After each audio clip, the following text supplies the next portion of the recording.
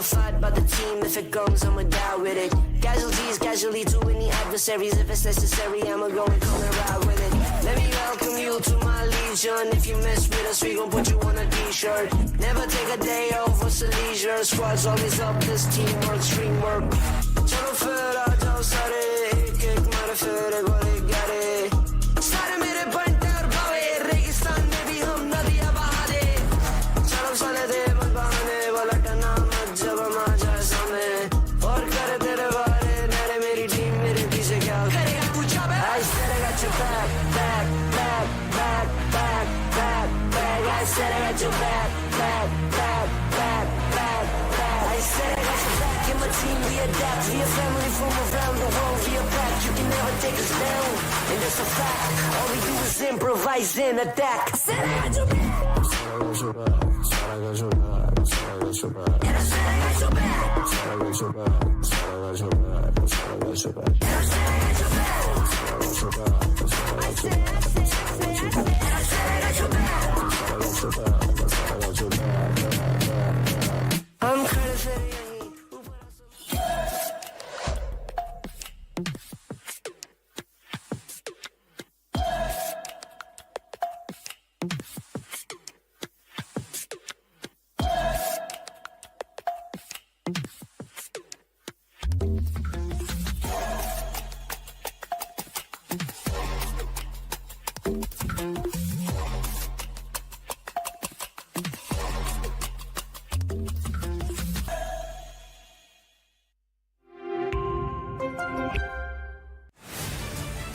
To live your life the way you want. Compete like the toughest challenger. Dance like there's no tomorrow. Celebrate every second you are alive. Life has no rule books, but we can give you a stage. Hello and welcome to the OMEN VALORANT Challenges South Asia 2025.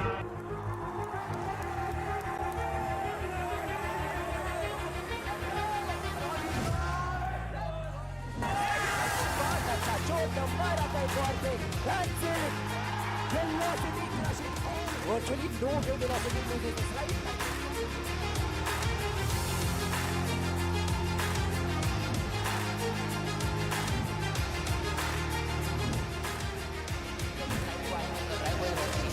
और हाथ में एक शरीफ angle ऐसा but bat है एक बड़ी understanding लगाई but Vicky just pushing it down एक एक करके बैक इन्हें हमारा ने सिचुएशन कंट्रोल जरूर करी है लेकिन विकी पकड़ेगा शाउट स्टेप किया और विकी ने एक परफेक्ट फ्री एक सेकंड में कामयाब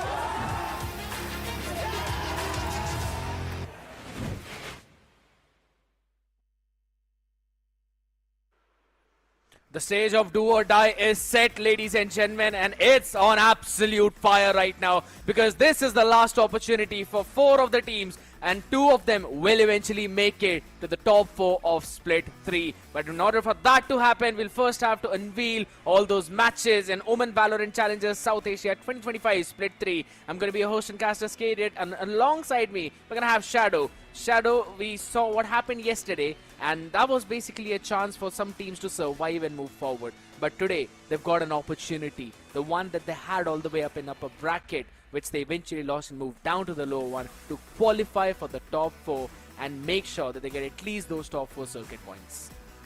Well, certainly those circuit points are really important, especially in Split 3, and considering today's matchup, they both are the elimination matches. So that means the pressure is going to be double on the shoulders of all the 4 teams because it's not going to be an easy matchup at all. Especially what happened, if you remember, against Reckoning, Asterisk and Reckoning. That's one of the biggest comeback we saw from the side of Asterisk. So I think we are up for surprises on this day as well. I'm really looking forward for those surprises as well. But you know what? Let's reveal one of them, and that's going to be the schedule for the evening. Global Esports Academy taking on Revenant XSpark, and the second one is going to be .exe up against Asterisk. Now, I really want to talk a lot about .exe and Asterisk, but that one's going to be a later stage match. So, Global Esports Academy, right? Yeah, they were not able to close out their first game against SATUL. That was a big thrashing onto them. The second map actually went pretty solid though. But then, moving all the way to the lower bracket against EXO-GG, they only played one map that was of Lotus. But to be honest, they look very different from how they were looking against SATUL.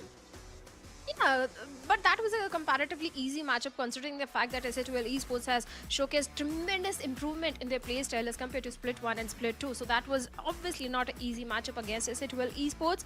Pearl went a bit close as compared to Split because Split was a 5-13 defeat for Global Esports Academy. Pearl was still slightly better, a 9-13 defeat, but it is a defeat for them. And today's matchup itself is going to be really challenging for Global Esports Academy. It's not going to be easy for them to beat the players of Revenant XSpark. That's the main thing, right? They haven't really won against the side of RNTX all the way back from Split 1 itself. So it's more or less like a revenge story for their team. I mean, to be honest, they could not complete it against SATUL. Maybe they've got an opportunity right now. But the most important part about this entire thing is Revenant XSpark has always looked solid. And the big reason for that is the performance of Aziz. It is not stopping Shadow. He literally has double the frags of Antidote and almost double that of Raw Fuel. Yeah, that's clearly visible. Aziz is the top fragger from the side of Revenant XSpark. As a duelist, he has been fantastic. But recently, we did witness that even Antidote was also stepping up majorly. Georgie is one of those guys where the team can entirely rely on him, especially on those eco rounds and the pistol rounds. Is where Georgie shines the most. Raw Fuel as an initiator has always been on point with those Hunter's Fury and the initiator utility. So the entire lineup of Revenant XSpark is looking very strong. It's always been looking all the way from the Split 2 LAN itself. The winners, the ones who took down VLT for the very first time in this entire season or circuit of VCSA 2025. So yes, this team has absolutely been on point, and one of the fun fact about them is that they can either put Winka on the duelist or they can put Aziz, and even Georgie has some sense of that duelist blood in him. And to be very honest, you know, we have seen Raw Fuel as well. We used to see him all the way on Jet and all of those kind of agents too. So if you really are fighting against Revenant XSpark, that's like fighting against 4 snappy duelists powered by one of the big brains of the community, that is Antidote. So in order to stop them, Little Boy, UV, Ryzen, Garb and Caramel, they'll all have to step up big time, Shadow, because things are looking pretty bleak for them. Now, one big reason for that is they have played 2 less maps as compared to what Revenant XSpark have played. That's almost like one entire matchup. But even yesterday, we were seeing some struggles from Garb, which I really want him to brush off, because that was against EXO IND. And if he's not able to perform against them, things are going to look very difficult against Revenant XSpark. Obviously, it's going to be really challenging. And if you remember yesterday's matchup also, UV was stepping up majorly as a Viper. He was getting all those frags and everything converted. Caramel was also pretty decent as a Vice on the map of Lotus. But will that be enough today against Revenant XSpark? I don't know, because let's be honest, UV is pretty decent with those sheriff shots. He has the capability to convert those eco rounds in his favor, but he also needs the support of his teammates, and that was clearly visible in the performance of Global Esports Academy, where they went against the players of SATUL Esports. The team game was kind of missing, and Revenant XSpark, since you mentioned Venka, even Antidote also said in his interview that Venka is so goated with that outlaw in his hands that it's almost impossible to shut down Venka when he's on the operator or the outlaw. He has always been one of that guy, you know, one of the crispy aim guy, always taking those fights to the other party. And yes, if you are Global Esports Academy, you'd need to find a way to shut him down. There have been scenarios where Raw Fuel has been looking a little bit weak per se as compared to the rest of his peers, and that's some kind of opening that maybe GEA could eventually capitalize on. But you know, that's very intricate details about that. We'll talk about that in a while though, but before that, the most important part comes down is the map veto. The most of the maps that you really like are a strong, or rather super strong maps for the side of Revenant XSpark. So I'm not quite sure if they'd be able to answer that map veto, but there's one opportunity for all the people to answer the question that's going to be on our screens right now. Who had the highest ACS in Omen VCSA 2025 Split 2? Was that SK Rossi, Lightning Fast, Aziz, or Tricky? I'm surprised, Shadow, that there's no option of Damara here. Yeah. Because Damara, I think, has got highest headshot percentage and total kills. ACS is someone else. Who knows? Who knows? Maybe it's Aziz. Maybe it could also be SK Rossi. Someone definitely did put a bonker performance in one of the games. Maybe it was the map of Lotus. If you really get it, you quickly have to scan the QR code to answer that question. A form will show up in front of you. You have to fill that form, and then the one who answers correct questions, or the maximum number of correct questions all throughout this week, will get 5,000 BP in their Valorant account. Now that's enough for you to buy your favorite skin. I don't know if it's going to be enough to buy your favorite Radiant Entertainment operator though. Oddly specific. Who knows. But now, coming back to the same conversation, Shadow, about the map veto itself. We know Global Esports Academy, they like to play on Haven, they like to play on Lotus, they like to play on the maps of Pearl. But all of these maps are very strong for Revenant XSpark themselves. Yeah, I agree. Lotus can be the best possible bet for the players of Global Esports Academy and Pearl itself. Because if you look at the stats of Split 2, Global Esports Academy, they, I think, played only one time against Exe Esports yesterday only, and that was a 13-4 scoreline in the favor of, but that was an easy matchup. But speaking about the players of Revenant XSpark also, they lost again Exe Esports on the map of Lotus, and that too in a 4-13 fashion. So Lotus is definitely one of the best possible bet for the players of Global Esports Academy at this point. It could be possible though, because we have seen some of those iffy struggles for Revenant XSpark, but that's only about what happened in Split 3. If we are really talking about this lineup, we know that all the way back, even in Split 1, if I'm not wrong, Revenant XSpark, when they faced up against Global Esports Academy, it was Lotus itself where it went to OT and GEA were able to steal it away. But here's the thing, Shadow, you had NV2K at that time. You had some different players, right? You also had Lil Boy in your lineup. Right now, that's not really the case. It's Kibo, Caramel, UV Ryzen and Garv. These are the players who are playing. Lil Boy hops in and out as well. But that's the most important part behind this entire scenario, is the fact that your lineup is a bit more different as to what it used to be. So I'm not quite sure if that same kind of playstyle could be reciprocated by Global Esports Academy, because right now, one player who's obviously playing out of his mind has been Aziz, regardless of the role. Well, certainly. Aziz has been playing fantastic. 29 total kills, 27 in game number 1, 27 in game number 2, 13.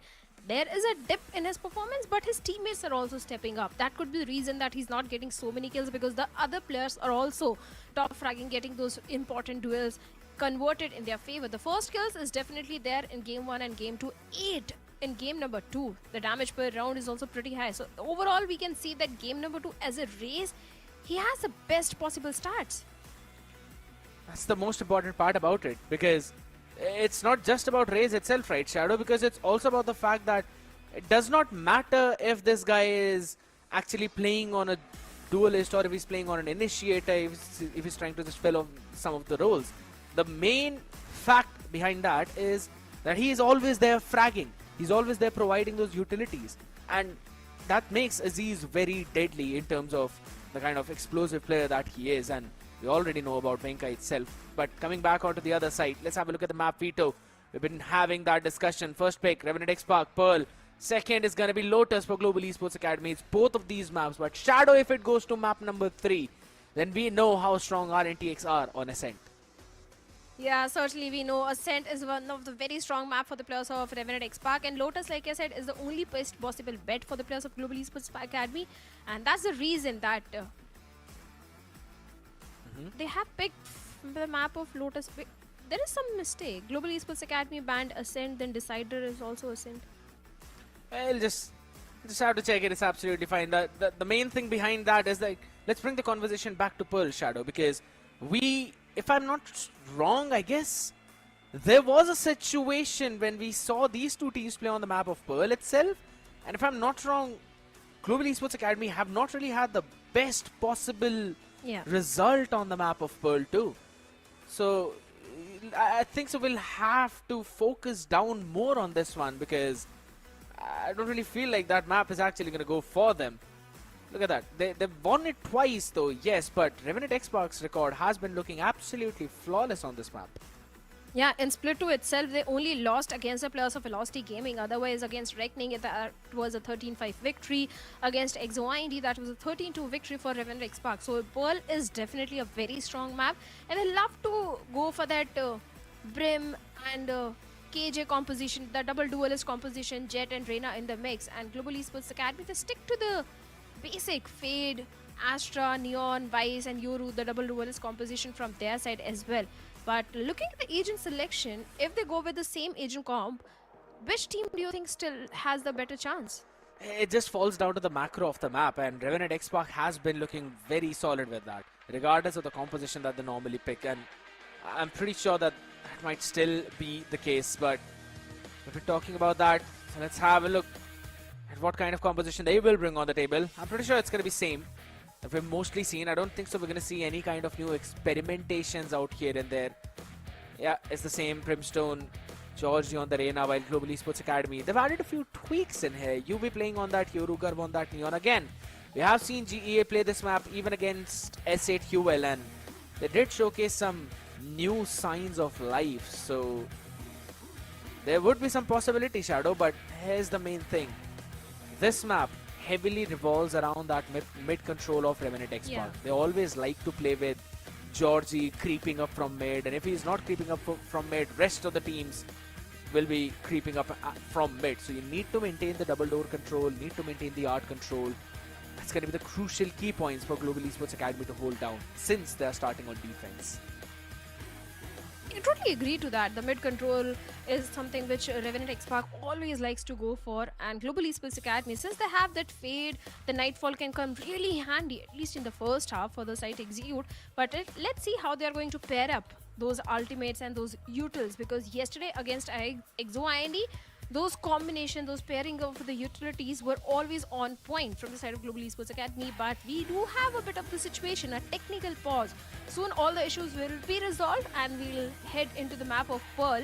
But coming back to the conversation, Antidote has been stepping up majorly. If you notice recently, he is also the guy who is known for those important duels converted in their favor.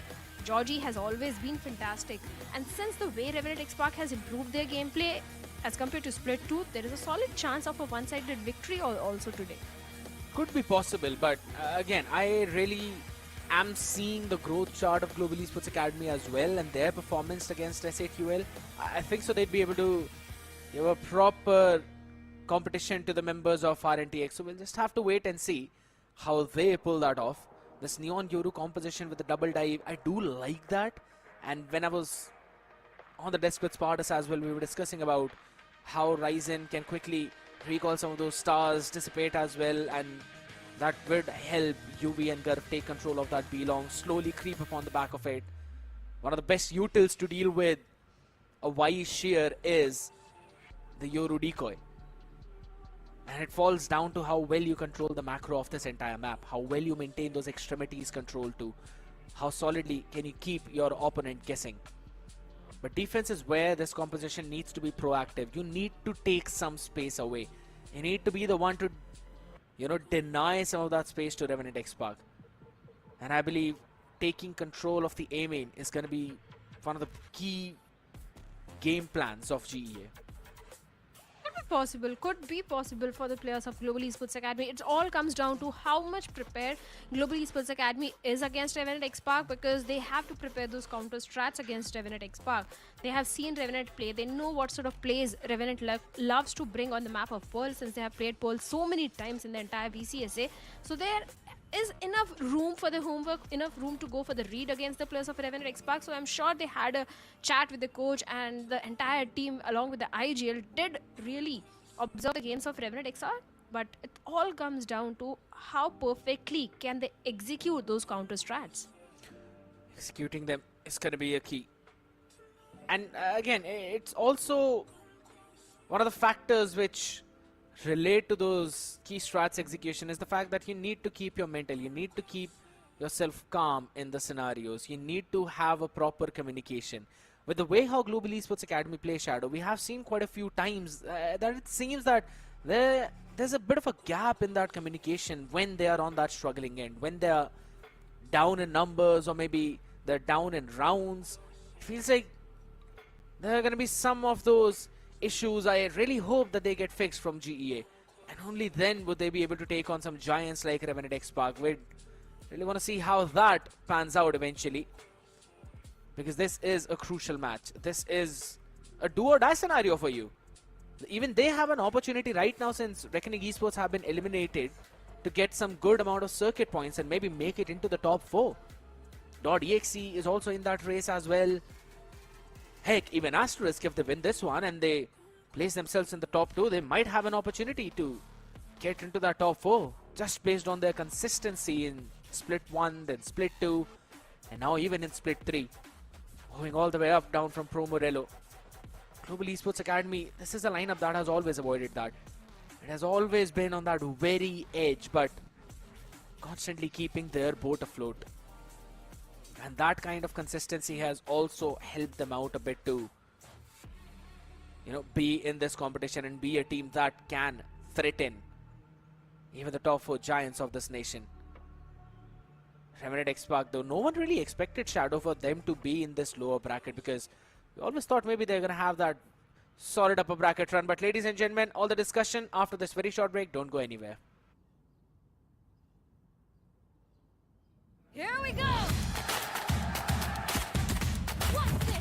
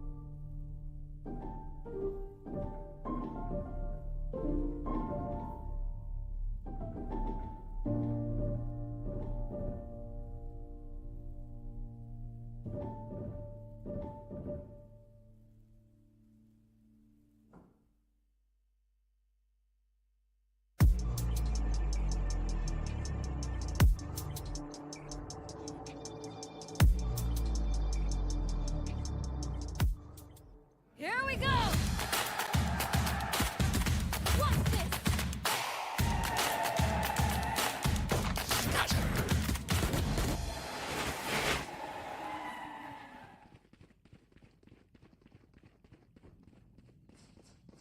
Back, ladies and gentlemen. kudos to the team. We fixed all of the issues and we are back again with the action. Revenant XSpark up against Global Esports Academy in this first match of the Group A. It's an elimination scenario and also a chance to qualify for the top 4 of VCSA Split 3 2025. Just one match win away. Where both of these teams are now going to play up. Revenant XSpark up against Global Esports Academy on the defense side, and that's an aggressive start over towards the mid itself. And we've always seen Georgie take control of this mid, Shadow, but this is like a different pace. Yeah, this time going a little aggressive, already aware about the position of Rizin. And he also has an idea that East side defense might be a little weak, but the entire team of Revenant XSpark is going all the way towards A, where we have only one solo anchor, that is Caramel, and his entire Vice setup. Yeah. Need to be a bit cautious, but look at the way Georgie is going from the mid. He can get so much value, but the outrun also has information about Caramel, and RNTX has so much information in Georgie. Gets the first pick onto Rizin as well. A big opening, and Georgie and Antidote gets entire team of Global Esports Academy. It's only UV last man standing, and Georgie will shut him down with a 3K, and the pistol goes in the favor of Revenant XSpark. UV was the last man standing indeed. Georgie yet again with his lurk in mid. A 3K in that pistol round itself, setting things up so fine. And this has always been the strength of Revenant XSpark. It seems like Global Esports Academy, early on they were prepared for it. Ryzen was watching the angle of B connector and that forced back Georgie. But then he all the way went down towards the water and then creeped in. Eventually Ryzen was still holding that angle, but he could not really win out on that duel. And as soon as he lost it, the side was either way is bursted down by the rest of the members. This time around though, instead of being changed a bit, there's a flash over towards the B side of the Vice. And if RNTX go there, they will hop into retake. While they all want to rendezvous up in mid. And that's such a good read from RNTX. Antidote is the only guy who's holding it all the way back, and now he knows that the other side is actually pushing out mid. It's all going down to the preparation, or rather the hold. And he's already calling a couple of members to try and help him. Just look at Venka. Right here. Such a critical position he is in. And the entire team, they were anticipating this from the side of Global Esports Academy in a complete mode on. UV gets 2. Hold on! As well, and UV with a 3 gets, suddenly the tables have turned. The numbers advantage with the players of Global Esports Academy maybe on the verge of converting a eco round. All they need is just to take down Aziz. And Aziz is not only pistol, just a ghost. It's still possible, doable. Weaponry is recovered. It's a round for Global Esports Academy. But wait a second, Aziz gets one. The Cloud Ghost goes in on the back of it, trying to get the second and buying enough time. And he does buy enough time and gets both the player of Global Esports Academy. A good round conversion. A good save from the side of Aziz, I'll say. All he needs is an absolute ghost because he is a demon. My oh my. But I'll have to say, you know, kudos to Global Esports Academy for being able to take down every single weaponry off of the other side's hands, because this would not have been possible without that. But what a play. Even though they knew, RNTX had every single information, but it was UV along with Garv racking up those kills on the board with the Sheriff in their hand and a classic picture perfect round. Almost could have got that last one though, but it was just the positioning of Aziz over towards the back halls where he was able to play around, catching Garv first and then UV, as UV was the one who was holding on that rifle. Good damage being done, I'd still say. And it's only because of that that Revenant XSpark now looks a bit scrappy with their buy. They still have a couple of Vandals being invested in this round. Antidote bought one. Aziz bought one for himself too, with a full shield. So it's going to go in the hands of Georgie. Few things going to be tweaked now. It's a Vice Shear going over towards the B side. Triple stack towards the A. I'm pretty sure they're going to try and focus on mid as well a little bit. And an explosive A start. A very fast A main control. And Yu picks up the orb now. Just 2 points away from his dimensional drift. Dimensional drift as well.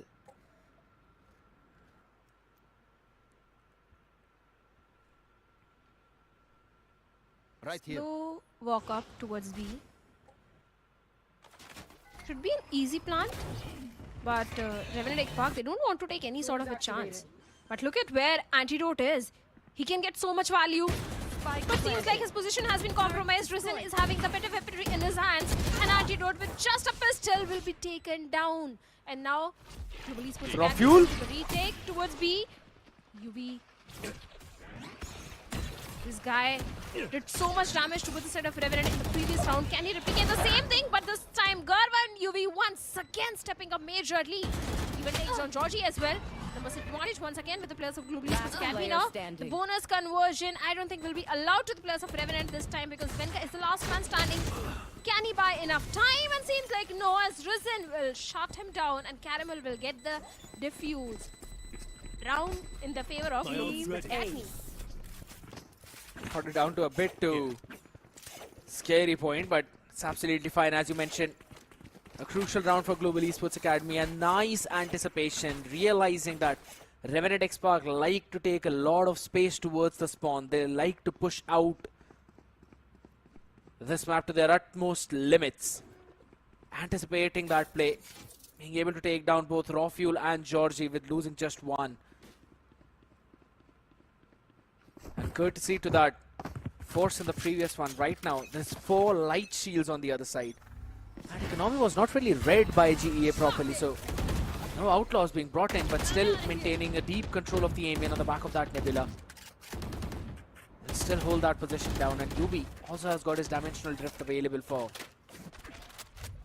any kind of random shenanigans.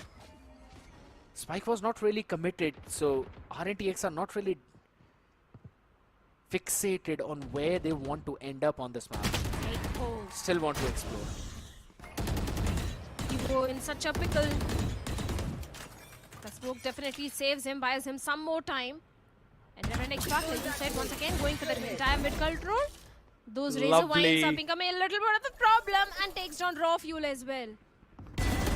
Great opening, and he gets second onto Georgie as well. Where is the trade, Venka?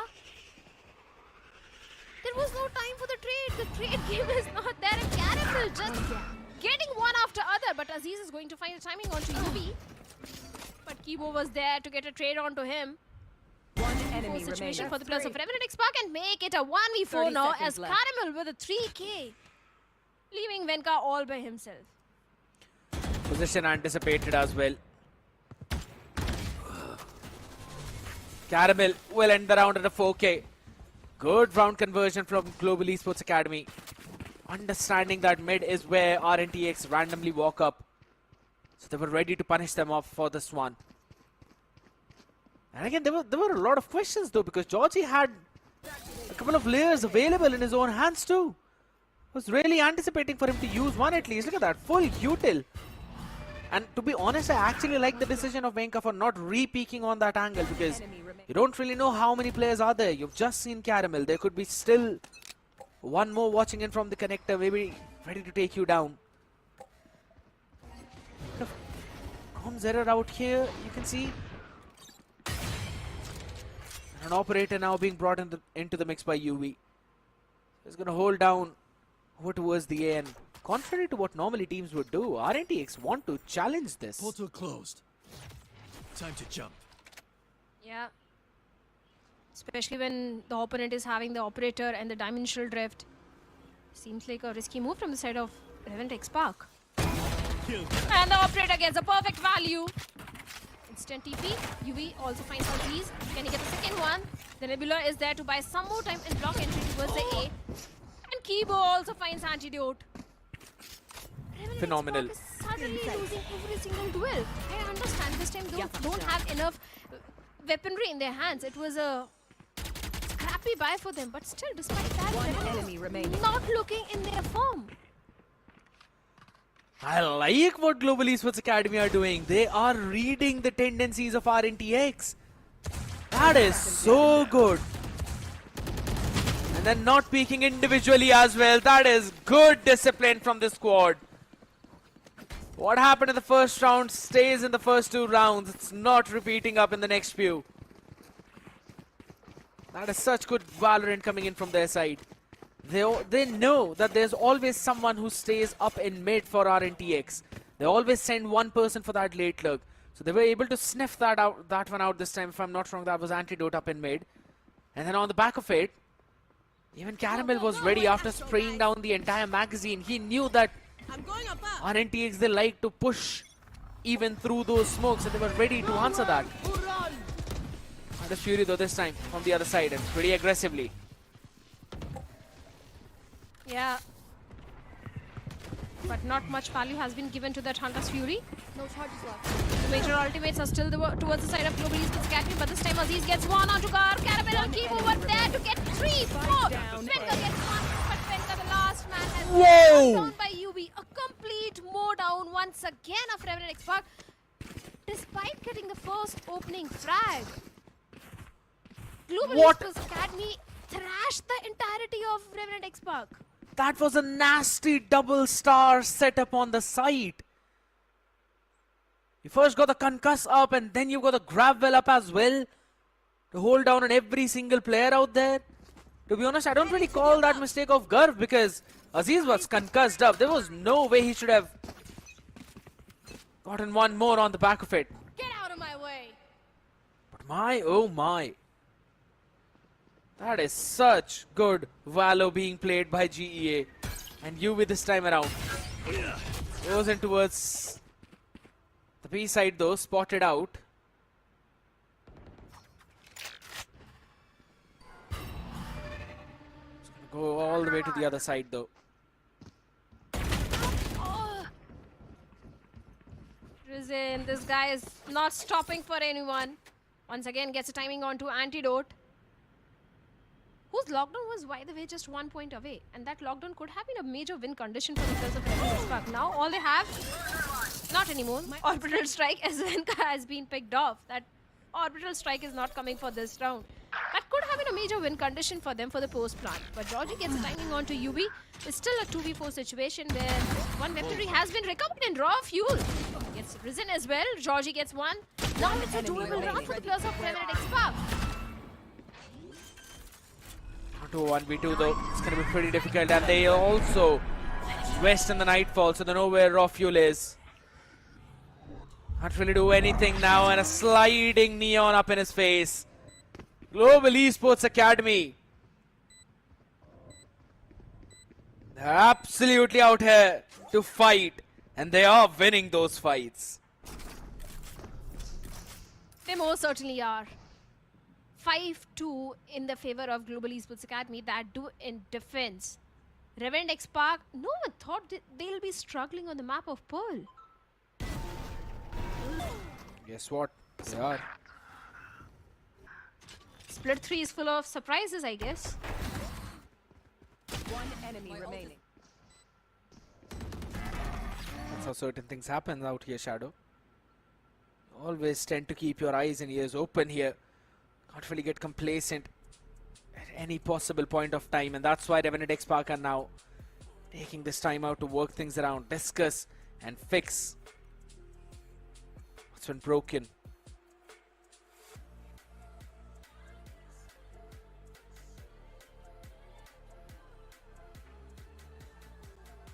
They need to find a way to breach into the defense of Global Esports Academy, because a few more rounds goes in the favor of Global Esports Academy, the chances are there won't be anything left for the second half.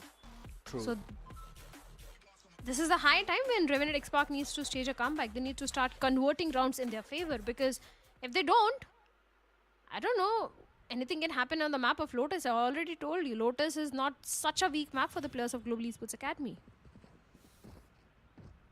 Have been pretty solid onto that one. Yes, I agree. And that is why this map also needs to go for them if they want to win out the series. It's either a 2-0 or it's going 2-1 in favor of RNTX. There's no in between. So GEA, that's why they're playing all aggressive out there again. Repeating their same default. On the back of a Prowler, they insert UV all the way up in A main. And this Owl Drone needs to clear the box. Last time, that's where UV was sitting. This time has been flushed out of there.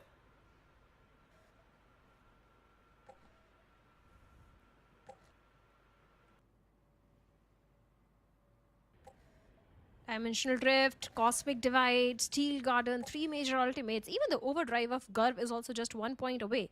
If he gets an orb or a kill, 4 major ultimates to the side of Global Esports Academy. So this should go in the favor of Global Esports Academy this round, on paper at least. But since Revenant XSpark had a timeout just now, there is a possibility of them also bringing in something different. Already, those Astra stars are there, the smokes are there, and despite that, UV gets one. The lockdown is there, but now the Global Esports Academy players have been pushed back out of the site. The gravel placed so perfectly, and Aziz gets Kibo and Risen as well. Great opening frags as Venka gets a slow walking Caramel as well. Outside A. Last player standing. Georgie gets UV. It's only Gar, the last man standing. If he gets one, he'll have the overdrive, but seems like that won't be allowed at all as Georgie also shuts down Gar. A third round converted for the players of Revenant XSpark. Seems like the timeout actually did work in the favor of RNTX. Yeah, because they were eventually playing at the pace of Global Esports Academy and they were not really slowing down. So, pretty sure Goff said, take a chill pill, boys. Slow things down, it's absolutely fine.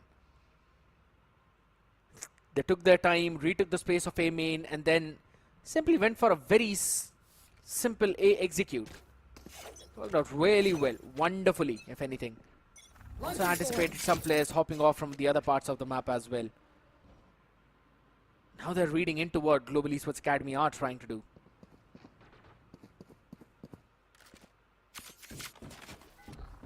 Revealing. Recon. The Prowler, the initiative ability gets no information for the players as of now. But once again, Revenant back to going for that mid control. And this time towards the art, it's not just one but 2 players of Global Esports Academy already prepared, one of them being the Kibo. What the timing of the star. Otherwise, Aziz could have been a dead man.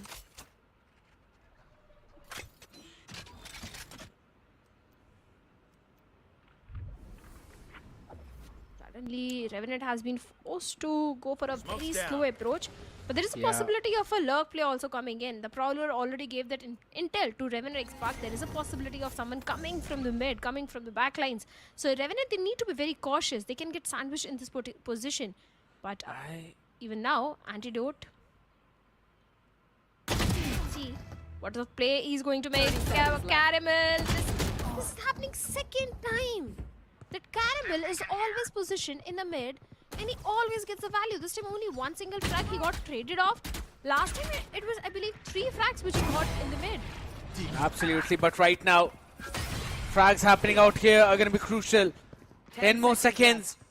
Try and stop this plant from going down. UV is trying to hold his angle down. Raw Fuel as well. Maybe getting caught out there. Antidote down to 60. But Raw Fuel still holding it down. He's all still helping him out. But not for long.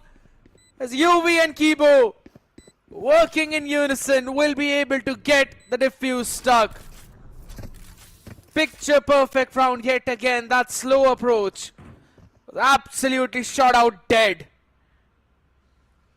Georgie was the only person who could have caused some problems over towards the later stages. But eventually he was snuffed out as well after picking off Garv.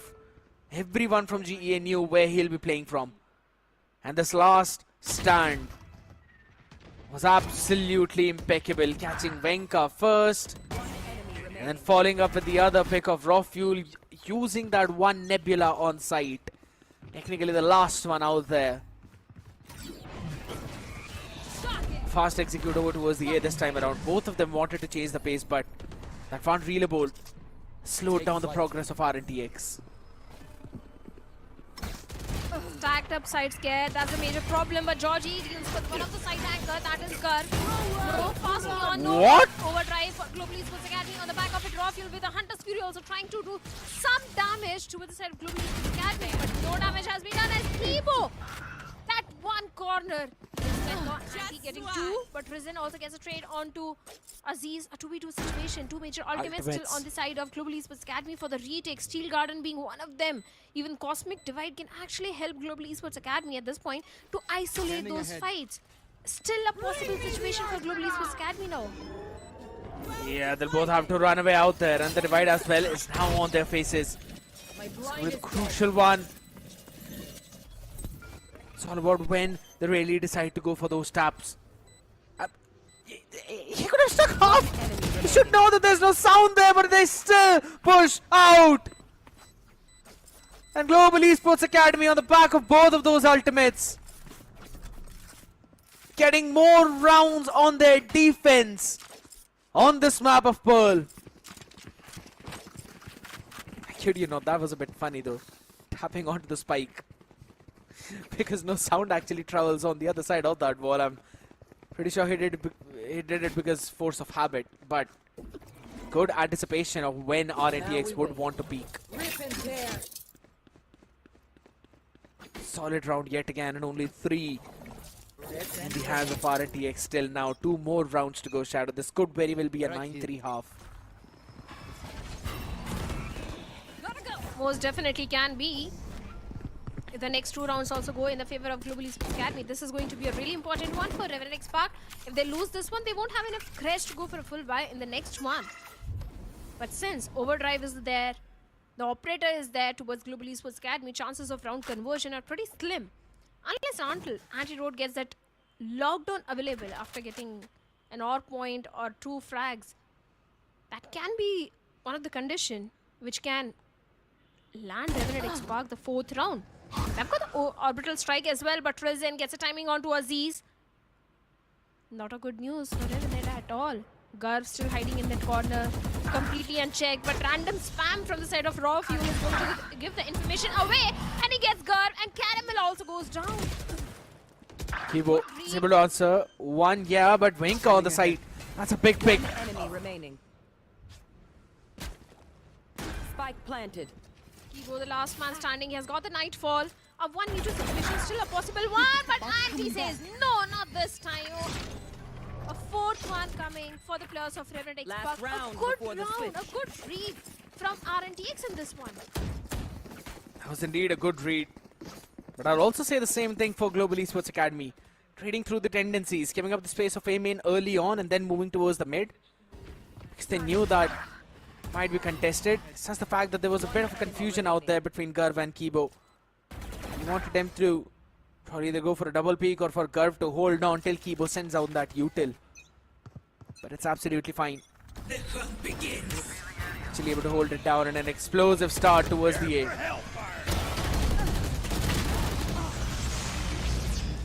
Oh, the orbital strike finally coming into play. A 3v3 situation for RNTX, but they still don't have the site control. Situation is still in the favor of Global Esports Academy, as Dimensional Drift has also been invested by UB, and now he's got all the information in the world about RNTX. The spike goes down, and seems like RNTX wants to play from the main.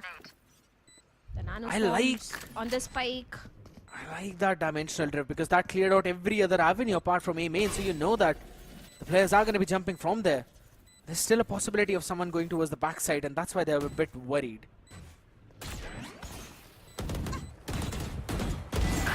Yeah, and Aziz, a 3k, and the last one for Antidote. Seems like Revenant XSpark has finally found a way to breach into the defense of Global Esports Academy, and now a 7-5. We thought it's going to be a 9-3, but a 7-5 is a very possible good swap for RNTX. There's still a possibility of them coming to an equalizer if they convert this pistol round. All you need is a pistol, and we already know how strong this team looks.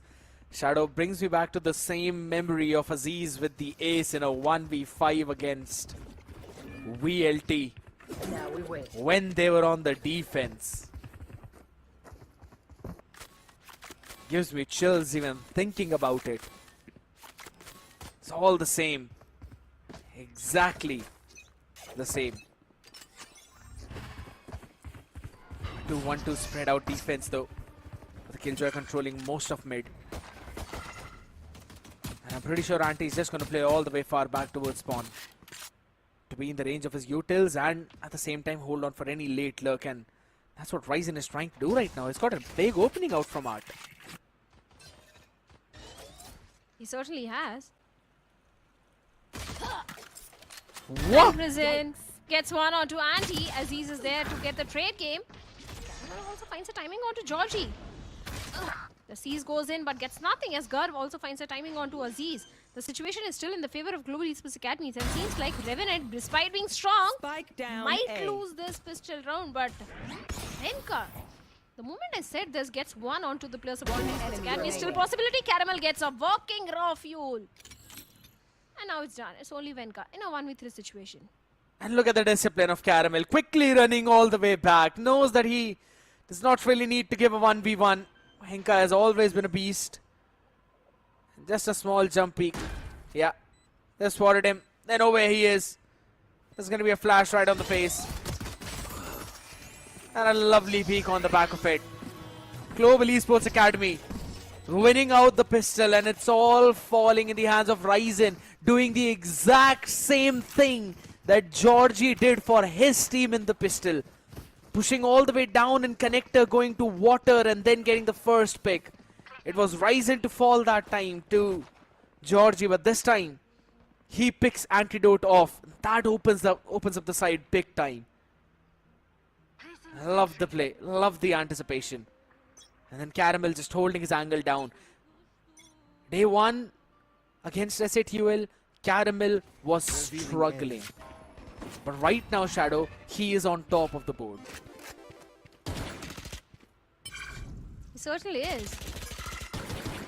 Here's the thing, he wasn't struggling against the players of Exo and I know it was an easy matchup, but despite that, I think Caramel was stealing the show in so many rounds yesterday also. Especially the way he was anchoring the seaside on Lotus. And this is what I'm more concerned about. Since Global Esports Academy yesterday showcased a very good performance, there is a possibility they can replicate the same one. So now I'm worried about the players of RMTX. If they don't get a victory on the map of Pearl, it can be a 2-0 also for Global Esports Academy. And now they are winning every single duel, as it was a save round for RMTX. Easy 9th one for Global Esports Academy. And here it is, a 3K for Risen and 9th one for GEA. Lucky for Global Esports Academy out there surviving that. There were 4 people already stacked on that side. I was a bit worried there after watching the first right click of Georgie on the way in the back halls. He's able to take down Garb. No judge in the hands. Being useful out there, but still a decent conversion of GEA. Getting those 2 of the Bulldogs from the previous one to this one, and now I've got some Sheriffs and Ghost on the board as well to complement all of that.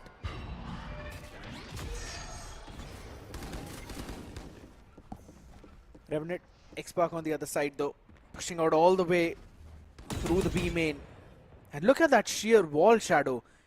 It is just to make sure that if Aziz runs all the way up, that wall is going to get triggered. And if he updrafts, then Caramel is in a position to know where he is. But is that a small gap? Nah, it's triggered. It is triggered, so they know where he is. That's why you're seeing them speed up their execute from mid.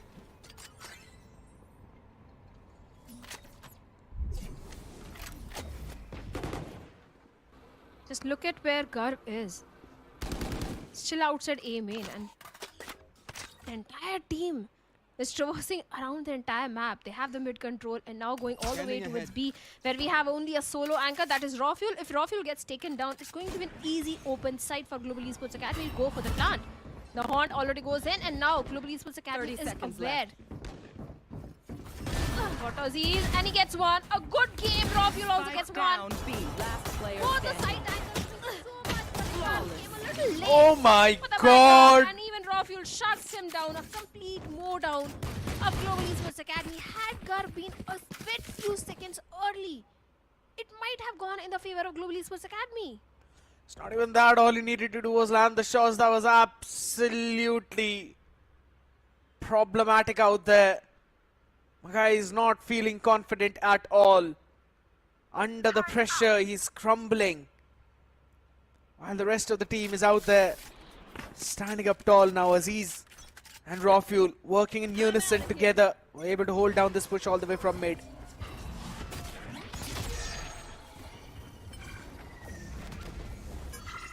This time around though, Georgie has got full util in his hand though. Still wants to go out dry.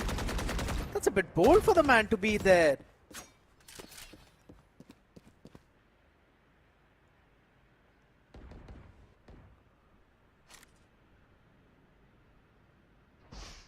Very slow approach from Global Esports Academy. If you notice the ultimate progression also, UV's Dimensional Drift is just 1 point away, even the Cosmic Divide 1 point away. These two ultimates can definitely land Global Esports Academy a 10th one on the board. And that could be the reason for such a slow approach. But Georgie, look at him. The smokes are there, which is not going to provide any sort of value to Georgie. A perfect timing was there, but Garv, the sliding Leon, still trying to get a timing onto Georgie. The flash goes in from the side of Georgie and he gets UV as well, and Caramel gets antidote. Back and forth rates are coming in. In the meanwhile, Global Esports Academy did manage to go for the spike plant. But for the retake, it's 4 players, a 4v2. Numbers advantage still with RNTX, and no major utility to play for the post plant for Global Esports Academy now. But despite that, Kibo gets one, and Kibo gets a second through the smoke. Nightfall available, being invested. A 2v2 situation. Stacked one only. Venka untagged though, but he's still down to 21 HP. Not really the best out there. It's a double peek from both the sides, Shadow. One enemy remaining. Too easy. Last player standing. Whoa! Raw fuel at the last second! Gets both of them down, but he does not have the time! 0.13 is the difference between a 7-9 and a 6-10.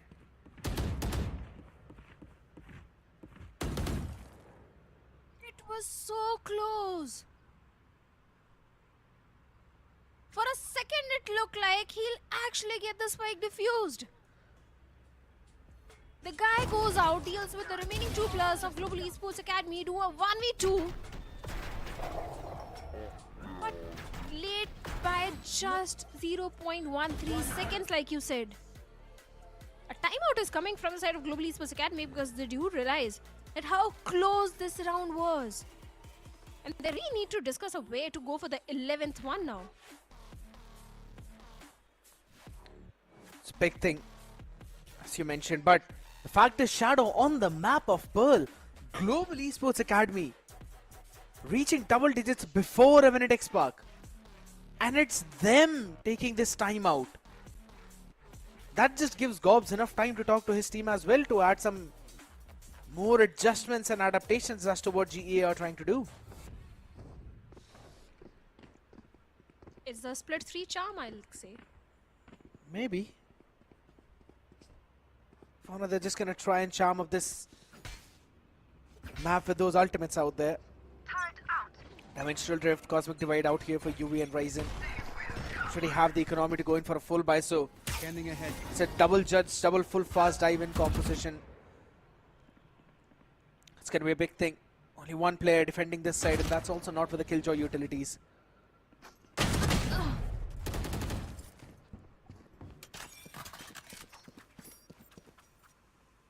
What is this guy having for breakfast? Risen? Shorty bullets. Maybe. Cosmic Divide is there, but UV is sticking to the Dimensional Drift to get all the information of the mid and the art. Where else, his entire team is moving all the way towards B, where we have double stacked up 2 side tankers. Raw Fuel being one of them, and he has got the Hunter's Fury. If it is used to perfection, there is a chance that a complete side denial can happen for Global Esports Academy. Deploying drone. Not quite sure about this Cosmic Divide though. It helps you scale up, but there's still a couple of smokes in your faces now. And the judge in the back halls too, you don't really want to push it. Can they go for a plant is the big question. Do they have enough space? Because Raw Fuel finds the first one. 30 seconds left. And UV and Gar with the judge gets 2 of their own. Now it's only 2 players remaining. Even the Hunter's Fury didn't get any value to Raw Fuel, but the Shock's Judge did give him enough value. It was not enough to convert the round. Last Georgie player on the standing. Empress. Can't do anything, can't find anything. Gov shuts him down. Raw Fuel gets Gar. And UV with the judge takes down Raw Fuel. 11th one for the players of Global Esports Academy. So very close to winning the map of Pearl. I was just a bit worried about them if they've left enough space on the side to go for the plant without one of their body parts moving through the wall to the other side, but it was. And that's such a solid play. And I love the anticipation. UV and Garv again making that proactive play on the back of that pop flash through the divide. Pushing through it and catching the first one, and that was Raw Fuel. Hunter's Fury not getting anything as well on the other side. That's a big, big sign of trouble for RNTX. Georgie wanted to take matters in his own hands, trying to push up front. Just on the back of that noise, though, you've already dragged a bit of the rotators away from the B side, though. They will still be able to stack it all the way up. While Aziz is able to push all the way through. Look at the amount of space he's taking. But Global Esports Academy, they seem to be knowing about this. Let's see if they actually know this. Because Aziz is actually walking on a thin ice. Oh my god! Oh, finally, he has been spotted, and Kibo gets him. The only win condition for Revenant XSpark has been eliminated in this round. Oh my goodness! Ready. What a timing, what a play on the back of it, Caramel and Garv. You love to see this happen. And it's also an open plant though. So you can play from wherever the heck you want to. One enemy remaining. Wait a minute. Rafuel says no as he gets two. Can get the third one onto Garv as well, but it's all about the timing. Last time also, he came so very close. He got the frags, but was not able to get the spike down. Let's see if he can do this. Now, Garv still on 6 HP.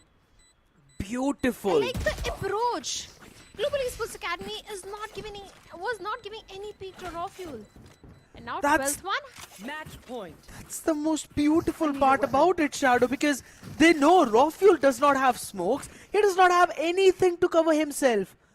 He can either stand there and stick and be open from 5 different angles to be fired on, or he can try and push certain avenues to clear out those spaces so that once he goes back to sticking the defuse, he will know where the people will be flooding it from. And none of them gave a single peek to him. Understanding that they were low, they didn't care about it. Running it all the way far back, phenomenal from Global Esports Academy. And that has forced the last timer out of Gobs as well for RNTX. 6 chances to steal the first map away.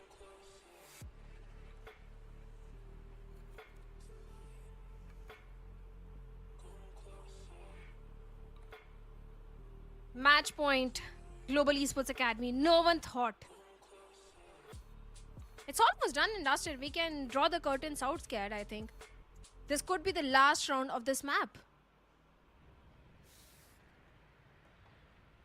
That is highly possible.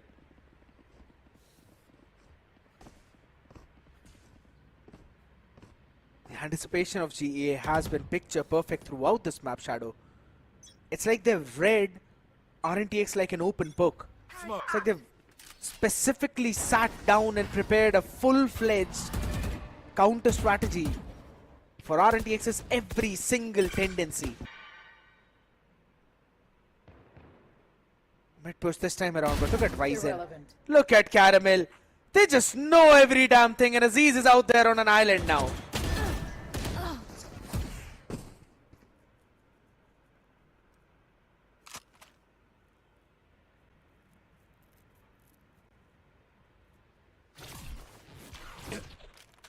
Global Esports Academy. Pivot all the way towards B, where we have a solo anchor, Rafuel.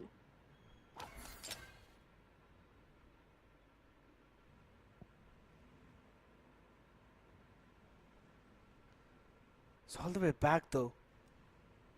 And he's, as you said, left alone out there. A 3v4. Garv has got the shorty as well, but the overdrive to play around with. And Rafuel wants to make a proactive play up front. Do GEA read into this?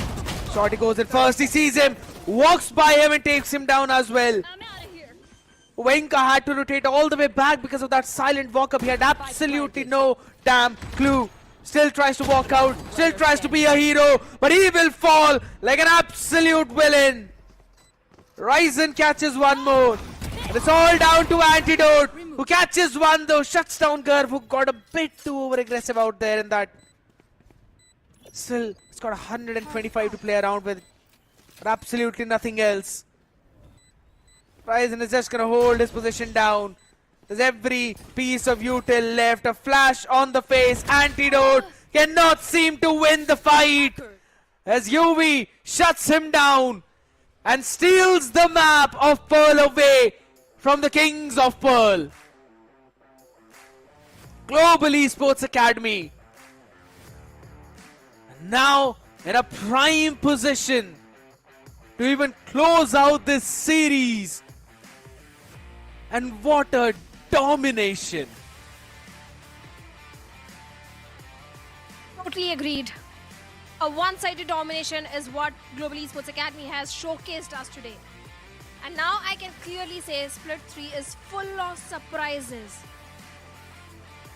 If it had been a map of Lotus, I would have understood Global Esports getting a victory, but Pearl is a very strong map for the players of Revenant XSpark, and on strong map, Global Esports Academy comes in and thrashes the entirety of Revenant XSpark. This is something no one anticipated at all. Even I'm sure Revenant XSpark also didn't anticipate that.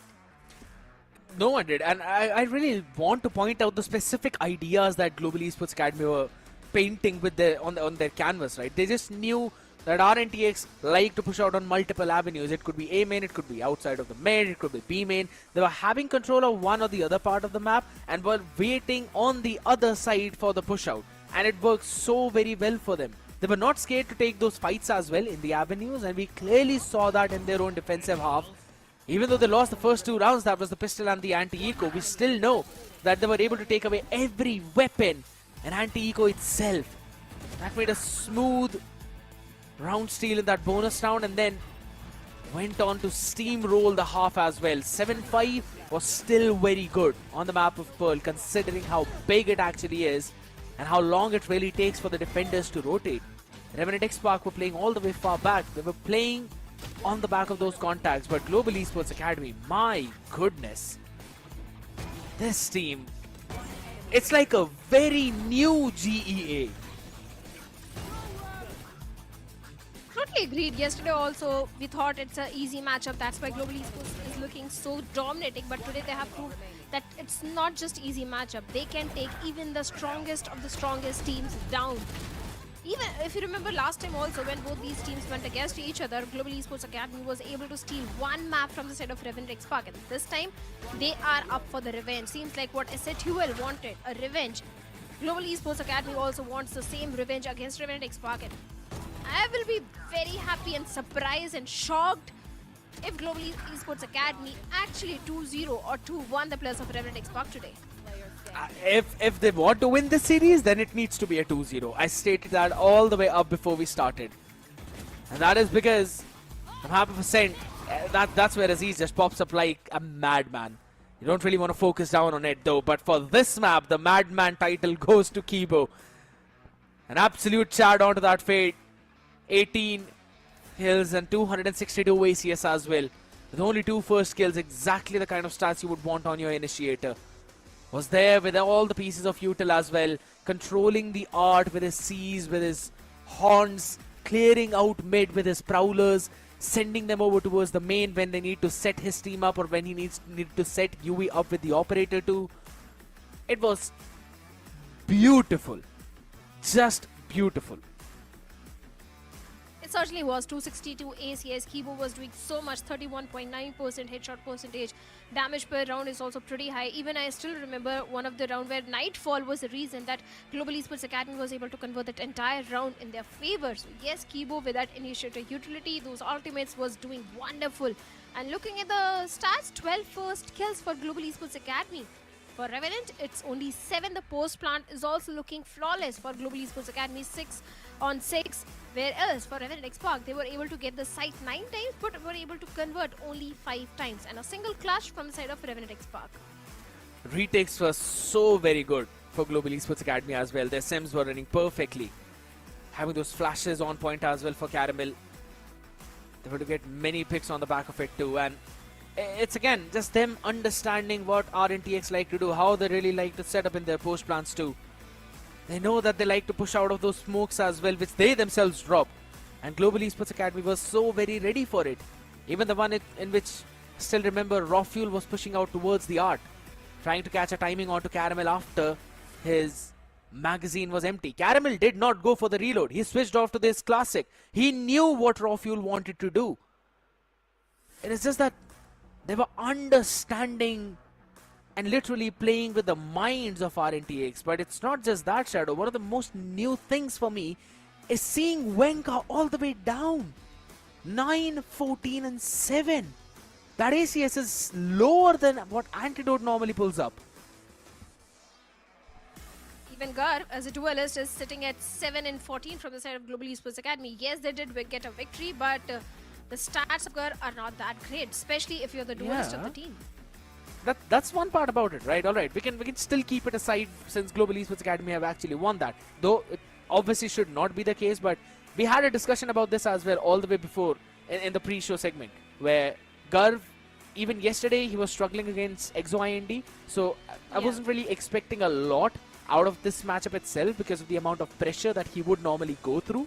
And to be honest, he was actually doing his job really well. He was being the first entry for the team, while we were seeing UV hop in as a second entry, and then they both were playing together on the back of each other's util, setting each other up. So that is still pretty fine. But what has happened to Wenka? This guy was an absolute beast when it came down to his gun skills and mechanical skills, but seems like he's been struggling for this previous map though, and if they really need to win Lotus, they want him to pop off. But if he'll be happening or not, that's going to be popping up after this short break, ladies and gentlemen. Don't go anywhere. We'll be back soon.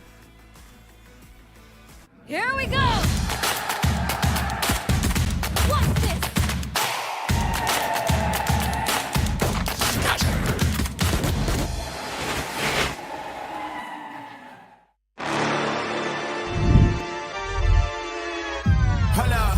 Why do they doubt the kid? I'm about to prove them all wrong again. I got a low tolerance, cause they don't even know what the problem is. It's me. Why do they doubt the kid? I'm about to prove them all wrong again. I got a low tolerance, cause they don't even know what the problem is. It's me. I ain't taking no loss. Look, come on, always win. And I'ma do it again. Watch me win. Then watch me do it again. I'ma always win.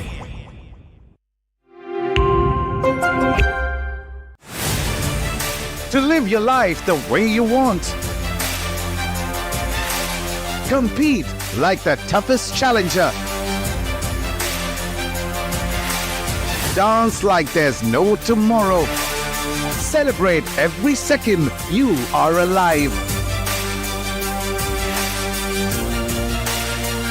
Life has no rule books, but we can give you a stage.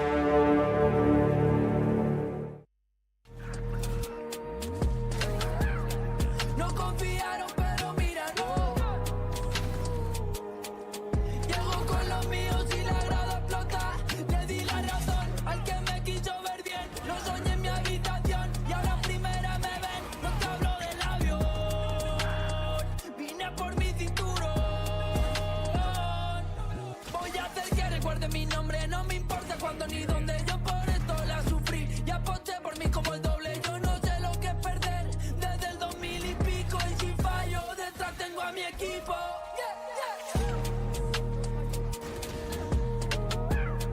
No confiaron, pero mira, no. Llego con los míos y la grada explota.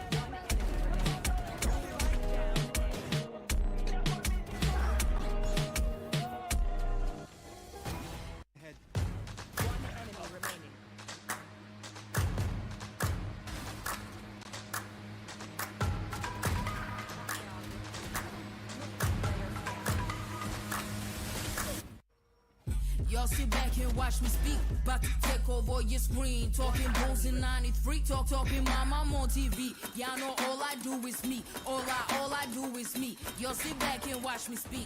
Y'all sit back and all I know, my money green. About to snap and make a scene. My cup off and make this free. My cup off and make them scream. Go pop off for TMZ. Y'all sit back and watch me speak. Y'all sit back and watch me speak. Y'all sit back and watch. Watch me. Watch me. Watch me. Sit back and watch. Sit back. Sit back. Sit back. Sit back. Money long, nothing on credit. I got style, don't catch no feelings. All this bread ain't got no letters. I got style, don't catch no feelings. Watch me. Watch me. Sit back and watch. Sit back and watch. Sit back and watch.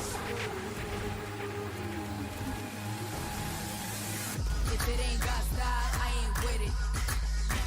I ain't with it. If it ain't got style, I ain't with it. Look, if it ain't got style, I ain't with it. I ain't with it. If it ain't got style, I ain't with it. Here we go! What's this?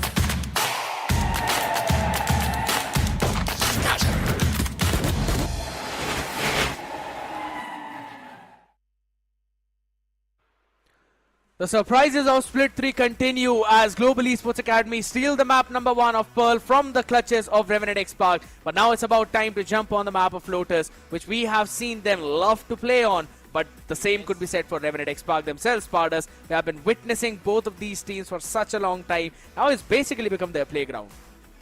Well, I don't know about their playground right now, but what I certainly know is that Revenant XSpark is having a real hard time to play this game at all. The map of Pearl was something they just ran it down. Split 1, we had an interview with the Antidote. The thing he said was, we are just comfortable with these wins. The meta does not defy us, we are just running it down because we can run it down. Till the time we get shut down, we are not changing it a bit. But today was a very different scenario. Because they tried to run it down again, but Global Esports Academy players were like a stubborn rock. They were not moving an inch. I mean, it just fell down to the way how they were playing behind each other, right? This team has always had some of those problems where sometimes the communication gaps, we were witnessing that throughout their previous games. But this time around, it seems like they fixed all of that in an instant, and they were making their own proactive plays. There were set plays, and also there were situational plays which both Yuvi and Garv were making together with the Yoru and the Neon on their attacking side. And that works so very well for them on the map of Pearl. And I'm pretty sure if they continue this on the map of Lotus, they can probably change these win-loss ratios that have really been looking on the far side. Oh, that is very true. And I just believe that these statistics, compared to Split 3, they are not worthy to be considered at all at this point. Since roster has been changed, the game meta has shifted a bit. The Teo has been completely nerfed out, so all these losses and permutation calculations are thrown out of the window. Global Esports Academy, they are playing a default-ish structure on the map of Lotus with the Omen, Viper and a Vice setup. They are doing it pretty good. But RLTX, will they run it down yet again with an ISO raise? If they try it, Venka needs to be the one who needs to step up big. And that man has been struggling for the entire previous map, my boy. It's very unconventional to see Venka on the bottom of that fragging leaderboard. Because regardless of the pick of the agent, he would always frag out of his mind. And it seems like this time around they're going to change things a bit as well. Still going to play on smokes out there, but this is interesting. Antidote down on the breach, raw fuel on that Sova. This is more like a different version of that Fanatics composition out there. Instead of a Killjoy, you're now running with a Breathe Sova. This is interesting, Spardas, because that's a double smoke, double initiator comp. And no Senti comp on this map is a big surprise. A Killjoy, Cypher, turned out to wise. All these sentinels have played their bits and pieces on the map of Lotus for the entirety of the world. But today RNTX, they're trying to go without one. This is a big call, especially in a map where it matters a lot. Global Esports Academy, they are thriving right now. They are in the good form. They are in the driving seat, and RNTX, they are not having the best game till date. Eventually struggling on there, one of the favorite maps out there, so this one really needs to be converted. Venka on that smoke, Spartans. This is going to be interesting. Let's see if we can actually become the Forsaken of South Asia, or maybe things are going to be a bit too different out there. Revenant XSpark on the attacking side this time around. It's a very weird Viper wall out there over towards the mount. This is probably for them to control the mount and then scale up without letting the defenders know about it, but I'm not quite sure if it's the best plan of action or the best way to go. I think that definitely works out, to be honest. If you are someone who knows you don't want to lurk around the A side, you have a different game plan rather than an A classical Viper lurk. Careful. The mount control the one-way smoke. You throw a one-way, we just Viper wall up and get in the side. But now Caramel, he has a big responsibility on his shoulder. Everybody's swinging onto his face. Perfectly done, perfectly delivered by Garb. He's perfectly hitting headshot as well, and Aziz gets eliminated for a 44. Yeah, and a bit of an over-aggressive play out there towards the stairs too, pushing out through their own smoke. And a good answer back on the other side, but now it's down to a 4v4 situation. A couple of players with a bit low HP out there, but an open plant to play around nonetheless. An antidote. He has everything, but Ryzen is still watching on that angle, able to take one though, but a back and forth fight. Still lands down in an even-Steven scenario. 15 HP for antidote, but it's absolutely fine as Venka still stands. And Kibo is going to make a long run, the longest jump, takes the first leap, is able to get one, but now he knows that there's Venka in front of him. And the third circle's out. It's not happening right now as Venka wins the pistol for his team yet again. Good start to the map. They needed the pistol desperately and they will convert it out. Good round played, a well orchestrated round, but at the end, it was just a duel in nature. And in that department, Venka getting that first blood drawn onto the side, it was very necessary. But overall, Global Esports Academy, the ideas are still there. They know where to retake, they know where to position themselves up. So they have the game plan. It looks like it is going to be a fair, close battle again. Seems to be that case though. I really thought that maybe RNTX were actually preparing for their bonus round with, you know, a couple of pistols in hand and a rifle in the hands of Ink. Like to be the case, and that's a trap play. Fault 9 being sent back on the back of that paranoia, but they still could not get a pick because Revenant XSpark had an anti prepared for that either ways. Antidote was all the way sitting back, ready for any kind of push, and it seems like Caramel's water will be tested one more time. Just waiting if someone opens the door. Actually, he has the Deploying drone. First, and get a timing at Caramel. Yeah, trying to sneak past it, but nah, not getting one. Raw fuel is getting up a bit, and finally, Ryzen will take him down as well. A weapon is upgraded in the form of Ghost. But Georgie can spot a double swing, but get one, but get a second, and he will. Aziz support right at the perfect time. Now the Caramel, but the second pump will not land, and Georgie with a double to his name, just making sure that his team does not slip up the entire court. All this down in the hands of Kibo. Maybe one more rifle off of their hands. Just a bit of damage. But Andy sees him. And Venka cleans him. A much cleaner round by Revenant XSpark in this map, unlike what happened in the previous one. Being able to carry forward 3 major weaponries, couple of bulldogs and a main rifle Phantom. Can't really invest into another one though. Well, they actually will. They will still try to. Getting a Vandal in the hands of probably Antidote out there. A good round from them nonetheless. Watching that there's a Bucky out there entry. Did not try to challenge that, but rather converged all the way from the connector to the B side. Revealing area. Global Esports Academy this time around, those Spartans are there. actively taking control of the mount though with the Viper and Vice.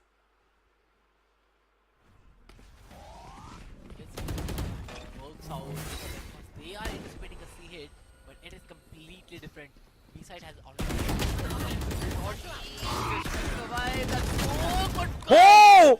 Crazy movement onto the face, and Georgie, he had absolutely no chance to deal with anything. Raw Fuel up close and personal out there, and Pillars though. The question is, will you be expected? Oh, he checks him, but he still does not win the duel though. Kibo passes back one all the way towards the connector as well, and on the back of that boom bot will now try to take control of the side. Z is still there. Raw Fuel holding the angle down. Caramel good for an answer of one, but it's down to a 2v2 scenario. Sees both of them in front of him. Remaining. Bit of a lackluster in terms of the peak, and Aziz will capitalize on the back of it and converts the bonus round for Revenant XSpark. Bonus round where they didn't have enough economy, to be honest, but again, the initial swings, the B side compromise, and Global Esports, they are not having a good read. They thought of retaking B, but then UV just not diligent enough to clear out Raw Fuel. He peeks him though, but completely unaware and just kept his crosshair at the very wrong moment, and Raw Fuel, if he was eliminated at that very moment, the round could have been very different, but at the end, RNTX, 3 rounds in a row and a perfect start to the map of Brutus. That forces an early timeout out of GEA as well. Did not really see that happen in the previous one. It was probably in round number 14 or 15 in the previous map. But RNTX, now they're looking in their own rhythm. Now they're looking in their own form. Antidote has started calling his own shots perfectly. The boys are hitting shots as well. There's been some anticipation of GA on certain factors, but it still is really not enough to close out that. They really need to take the rubble control spotters. They've been giving that space up way too easily, and RNTX have been exploiting their hits from the connector towards the B side multiple times now. Let's see. But now the Viper wall has been shifted back towards this side. This time nothing surprising from this side. They know they have a good shot of economy. They have better weaponry overall. Just need to stick as a team, and they will be able to win. So, spots one. They do the exchange, just goes back to safety. Ryzen, if he can't deliver the first shot, spots the barrel, but nah, just misses out. He had the opening there. Not able to land the shot. He still landed a couple of body shots though. On the other side, Global Esports Academy. The ones who got low. It's out there, Aziz. Good for one. Wanted to catch the second, but just blast packs out of there. Down to 40 HP with the outlaw up close and personal though. Through the smoke now, Winka waits on the other side and snaps up perfectly. Gets both of them out of the picture and sends out a paranoia as well. UV is able to dodge it, but now he's got so many angles to watch out for. And Winka will put him out of his misery. 3k for him, and a comfortable conversion of their 4th round in their back pockets. This is the Winka that we wanted to see. 7-1 on top. Yeah, he was kind of missing in the last map. Maybe the Brimstone was not working the way he wanted to. But on that Omen is just deleting the opponent. Right now is a good spot, but now I just want to see what GEA has to deliver after the round. Ready. The timeout they took, they have the chance to implement it in this very round, and right now they are just fighting for the A side. Yeah, that's into the A side. They have the A side control. They know they are not A C could be the otherwise set up challenge. Oh, the showstopper. Self-sabotaging. But it's absolutely fine as long as he still stands. That's the most important part. As Georgie sends out that snake bite, but all the way towards the sea is where the main action is. And the hero of that action seems to be Caramel, as you can't step foot in his own kingdom. Down to 70, but made sure that it was worth every single bullet. Goes in for a 4k as well. This guy just does not fall. Global Esports Academy. again on the back of Caramel. I've got their first round, and Spartans, this is oddly similar to what happened in the previous map where Caramel was just holding his side down regardless of how many people fell onto his side. Generally, the call in a timeout is to the duelists that go and kill, be aggressive, get your bugs. Maybe Arub is intended it for Caramel this time. Because the way he anchored it down, it is just perfect. Every duel was a perfect timing. The opponent was not expecting a swing there, and he just takes the advantage. He wanted to go towards the left side.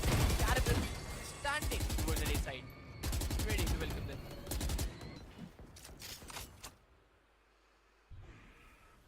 Very opposite parts of the map being worked around right now. Caramel shifted his setup towards the A side. This 3-man push is going to see every single thing that's happening out there in front. But Rob Fuel is the man who'll snap first. An Antidote checks the angle perfectly. Goes for a wide peek as well. Ryzen could not catch him by surprise. The round is technically over by this point. Haven't got a single pick on the back of it now. It's a 5v2. I don't really have a lot left in the bank account for the next round too. So should be a save, but Yui still wants to make a play, and he's going to be punished for that. It's all down to Caramel in a 1v5.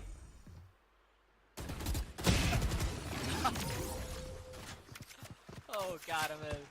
He was calling someone else and he just found out, oh, there is someone planting. Let's just get one extra ult point.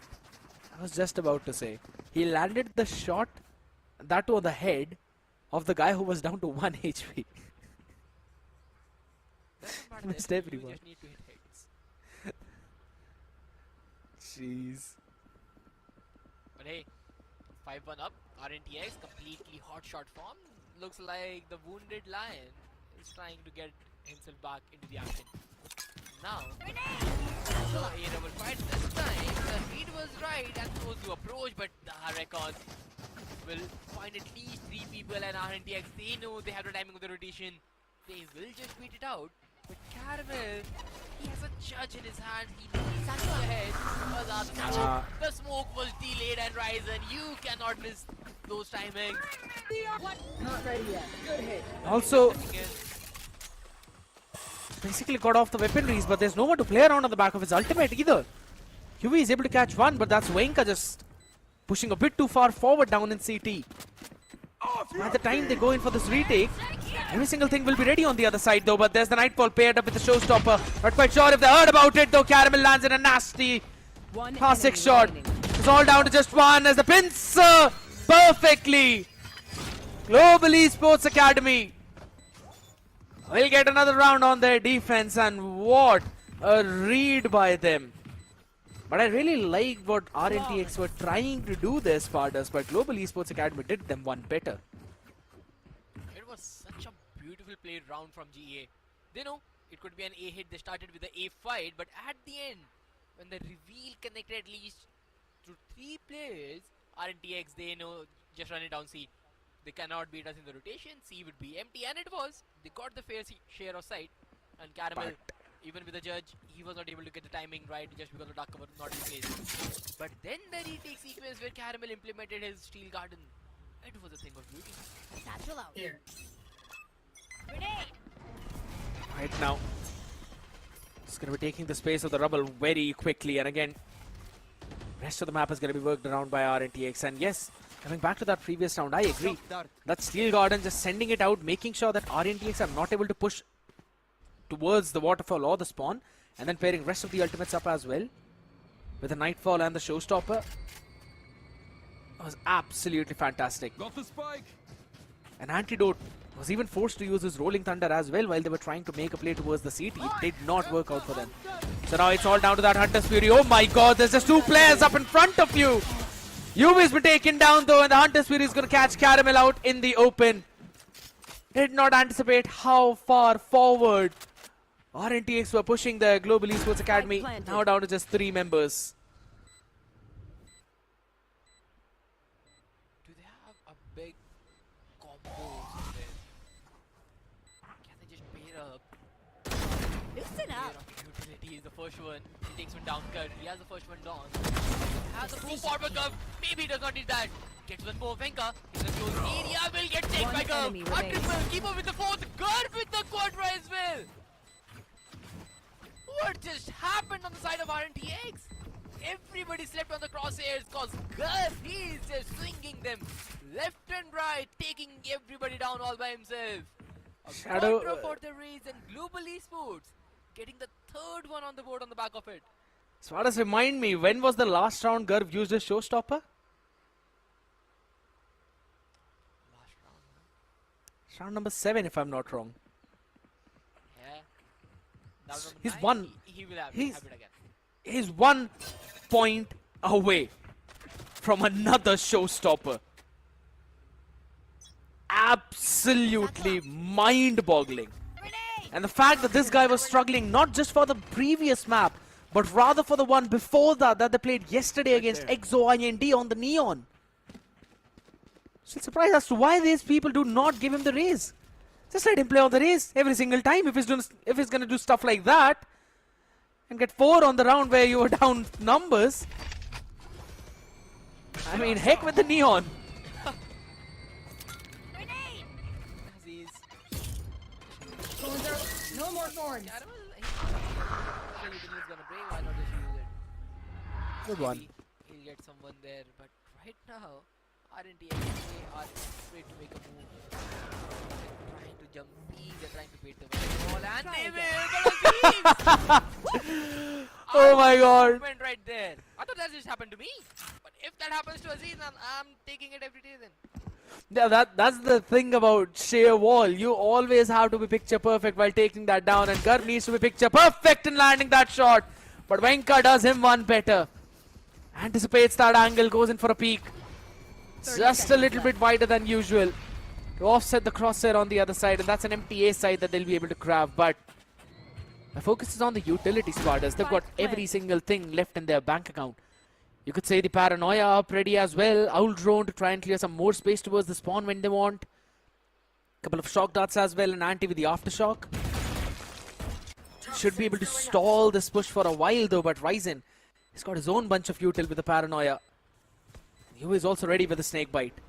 This could get ugly very soon. But the fact that 4 people are on the flank is very different. Nobody's expecting that. Just the three door is open, everybody's playing downside. Paranoia might turn things around, but UV is not in the close angle, and now Paranoia from side of Venka calls everybody back. A good horn. Venka takes one more down with him. Ryzen Is for the trade, but Venka with the quadra turns the table all by himself. And the Omen not being Div shot into at, you're server, doing getting something the 6 wrong. for RTX. absolutely phenomenal again. Playing so forward out there. As soon as the smoke was dissipating, he just took a timing to cross towards the right.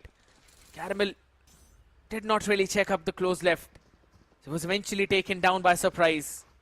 Was not able to reset the crosshair well on time, and the Paranoia to disrupt the shouted step in of Ryzen and the Kibo support on the back of it. It's just a bit late out here. Really nice play being made by him. He's literally doing so much for RNTX right now on this map. But Showstopper on the other side sends it. Georgie is out of the round as well, and now you do not need to worry about the Viper lurk. He's just tanking now inside. Now everybody's revealed, but what? What? Venka! Ouch! The crowd is there, but Caramel, he's welcoming him perfectly well. He gets one. Caramel, he's ready for the swing. He wants to swing out again, and yep, gathers it. But Aziz is trying to chase him down. But now One away Aziz, from- he's isolated in the side. Last No way player he's gonna win standing. that duel because Ryzen, he's there for the backup and parking the stuff for RNTX. Seems like RNTX went in for a lot of individual plays this round, didn't they? Once Georgie was taken out over towards the rubble, they wanted to speed their execute up over towards the sea, but a bit of an over-ambitious play from Venka. Shrouded step over towards the mount. 2 players just behind that were able to isolate him and take him down. And then Aziz. Seemed like he wanted to make his own individual play, even though Antidote was out there on mount standing alone. Economy broken, and Global Esports Academy are looking at a prime position to get another round on defense as they want to play aggressively towards Rubble yet again.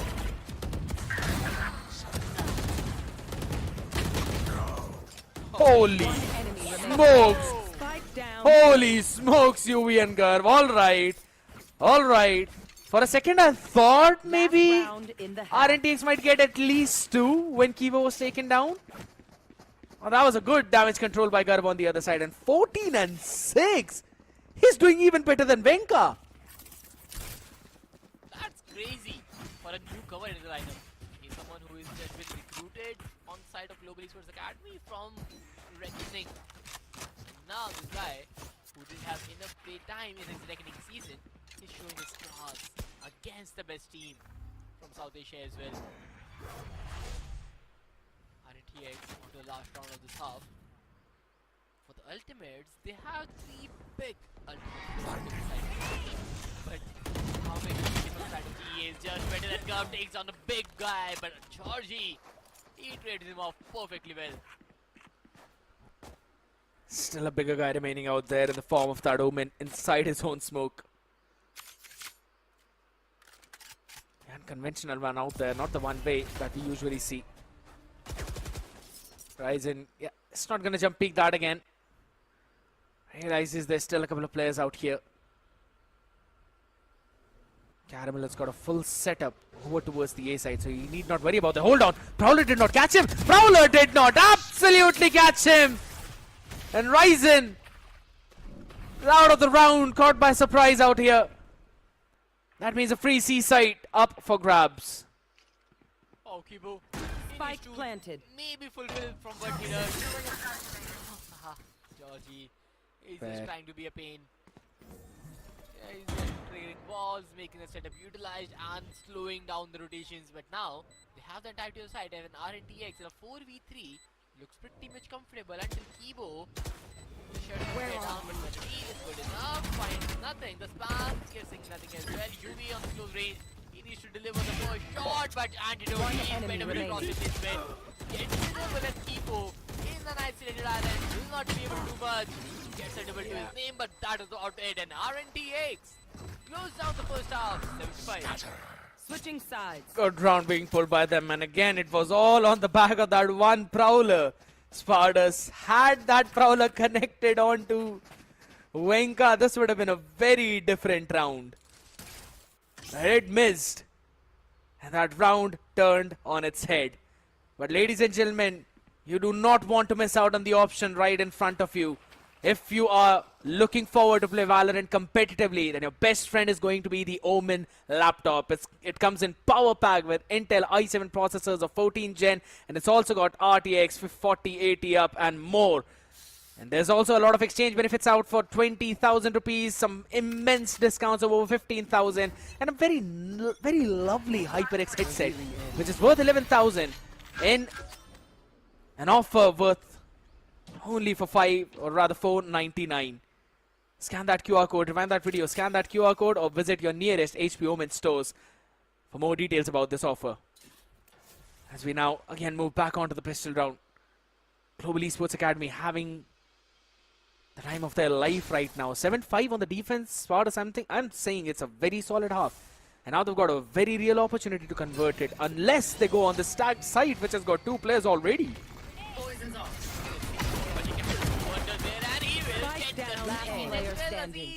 Getting a double to his name too. Right, just barrage into the race side, and sees Georgie was just ready to welcome them. A good fault line from Antidote to support the team, and a free frag fest for the rest of the players. Winning the pistol, giving them the advantage they needed. Positive 3 in the round differential, looking to make it a positive 4. Already got the weaponry out there. All the players with the half shields. And there's an outlaw in the mix as well for Aziz. And I agree, that was again a very solid fault line from Antidote, just disrupting Kibo, not being able to trade the first one. So they could not really find anything out. Paranoia opening the door up out there. Caramel, the first one to fall, and another 2K this time for Venka. Guardian up in hands as well. He gets 4 in total. Last one left out there, UV. Still got a chance for an ace. No, but UV will land in the shot. Shut him down, and that's absolutely not a Bulldog Spartans. That's a Phantom out in his own hands. The best weaponry that he could have grabbed, and he's also going to go in for the plant as well. It's going to be a very quick recon now. Position revealed out there. Raw Fuel's going to send the shock dart. It's already down to 70 HP. Recon dealt with. Aziz out in the open. That angle has been lost. Raw Fuel needs to be careful. Just watching it perfectly. Aziz has shown out his foots as well though. Raw Fuel will take that individual. A chance was there for UV. But that still is just going to go down and slumber. Revenant XSpark convert their round. Almost on the verge of getting thrifted though. A good play from you with the classic headshot, just turn things around. The Phantom was recovered too, but maybe a little too much to ask for at that very moment. If he held that waterfall angle on Raw Fuel, because I thought he saw a glimpse of that Suva type of utility that was coming in, he might be able to anticipate that shot, and if he held for a second longer, the dynamics of the round would be completely different, and the entirety of the map would have turned as well because of that thrifty coming on the way of Global Esports Academy. But that's the case for all ifs and buts. As per the result, RNTX having a good round differential, a good area from them to control, 9 for advantage on the opponent's map pick. Looks pretty solid. They have to do that, Spartans, because if they won't, then we're going to have RNTX being eliminated before reaching the playoffs of VCSA Split 3. And imagine what a storyline that would be. The winners of the Split 2 land, the ones who dethroned the Kings, and the likes of VLT. The one who made VLT feel their acceleration, yeah. Not really standing up on that terms where you would not even see this team up in the playoffs of Split 3 though, but we'll have to see. Global Esports Academy are also looking to have their own Cinderella run or a fairy tale ending probably, because if I'm not wrong, they were in 6th position in the total number of circuit points, so you'd really need at least a top 3 ending in this event in order to be in the top 4, or at least have a chance to be in the top 4. Now that reckoning have been thrown out by Asterisk and .exe, who themselves are now in the contest for being in the top 4. And Ascension qualifier playoffs is so open now though, I'll have to say. With the results we are having in the past 2 days, anybody who would have predicted how the Ascension circuit would look like, it is completely changed by now. RNTX barely managing to just get through in this map right now. They are in the lower finals for the qualification. SATUL threw them to a lower final. Nobody expected that to happen. So many upsets being created. Right now, GA in the full buy round, they want to solidify that upset. Because RNTX, they do have a 4-round buffer, but GA on the attacker side of Lotus on their own map pick make things happen. Have to make that happen. It all needs to start from this round onwards. Poison's on. No control of the rubble as well. No control over towards the B. Just open the door now so they have some of it. That's the reason why Antidote was also rotating off on the back of that door open now, but still 3 people ready to answer back if Global Esports Academy decide to go on this site, and that fault line is so very ready. Look at the position of Caramel. He's anticipating an early lurk or an early aggressive play from RNTX. Someone who'd get a bit impatient, who'd want to walk out for the information, but RNTX are not giving that to them. 30 seconds left. Is everything okay? People looked paused. Just look at the breach. Andrew looks AFK right now. Just holding the kind of My God. that.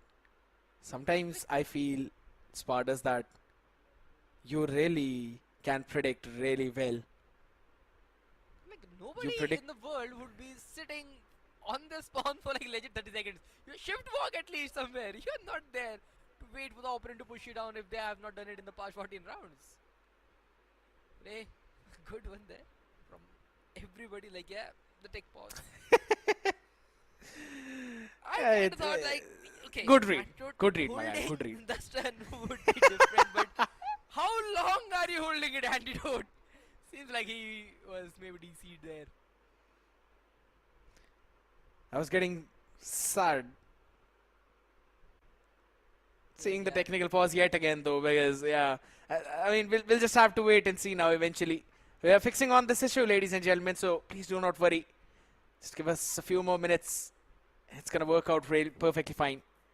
But that also gives enough time to Global Esports Academy to have a chat with their own players as well, right? Because normally we were seeing that team in control, in an advanced position in terms of the rounds, and then winning the pistol as well as the anti-eco after that in the previous maps. And that helped them close that one off really well with a 13-6 scoreline. This time around, it's a bit different. It is their map pick, yes, but Revenant XSpark are the ones who are in the lead, and this technically is a 9-5 in their favor, a 4-round gap. You don't really have as many chances as you did like the previous map, so you can't make major mistakes, Spartus.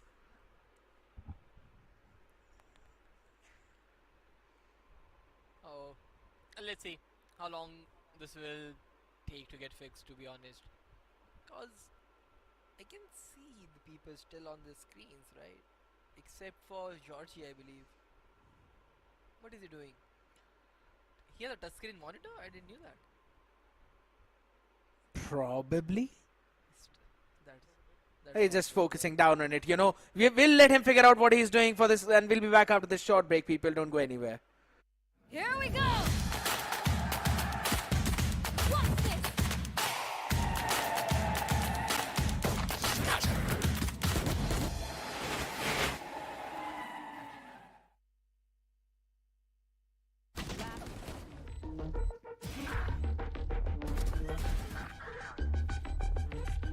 Last player standing. Ended. One enemy remaining. One enemy remaining.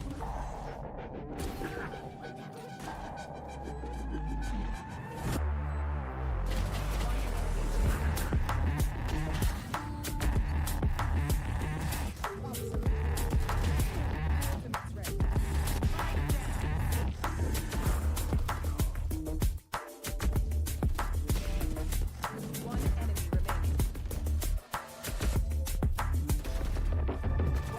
remaining. Try again.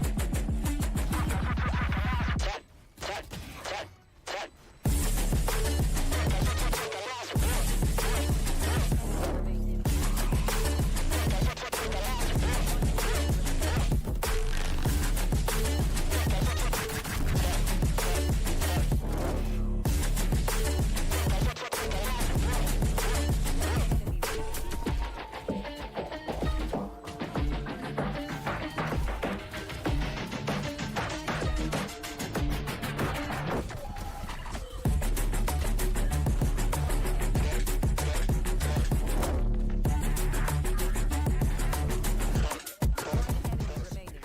Here we go.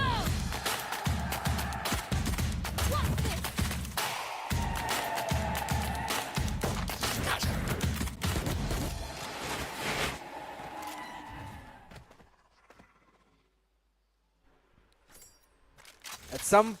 At some time in history, the chemicals became so complex that they eventually started studying themselves. But it's not going to be that difficult to study this game between RNTX and Global Esports Academy, because they are playing absolutely out of their mind right now. A series in which we really thought RNTX would have an upper edge is being stolen away by Global Esports Academy on the other side. Watching here. 1-0 in a lead though, but RNTX really want to push it down to map number 3, ladies and gentlemen. Welcome back. You are watching OMEN VALORANT Challenger South Asia 2025, spread 3. Map number 2, RNTX and Global Esports Academy. RNTX trailing behind by 1 map. And we are in the second half, round 15 out here. Garv out in the open though, and what a shot to be landed on the smokes of the other side. Huh? Hey, good. He just maybe Bro. got a glimpse of Aziz. Well, he was dropping down and just pre-fired an angle, but George in the meanwhile, he takes out Ryzen. The controller class gets dealt with, but though, a 4v3, Sheriff and a goes for Rossi. Oh! But Caramel, the timing is done. It's just it is absolutely insane timing, man. He just took the perfect one when Georgie was looking towards the mound after hearing all that stomping noises on the other side. Erv is down to 10 HP though, but that's about it. Everyone else super healthy out there. The Phantom's gonna get a headshot onto Caramel one, but everyone else 150 out. Antidote with just a Sheriff in hand. Not quite sure if they would really want to go in for this retake. Do have the crits for the next round bye, so might as well just want to give it a try though. There's an option, chance and a possibility, but Caramel is just ending it all. It's an important 2K and a comfortable one at that. Global Esports Academy not letting the bonus convert for RNTX this time. The moment I think that Phantom meta looks like pretty much evident right now, like so many players are using the Phantoms. There happens a big Phantom movement with Venka. He loses that 140 ding against Garv and the round just snowballs from that very end. A 140 ding could have been a kill for Venka. The round would have been the side of RNTX, but nah. Garv is taking things in his own hands, getting that round and the very next one. They are yet another default. C-mount all by themselves. Zero utility exchange. Waiting for the opponent to make a mistake. Yep.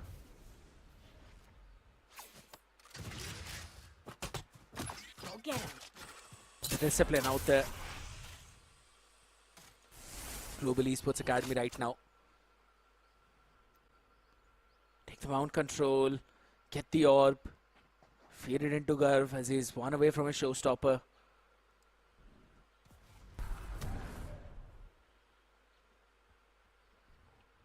And then decide where you want to go. Very deep shear being placed to make sure that there's no one pushing outside of A main, so you've got to re-clear the rubble now. 44 seconds remaining on the mark and opening the door. That means you've also shown some of the B control space, but no one's leaving the space. Aziz and Venka, they're still holding it down. The Paranoia has been sent out on his face, but a nasty stun from Antidote all the way from the other part of the map. Catches one as well, and Aziz is not stopping at all. It's both of these duelists just shutting down the entire cavalry of Global Esports Academy. Just trying to get some long. Aziz will not even allow that. Double digit for RMTX. 10th round. And right now all they're doing is just winning those duels which they were not able to get on the map of course. Venka 19 and 8, Aziz 13-12. Both the players are just heavy fragging while on side of Global Esports Academy. Garv and Caramel, they are the heavy hitters on their end. The scoreboard is pretty much similar with 19-18, 13-12, 11-8, 7-8 and everybody else. That's the fact how crucial those frags have been. RNTX, they had the majority chunk of them. That brings us out to another timeout by Global Esports Academy and their last one at that. If they can't fix anything after this one, this map is gone. But if they do, then RNTX will have their own two of the timeouts though, but I'm pretty sure GEA would be happy because that would mean their coach can talk to them as well. So now, it's a do or die scenario for GEA. If this works, cool. If this does not, then that means this map is going out of their hands. And to be very honest, how do you even fix this, Pardas? How do you fix Aziz and Venka in that position? He used up the Paranoia, he used up the Prowler as well up close, but Aziz just standing his ground down on the back of that fault line of Antidote all the way from B. How do you deal with that? you the answer to that. Ready. Right now, what Global Esports knows about their opponents, I don't think is enough. Because they want to hit B. Standing there, but Caramel, he gets the frag. The showstopper will not work out because Caramel, he takes one more play down and Ryzen. He gets a third one in a row. Back-to-back frags for Global Esports Academy, and the timeout is working wonders for them. It's like the duels that you want, the duels will give. As you catches one more, and it's all down to Antidote, who's down to just 15 HP. I would have picked up the Prelude. But he's just now trying to save his own rifle. And Garv walks out down the stairs, down the aisle, sends him back. Charges, check. Brakes. His own team now, it's a back and forth for the past 4 rounds finally. Global Esports Academy again look to take some control back and steal it away from the other side, as Caramel has got his steel guard and up now, Spartus. One enemy remaining. Fortunate duel from Aziz as well there. Things could have been different, but triple frags, good round, but can they replicate it? That's the big thing. There. But right now a set play coming in, and the set play will work out. Gets one, all the players are falling left and right, and Lord makes the number even better after each frag.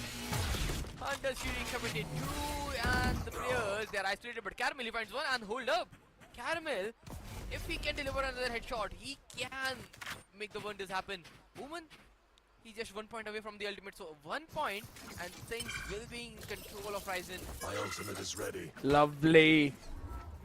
And has not yet been read by RNTX. And now they realize it's happening. Quickly picking up the spike as well and going for a backside plant. She can play for Bomb buddy out. either from the tree or from the heaven. Still one way up in heaven though, so he's gonna wait for the people to push up. Oh, lovely fault line, and that's enough. Raw Fuel takes him down. 1v3, sends out a steel guard, and you can't really exit. And Antidote is the one who's trying to grab the attention. He can probably catch one, but it seems Antidote is on an absolutely different dimension. Classic headshot. He was struggling so much in the previous map, Spartus, but he is leading the team right now. Triple K for the breach. Getting himself back up, and another good round played, and RNTX 11-7 the lead. Dropping the first map of the day. Things look pretty rough for them, especially Venka. But now, since he's outperforming, he's playing his part perfectly well. The team is stepping up as well. But that can't be said for Kibo and Ryzen. The two lads who are the core of Global Esports Academy, they are having a real rough time. And again on the set play being executed, but this time around, despite the fact they are expecting that, they get lost in the duel, but UV is getting those trades. Raw Fuel behind the Rolling Thunder finds one more. Caramel holding that angle perfectly well, but a flash onto the face. But Ryzen takes the matter in his own hands, gets a double. But the thing is, 31 HP against 150. Spike is in no man's land, and Ryzen, he is very far off from that ultimate there, but I just want to see him run back. You have 1 minute 6 seconds, you don't need to push the smoke at all. Just go back spawn, re-wrap around, take your time in the world. But Ryzen, he looks very stubborn to take the spike from this very possible angle, not creating enough question marks, and Raw Fuel, he is happy to deliver. That is perfectly done from RNTX. Series point, which Global Esports wanted in this map. They are far from it, because RNTX, they are mowing them down. No charges. I agree on the point that you mentioned that he should have re-wrapped around as well. He had 1 minute and 11 seconds on the clock. He could have gone all the way around the world and then actually found something on Now we wait. Raw Fuel, but it is what it is right now. 5 chances for RNTX to close out the map. And Antidote is looking an absolute beast right now, and a big reveal by Raw Fuel. Combine it with the paranoia as well. Caramel UV answer back on their own ways though, but Player standing. that's absolutely not enough, because now when Venka steps down, it's Raw Fuel who steps up for the team. It's 1v3. Caramel, you make that son, and that's gonna be the best clutch for you, but that ain't happening. It's Aziz to close it out for RNTX. And boy, it's not over until it's over. We move to map 3. Did people really think that RTX going home today? I wonder what you guys are actually looking for then. Because RTX, the champions of Split 2, and Antidote, the type of team he has built around himself, these guys are not going home this soon in the tournament at all. They are the LAN demons and they will do anything to qualify for the LAN. And right now, the first map, yes, was a pretty harsh one on them. The team was not being coordinated enough, the frags were not coming in, but maybe it was just the first game of the day. They were just not ready for the map of Pearl, but on the map of Lotus, a completely different ball game where Antidote, he stepped up real well. Aziz did his part, and Venka stole that match MVP yet again. And it's just the fact how they were controlling the entire pace of the game, right? They had a full control over the rubble, full control over the mound as well whenever they wanted to have that. They realized that Global Esports Academy are not really actively fighting for that rubble control, so we don't really need to put a lot of members behind that push. We can just work on the other parts of the map, because that's apparently where GEA were constantly taking their fights to, always having that early mount control. So I love their adaptation over towards the end as well, and that clearly showed how quickly this team can adapt and adjust to your playstyle and then counter it perfectly. It just did not happen on the map of Pearl because they were hard countered by Global Esports Academy. But when things came down to the even-Steven scenario a bit on the map of Lotus, that's when they truly showed their colors. That's very true. Things definitely worked out the way RTX wanted it. Although Garb, he was a crazy man. He played really, really well on that race. Justified his role by a mile. But he just cannot win enough rounds for his team all by himself. You need a team support at least at this level, and the team was completely lacking. Especially Ryzen and Kibo. Those two lads, they have to put up some bigger performances, but they are just constantly struggling. The last map, Kibo MVP. The next match, he is not able to put an impact. This inconsistency from his side, this is what needs to be figured out. And that's basically Venka but in reverse. That does make sense. Because in the previous one it was all the way down, but this time around 21 kills total and 277 of that ACS. Picture perfect performance on that Omen 2. Always ready with that utility, getting those set plays perfectly on point, executing them properly. And I like the fact that he was also playing Omen, right? Because it's not really a very passive smoking agent that you need to play with. It's also used in a pseudo dive composition. When your duelist falls, then you become the primary dive of your team. So technically, doing almost the same thing like a duelist. But you've got your own smokes and a flash to play around with. So fits pretty well in his own hands. That's true.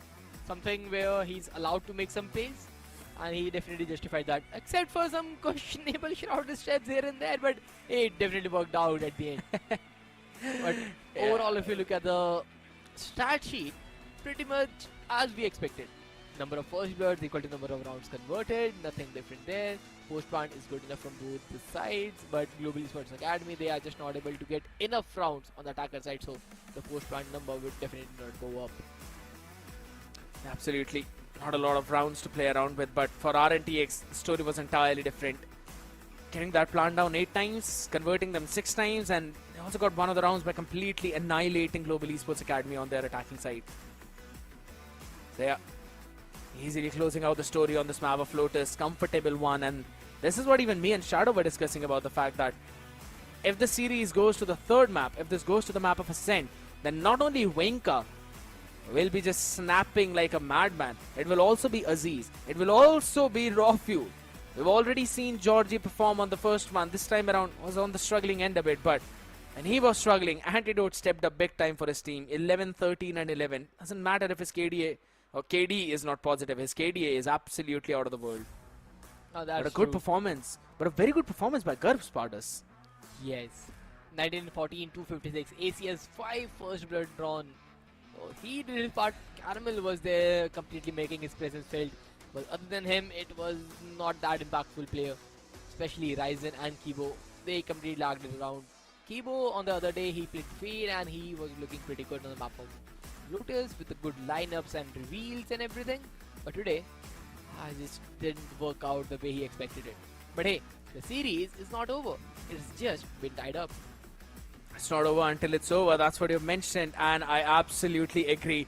There's still one more map for us to watch out and for us to witness, though. But that's the thing. It's the map of Ascent, Spartans. We've always called it the home ground of Revenant XSpark because they've always showcased some classy performance all the way back when they used to play by the name of OG as well. They had Tesseract and Aziz as their imports and rest of the players, rest of the cavalry too. Then they had a few changes. They brought in Levi as well, who was playing phenomenally. And right now, this score is still sticking by Antidote, Aziz, Raw Fuel. They're still standing strong. With again, two new changes, Georgie and Venka into the mix. So I'm pretty sure that they're still going to have that control on the map of Ascent. For Global Esports Academy, not quite sure. Last time I remember they brought in that Vele composition, Vele, Wise, KO, Teho. And that did not work out as we were really expecting it to, specifically on the attacking side. On the defense, it was still fine, but on the attack is where they faced a lot of struggles. But we'll have to see if that still is going to continue or have they fixed up, have they passed things up, ladies and gentlemen. But all of that and the map of Ascent after this short break. Don't go anywhere. Here we go! What's this?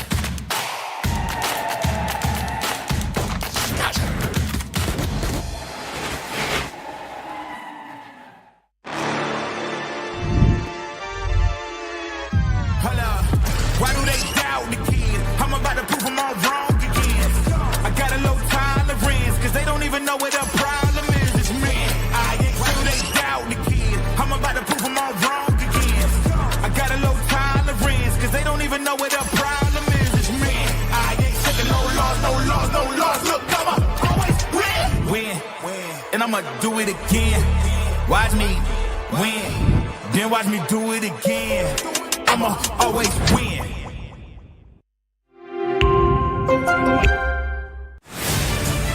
To live your life the way you want. Compete like the toughest challenger. Dance like there's no tomorrow. Celebrate every second you are alive. Life has no rule books, but we can give you a stage.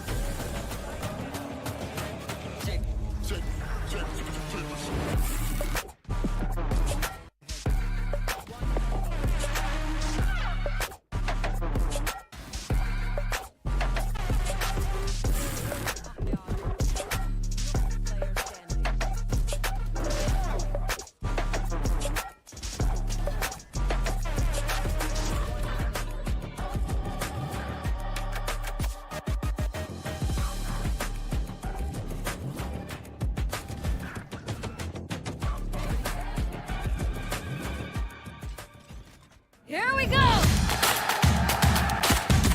What's this?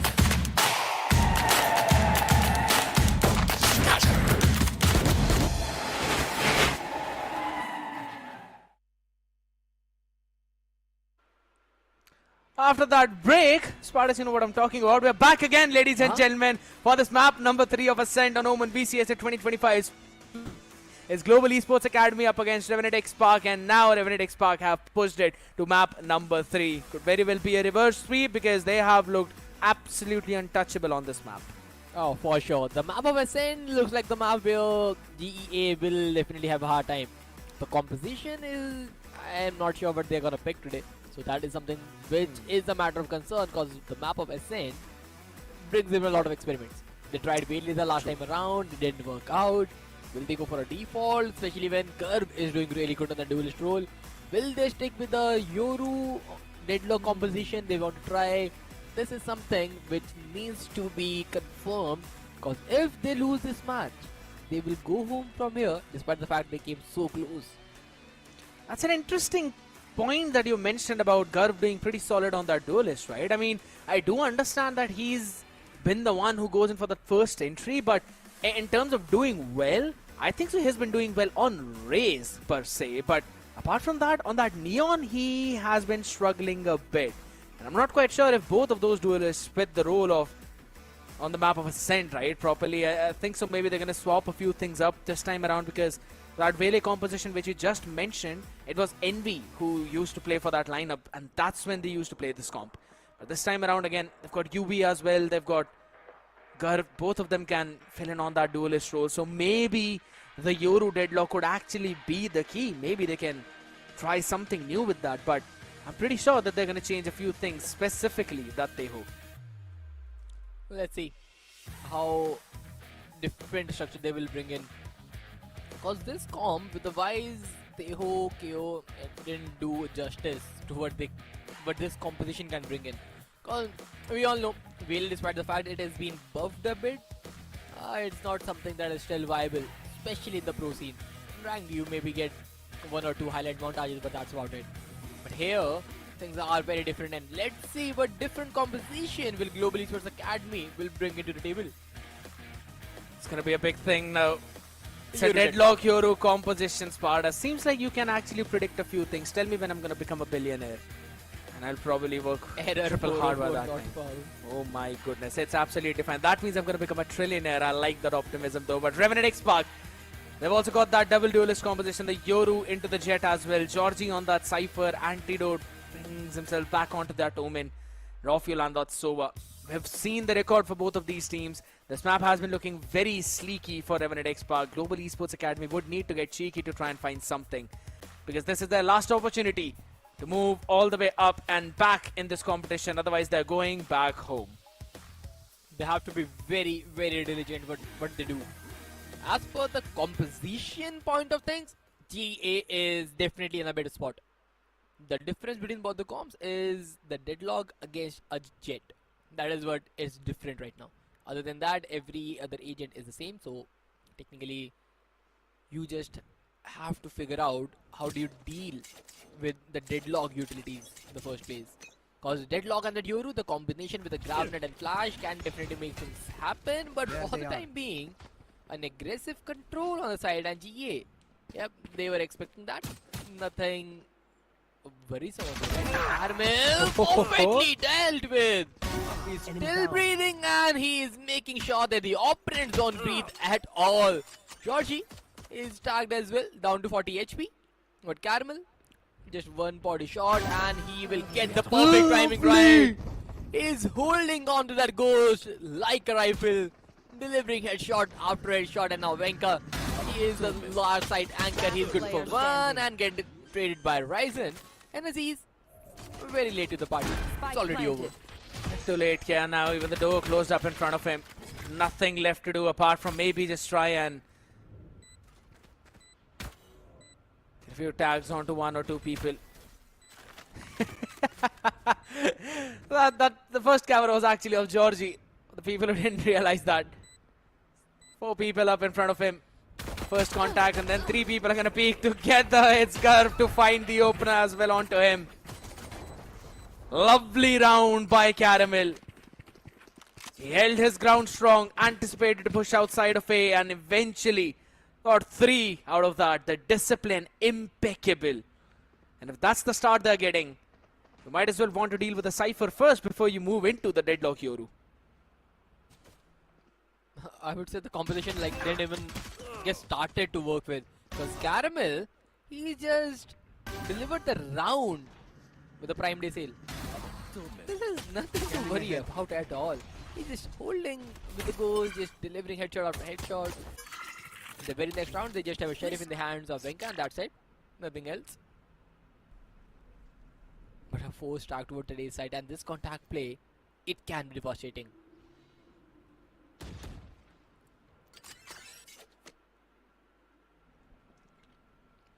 Holding it down outside of the A main. Enemy mark.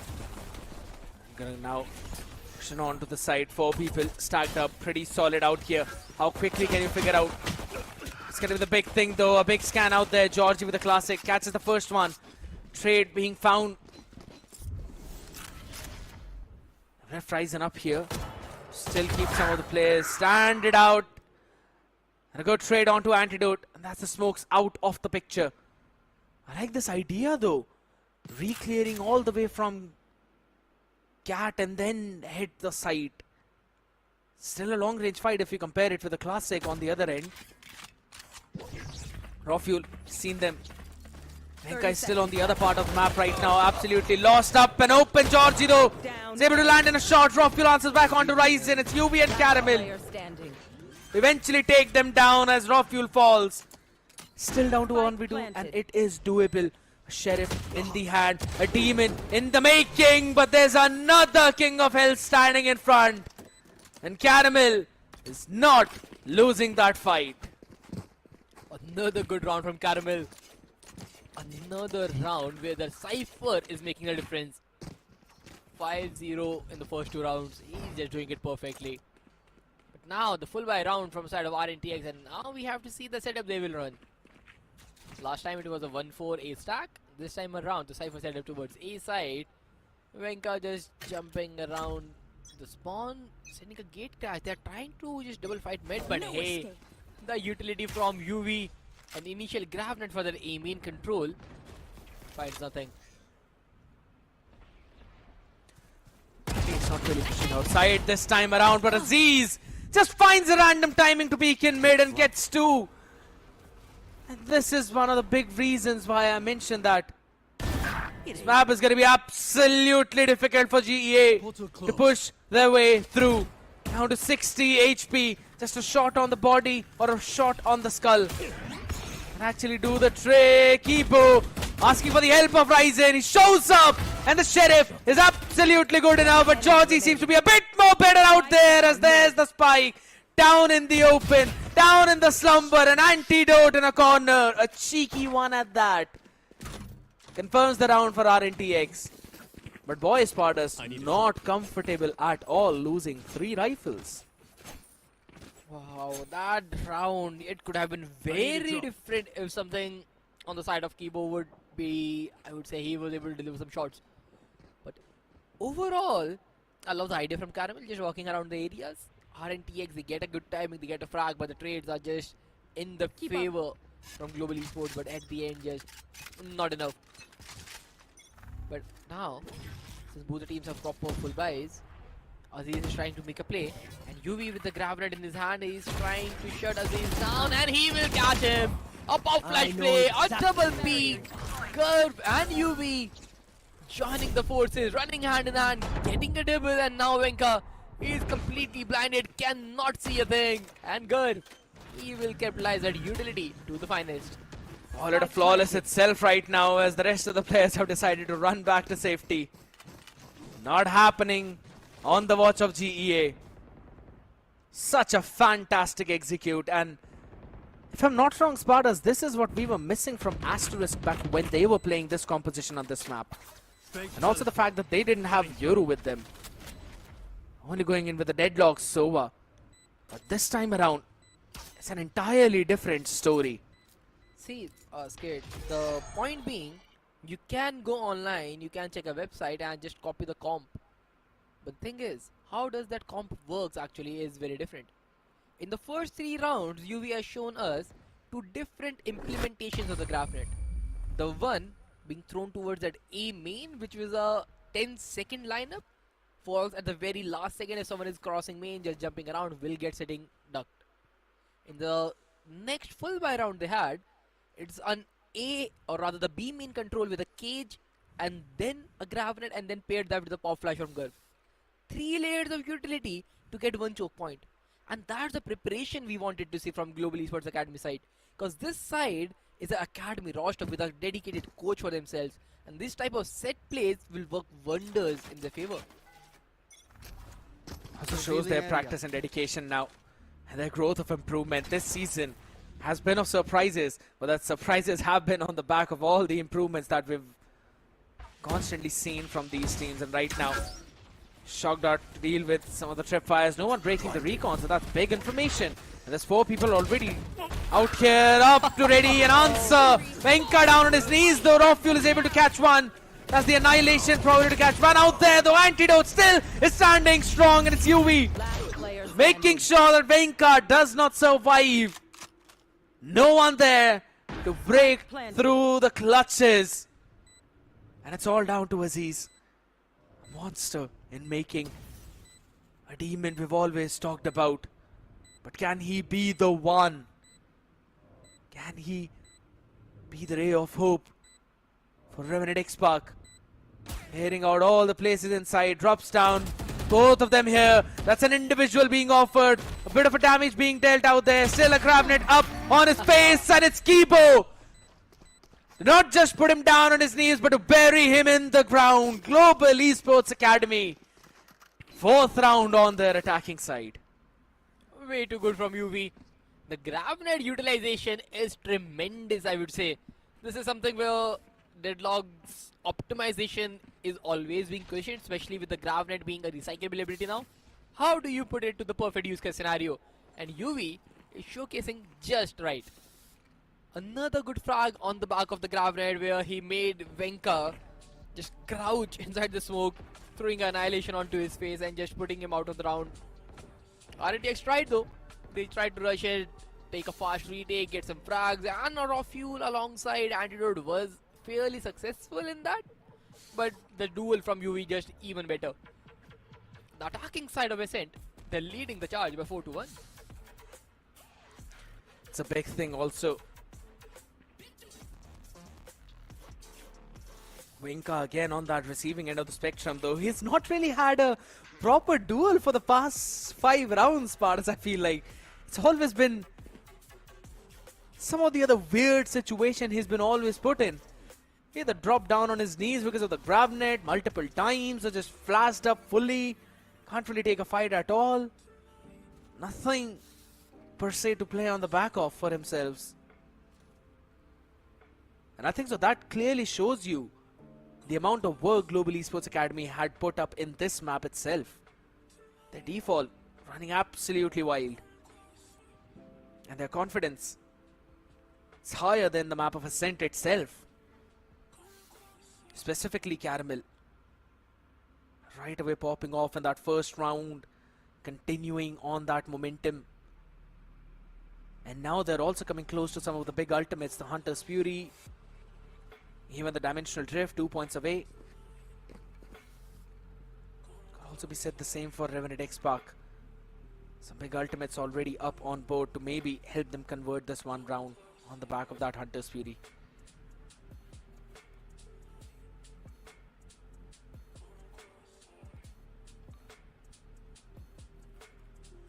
Oh, just take pauses.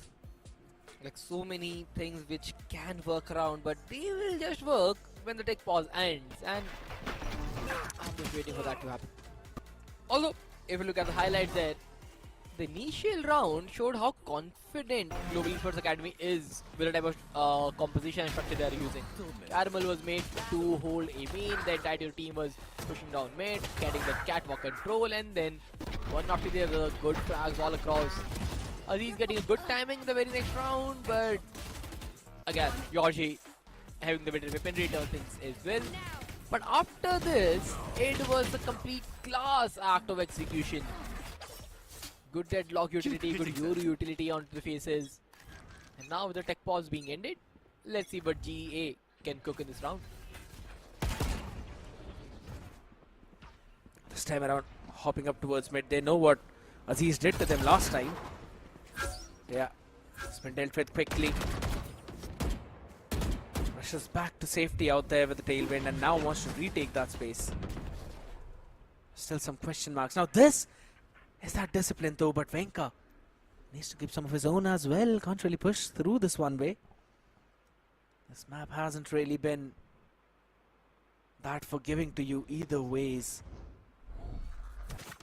Mid controlled up perfectly, and because of that early presence right now, there's 3 people stacked up towards B.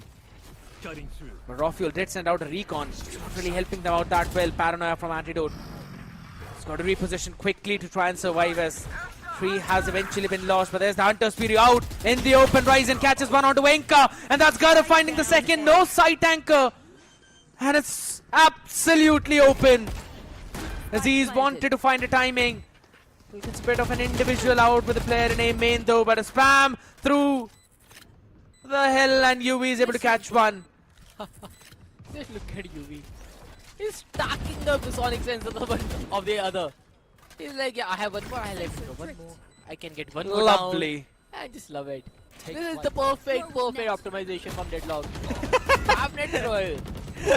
Sit, he says. And the opponent, they have to follow it down as well, because now the clock is ticking in.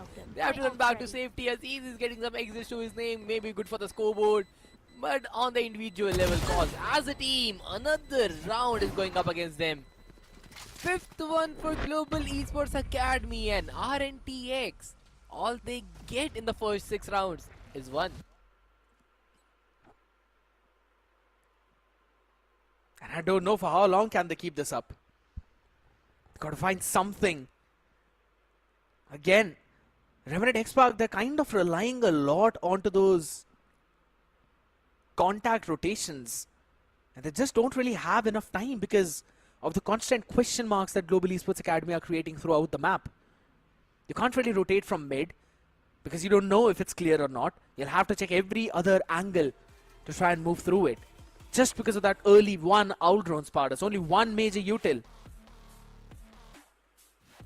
And I think Revenant XSpark would need to re-clear some of that space now. Would need to take back the map away from the other side if they really want to go in for these retakes. If they want to try and get their momentum back in this one.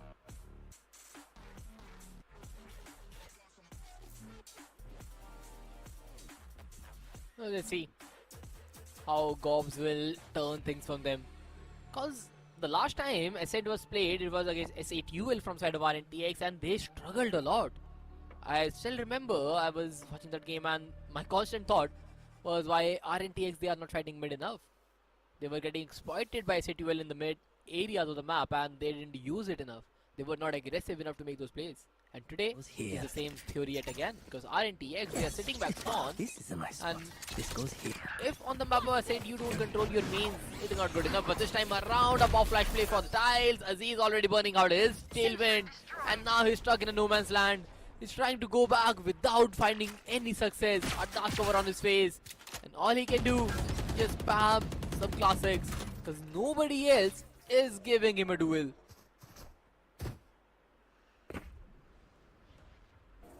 And I like that idea. Being a bit more passive out there. Knows not to feed the shark when it's hungry. And there's the re-clearance I was talking about. Revenant XSpark. Time to jump. Pushing all the way up. Taking back mid that they eventually lost early on. Venka and Aziz pushing together. But Caramel has got to be a bit more careful out there. Takes back the space in the B main though. But hold on. Venka, is that a bit too hard? Is that a bit too much out there? Still stands. And then takes the DP out.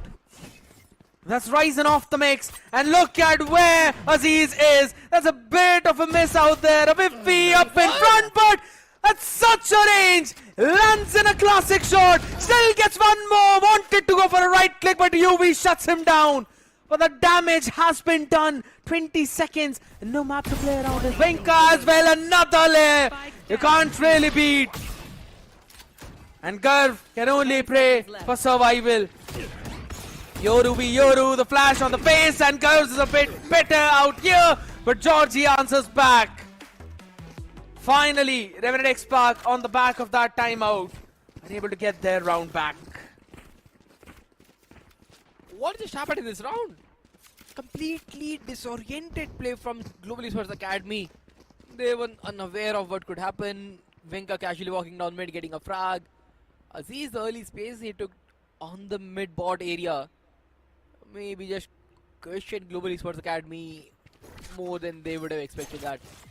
But now, with one round going in the favor of RNTX right after the timeout, the question is, can they repeat it?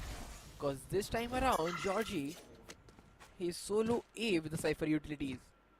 Against a Cypher Deadlock Yoru combination, the solo Cyphers might not get that much of a success. The gate crash, barrier mesh, waiting for the pop flash play, jumping, turning around, getting in the side, and now he knows where the player is, but a shot is step, and Aziz swinging out at the right time, Rockfield taking the timing, Ryzen, he takes one, but now with a shot in his hand, he cannot do much. Another well orchestrated round from RNTX, held the side from the smoke, took the contact and swinging it out at the right time. The barrier mesh was also a bit off in that lineup, Spartans. That gave an opening to the members of Revenant XSpark to pop in through that smoke. That was the reason why GEA were not really ready for it, because they thought maybe the lineup fell in perfectly. That's a very quick flood and a good stop to the momentum of GEA. And if they lose this one more round, I'm pretty sure that we're going to get another timeout from the other side. Huh. That's a nice angle to watch, Kibo. But he's got a stinger in the hand. Hello? Yeah. Perfect. Alright, we're back. We're back. We're back again, people. Don't worry. Everything's working fine. Matrix has not been lost. It's all fixed. And Aziz seems like pretty solid onto that peak. The flash paranoia. And he's already got fun though, but UV answers back quickly. Kibo down in that HP. The shock dart's gonna do a decent amount of damage. It's down to just 20 out here. Annihilation being sent out, but it's absolutely empty. That's a major ultimate being brought out of the mix as well, and the mid control will finally be gained back by GEA. They're walking it. An antidote, he can be hurt. Will they push down spawn is the bigger question, but nah, that's not the case. An antidote is trying to make a timing right, a grab net onto the space, and UV yet again making them sit, and Kibo getting another nasty headshot delivered. Venka is there to make some Yoru shenanigans, but no support utility at all. He's just trying to spam it down. Caramel is running around, have the information, and he's just surviving. Oh, there's a tripwire, yeah. Dare push him down, he'll be ready for you. And I'm pretty sure Venka does not even have enough time to hold on to that. The flash is going to give out the information as well. 3 people all the way standing back in the boathouse, smoke on towards the short lane. There's Caramel finding a perfect timing, but Venka is an absolute immortal in the army of Xerxes. This man stands alone to 3 HP. There's an opening for Rockfuel, lands in a shot, but UV on the other side is King Leonidas himself, who does not know when to bow down. A round converted, and you could very well call that a thrifty too. What a play from side of GEA yet again, Skid.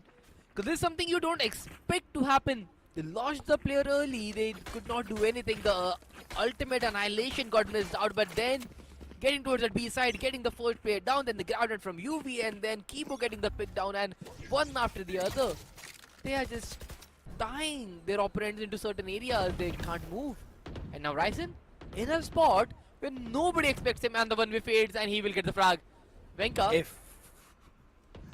Yeah, he cannot watch that angle for sure, and yes, he should, but now Ryzen, he missed out on the bullets.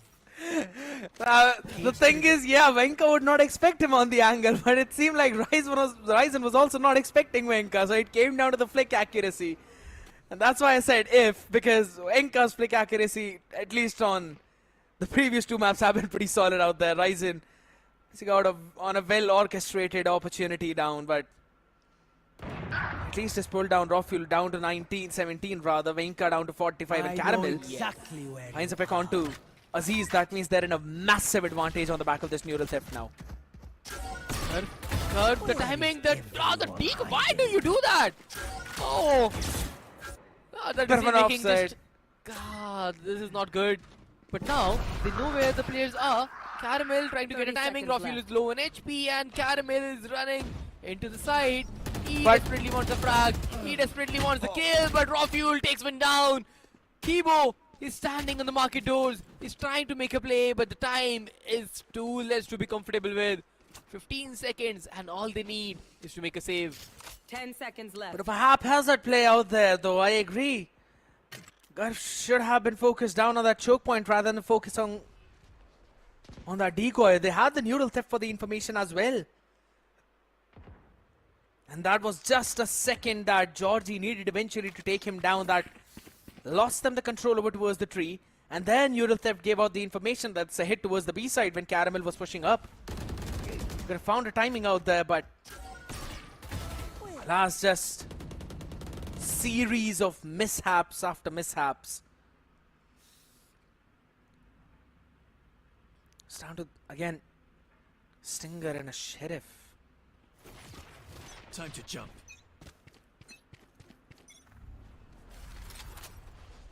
.6-4. That's a good reveal. But see, this is something where I want to see Gurv making that pop flash play to the main. The grab net was just perfect. Could have taken pairs off guard, but Kibo! He re-adjusts the Hunter's Fury and takes Antidote down. And with Anti-down, they can just cross it down and pick the weapon up. And Venka is trying to make a play, and Venka, he gets one, but Caramel, he's aware. He takes one more. Rofuel, he's blinded behind the side. Another good flash, the reveal, he's darted. Is there something to flush him out? The spam is definitely not landing enough. Aziz is there for the support, but Ryzen picks up a weapon. And they know he has a shadow step, so he can just come back if he wants to, and the ultimate as well. Absolutely. And the fact is that this is a stack side, though. They tried to make a fake. They tried to just send out those foots to maybe lower away the defenders from here. Now on a re-hit down to when 35 seconds are remaining. Rofuel has got the recon as well. He's going to get all the information that he needs. And Georgie out in the open. Rofuel still stands strong. 10 HP. And this guy is holding the choke point like a madman. They didn't even need the blades or an operator of Aziz. It's all Georgie and Rofuel. Global Esports Academy did everything right until that last second. Lazy calling. That is the issue with Global Esports Academy. It is just lazy, I would say. They had good ample amount of time. They could rotate out. That you are trying to sell a fake to RNTX and they will not buy it. The Cypher is still standing strong and you have not spotted a Cypher utility till now. It has to be B. If the Cypher utility is not broke, why would they go B? But okay, Ryzen, he will go to heaven. Takes Aziz to hell with him. This time around, important play out there. He's not able to win out on the way he tried to make over towards the A that time around, but a lovely pop flash. Venka still catches one. A bit too far ahead, a bit too aggressive there. They did not anticipate him to be up so close. And the door to the market is also closed, so that's an avenue you can't really push forward to. There's Hunter's Fury, preemptive a bit. He's trying to gather some information, maybe catch someone. Not getting anything. Pop flash onto the side, ready. Gurv out here, up against Venka. Still wins out on the duel. You'd damn well be thinking he had an outlaw. Why does he have a rifle out there? Still an extra one kept for him. As Rofuel is here for the support. Kibo is able to answer one, but that's only a ghost in his own hand. Finally gets an upgrade though, but Antidote sends him all the way back into the abyss. It's all down to Kibo, down to 80, and eventually down to 0. As Revenant XSpark will pull themselves back up and equalize the half. 6 overall. Half where things could have been very different if certain frags would go in the favor of GA, but RNTX just controlling the map. They are getting those bunch of rounds in a row. 5 rounds from the last 6 is what they got. A similar story which Global Esports Academy did in the first 6 rounds. But now the scores are level, and RNTX with the attacking comp they have, they will be on the attacking side, and GA with the defensive comp they have on the defender side. So favorable compositions on the favorite side of the maps.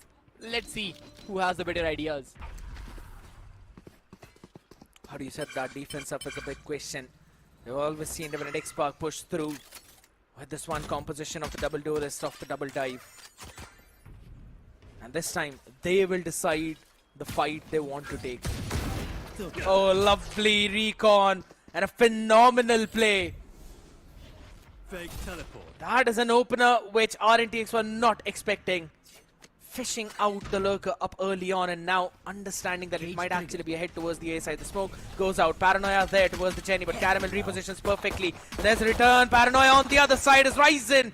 Catches a flying jet right into through the tripwire. And this is an unorthodox tripwire, Spartus. It's not really on that normal place. It's probably elevated a bit just to maybe catch a Z's out here, or maybe it was Revenant XSpark who did not diligently re-cleared it, now sending their men back towards the cat. A 3v5. 30 Bingo. seconds left. He's just trying to get something right now, and this is not good. This is Yeah. not good. The door is closing the faces. They are trying to break it, and they just break One the enemy door. remaining. Caramel breaks their head. Spike down Good trade. Flawless. Another pick in that Another one. tripwire as well. Yeah, Caramel is just going to be like another one. Didn't have anything to break through that, so it's a much needed pistol round for Global Esports Academy. They lost the previous, both the pistols in that map. And this time, they're the ones who have closed both of them out, so gonna be super happy about it. And then there's a technical pause. Someone said happy, I suppose. How? Not so soon. Happy about the fact that maybe it's gonna be fixed up very quickly, you know? I love the optimism you have. Yeah, because this is South Asia, not EMEA. So the tournament will conclude as we expected it to be. Might. Hope so right now. But hey, the thing, at least it will conclude on time. All right, not gonna pull the leg out there anymore. Couple of bulldogs out in the mix with the Guardian, so no rifles out here. And I think so. This has been, yeah, this has been a difference between Global Esports Academy and RNTX partners, because RNTX always tried to prepare for their bonus round, and they struggle to close out their anti-eco very cleanly. While Global Esports Academy, they're fully focused on their anti-eco round. They're like, nah, we just want a full weapon loadout for this one. We want to win it cleanly, and then we play for a simple, normal bonus round. well, I get that approach since you are on that mindset of one round at a time. You're not focusing what happens in the very next round. You have to just win this first and then you will go next. But also at the same time, if you plan some strategic structure where you can get at least 2 rifles, 2 big rifles. Yeah, Bulldog is a category of a rifle, but a rifle primarily is a Vandal or a Phantom. That's it. Everything else is just a no. Like, you are sacrificing a lot in your bonus rounds. Until and unless you can just deliver some crazy ADS bursts or some crazy one task with the Guardian. That's a different ball game altogether. But the fact that they don't have any major rifle in the bonus round is quite concerning. They need to switch up their economy and buying style a bit. So the next round, they could have at least 3 rifles where the guy who didn't buy in the bonus or the anti-eco, he can purchase in the bonus and make the bonus a convertible one as well. I hope that happens as well in the future if they win it through today. Yeah, I mean, if the roster sticks together and all of these basics are kept, and I do understand that idea as well, but I'm pretty sure that Global Esports Academy are taking it slowly. They're taking it one step at a time. They first need to fix out their micro problems that they were facing all the while back. Their communication issues, they're looking much better right now. And that is directly translating their success into the game as well.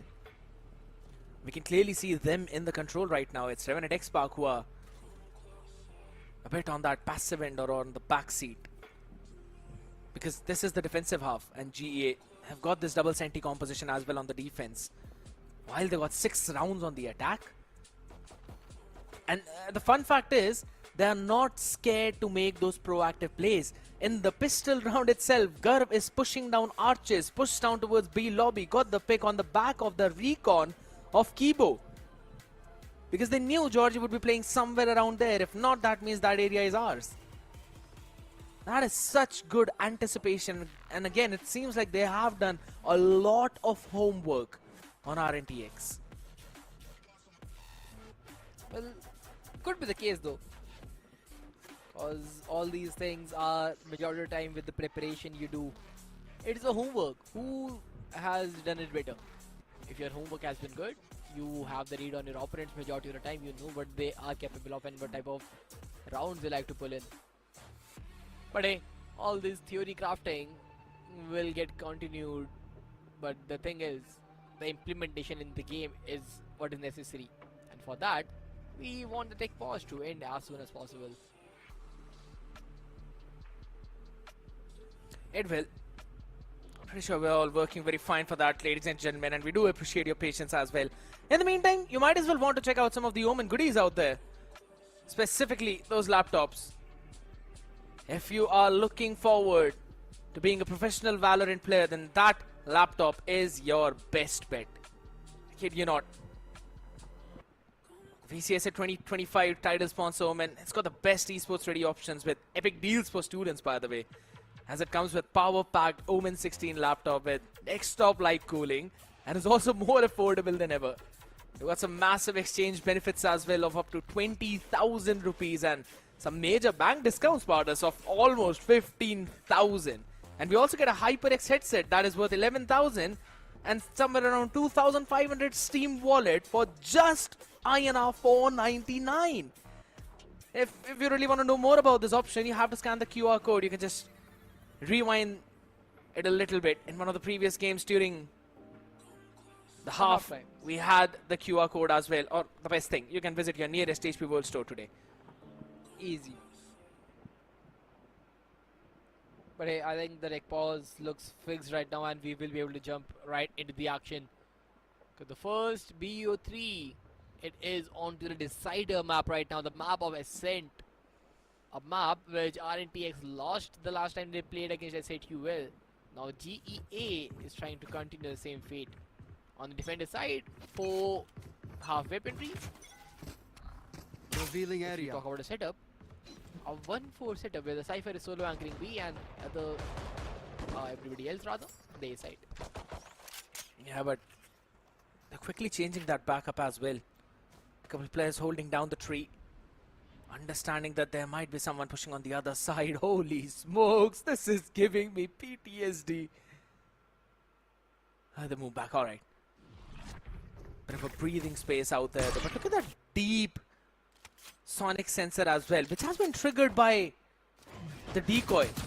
And a full mid control has been taken right now. So they're going to burst themselves down through the market though. But Caramel is there for the answer. And it takes 4 of them to finally shut him down. And the discipline from Kibo, not really pushing through the smoke, understanding there could be one more player out there. Georgie lands in a nasty shot. Alright, that's the first one. Does not anticipate the second. So Garv is there for the answer. Does him one better. It's all down to just 40 HP antidote out here. Down to 25. Gets a 2K, but it takes Kibo to shut him down.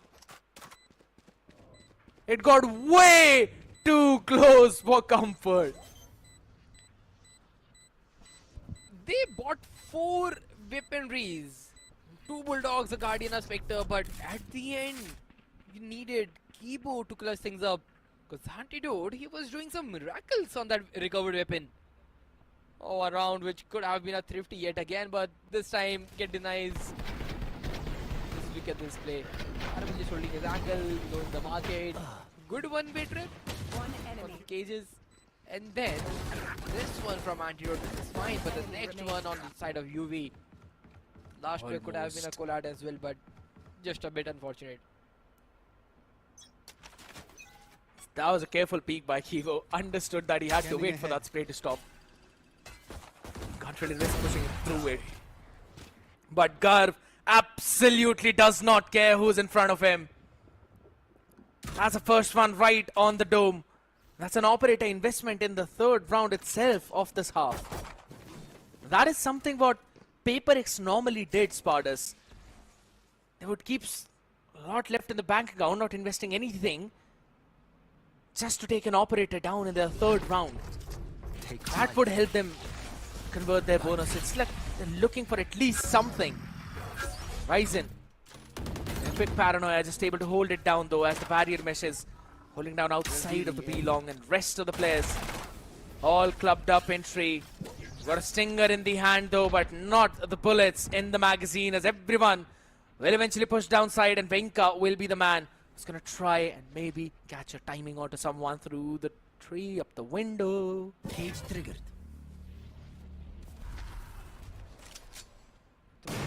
The Bucky. Oh, the unfortunate, but again, he got a reswing. The bonus conversion is absolutely on the way. The operator spots the head. This is done. Antidote. He's been spotted. Bad control, but Anti. Garv almost took a crazy decision there to just go all by himself with the classic, but in the end, he has a team backing him up. That was an absolute bonkers of a decision to jump in like that. Just wanted to carry out a bit of a circus there, but yes, diligence from rest of the players, understanding their mistake from the previous round, correcting it this time around, and converting a bonus round on the decider map in the second half. This re-swing from Ryzen is what turned this round on its head. Had that not been the case, this would have been a very different round. And now they've also got the Odin into the mix for Kibo, as the jump peak of Raw Fuel is answered by a wall bang operator shot. Garv is leading the chart for the opening frags of his team. I love it from Garv. It is always about the confidence of these duelists. The more confident you are in your agent, the more free flying style you will have. And Garv is exactly doing that. Now the Odin Spark. It does not matter because Garv on the other side of things is just taking the operator in his own hands. Now a 3v5. A drone from like I'm just waiting for the grab. Let's see who sits this time. It is Antidote. Yeah, that's the IGL out there. Now on the swing though, it's a bait for Aziz. He's able to catch one quickly. Venka has been taken down, so no control in heaven. Both the players down. In slumber, in hell you stand, and in hell you'll fall, Aziz. As Caramel gets a 3K, and Global Esports Academy move to double digits. Wow. Who thought that this could be a case where Global Esports Academy in 3 maps, oh, they are able to pull that double digits before RNTX. The map of Pearl, they were able to do that. They were able to do that on the map of Ascent. And the second. What about the predictions from yesterday? Everybody thought it'd have to be a quick 2-0 from RNTX. But this is far from anything called quick. Or a 2-0. The fact, Spardas, this is the second and the last timeout of Revenant XSpark in this series. You either change things now or never. They had 6 rounds when the half ended, and they haven't moved an inch. This is brutal, I would say. You remember the day we were discussing the cutoffs and everything could happen? All that is just completely torn apart right now. Because if the impossible happens, if RNTX is thrown out of the split 3 by Global Esports Academy, the shuffles that are going to happen will be incredible. And then the cutoff will change, and then the top 4 will have an entirely new image. And if I'm not wrong, Cage triggered. Revenant XSpark was on 155 points, Pardus. So they have yet to clear that cutoff, though they will, even if they get eliminated right now. But everything will be so open, my guy. Not quite sure if that is something you would call comfortable. Exactly. You will qualify, yeah, maybe. Then that's the thing. You will qualify on which spot, because then maybe something around like 30-40 points from this season will be different. But hey, this looks like that Global Esports Academy have done their perfect calculation, because Ryzen, he's getting the first shot again. He's able to get another pick. And now just look at Garb. Just look at Garb. Unspotted. Now finally, his information is given up. But he will re-swing the window. He has the operator. He has been smoked off. But Garb just swing out. He's waiting it.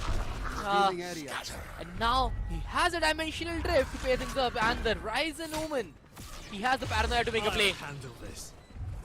He's just initially going in, just gathering the information from a shot, just clearing it out. Yep, nobody shot, and now the door is not broken right now. The trip gets dealt with. Alright. I don't know what he did there. He just cleared a part of tree. Yeah, that's a big thing. Now they can flood in both from him and as well as from the tree. All you need to do is just catch a few people. Caramel, the anticipation is insane.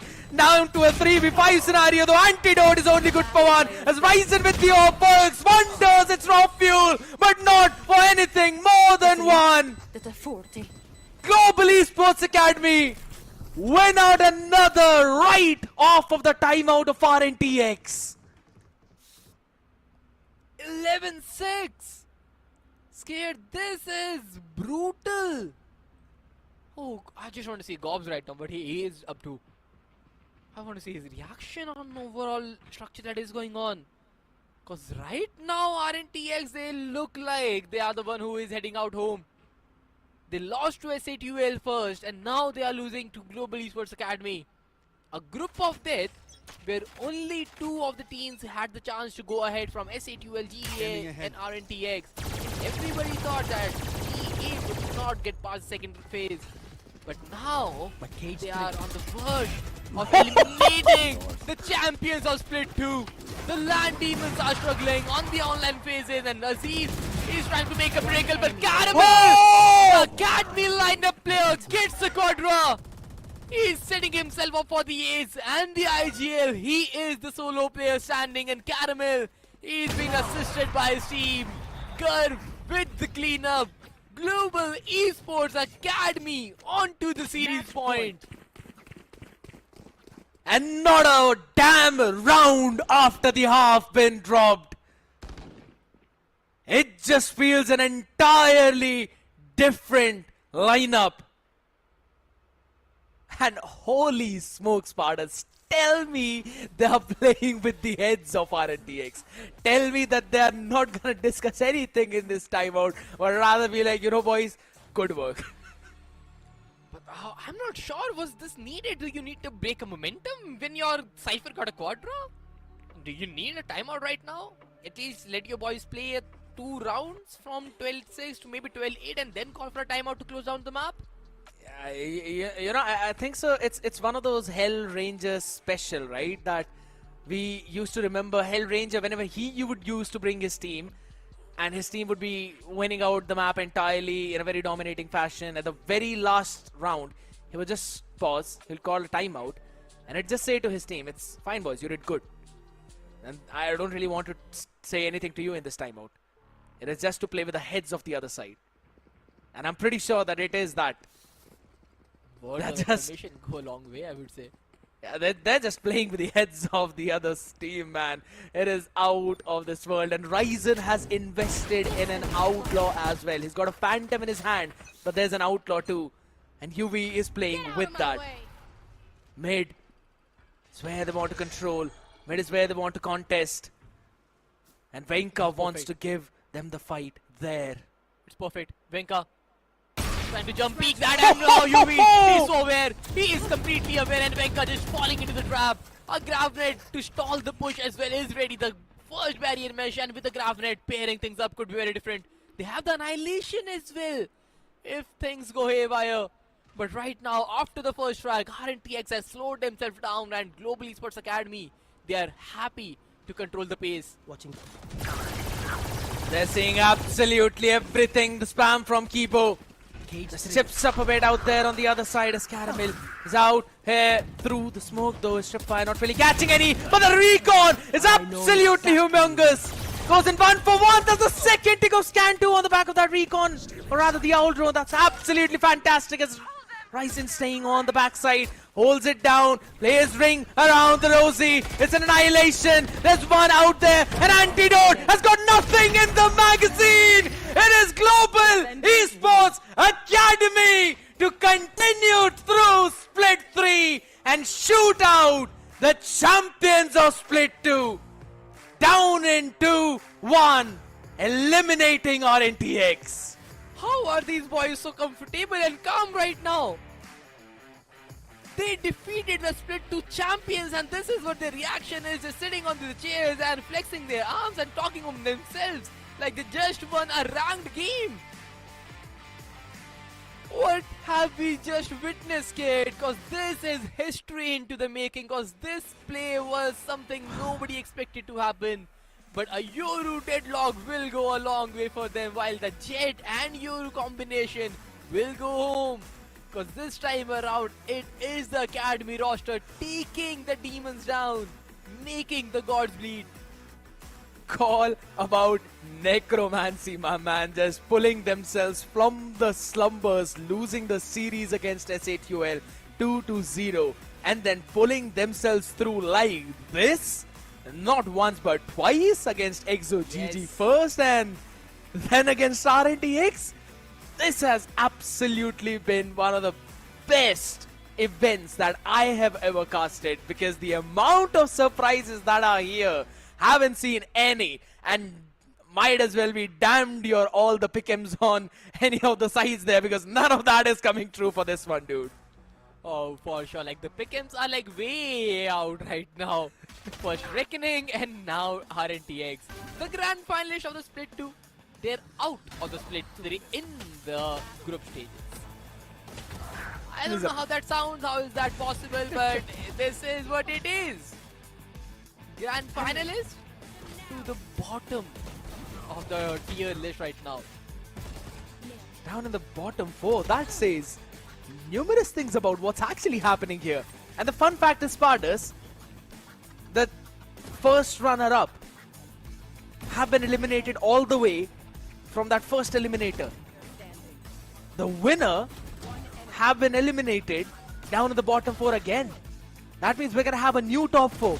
That means every single place apart from VLT is going to be opened up for grabs. The tournament completely wide open now.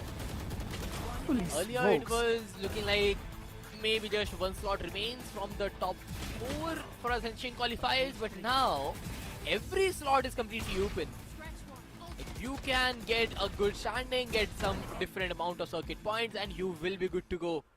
But someone who is far above from good standards, someone who is extremely well organized as a structure, Caramel, the match MVP, 23 frags and 328 ACS for the ex-ROG Academy player into the Global Esports Academy.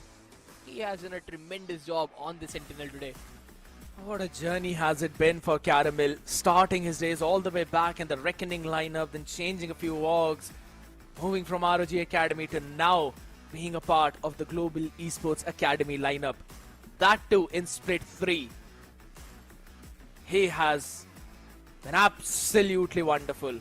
Apart from just one map against SATUL, that was also a very first map for him, he has been performing in every other one. And what an attacking side from Global Esports Academy. Sparta 6 rounds played in the attack, 6 rounds converted.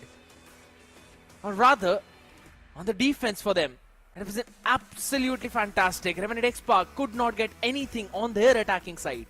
They had their 6 rounds when they were defending, and 6 is where they stand at the end. A double type composition was not able to get a single attacking round. And this is RNTX we are talking about. The team that thrived on the map of Ascent, a team that controlled the map of Ascent, is nowhere to be seen. 23-12 for Caramel. I told you when the tournament started that this guy is bonkers. Nobody believed me on that day, but hey, here we are on the stat sheet. He's got 4 first bloods, dude. He's got freaking 4 first bloods. I'm pretty sure that's more than what Aziz and Venka would have got this time around. That's how things have been for this team. Absolutely crazy. RNTX had a total of 6 first bloods entirely, and that's the number of rounds that they've secured too.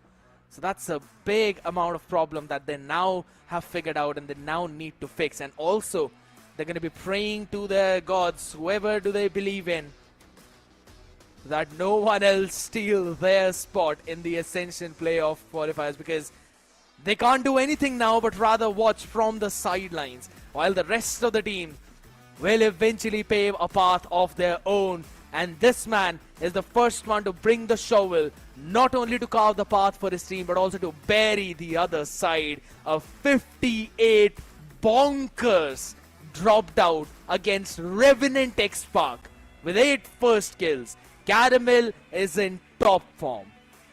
Oh, he's just perfect right now. 268 ACS, Ace first bloods, being a defender, making sure he is able to anchor down the sides, being an attacker, getting the perfect timings on the loopholes or the gaps created by the defensive structure of the opponent. He's doing everything and he's doing it perfectly today. From the one-way cages setup to the one-way trips to the diagonal trips, which no one knows how that works. He is doing everything right. Oh, this guy, everybody thought like who is Caramel, but that ex-ROG player who is in the scene for a very, very long time, changed a few things about himself, get a different play style, being a lurker sentinel, and now just look at him, making his team go through the playoffs. He's just carrying them real good. That from the lower bracket, man. That too after they lost the first series against SATUL. It seems like revenge is a dish best served cold. But what a way and what a time to serve that revenge to Revenant XSpark, dude. Because this just puts them in that precarious spot now. And all they could do is just pray. But on the other side, Global Esports have got a chance to now reclaim their own territory, or rather just figure out a path of their own, walk on the road that has been less traveled, because they are the ones who are the author of their own story, and an opportunity for them now to basically write an ending that no one ever expected. I'm really down for it, and I'm pretty sure that if they end up in top 3, then they'll have a big chance to be in that top 4 of the Ascension Playoffs qualifier. So they just have to figure out on how they need to move things through now. But that is for Global Esports Academy. That is a match that is done. There's another match that's going to be up incoming, and that's going to be between .exe, who just won yesterday, and they'll be taking on Asterisk. Asterisk, a team that won against Reckoning, and then .exe, a team that won against Reckoning and threw them out of the tournament. So this is something which they have in common.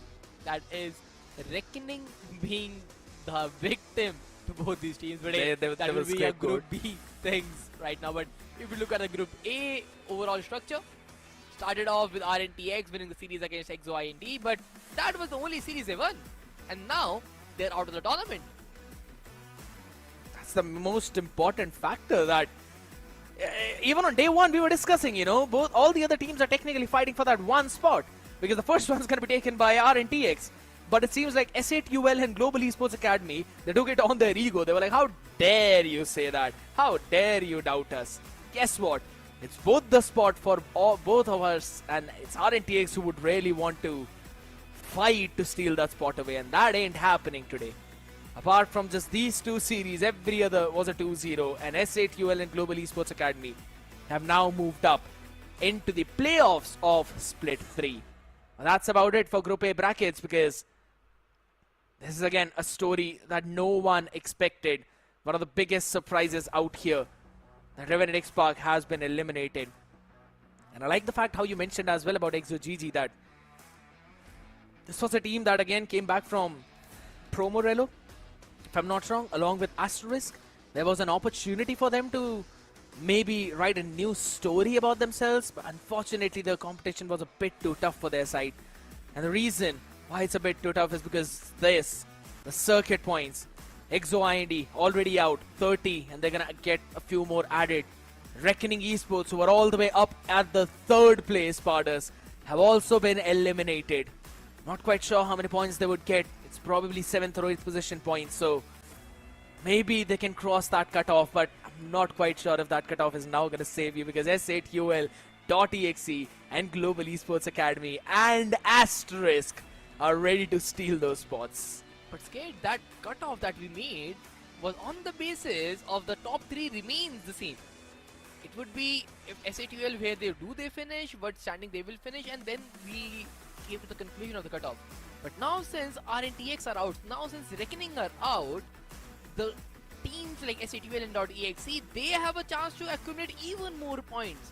So those points will get higher up. Those points will be different, so the cutoff will change eventually. So that permutation combination is a lot for the league ops to discuss.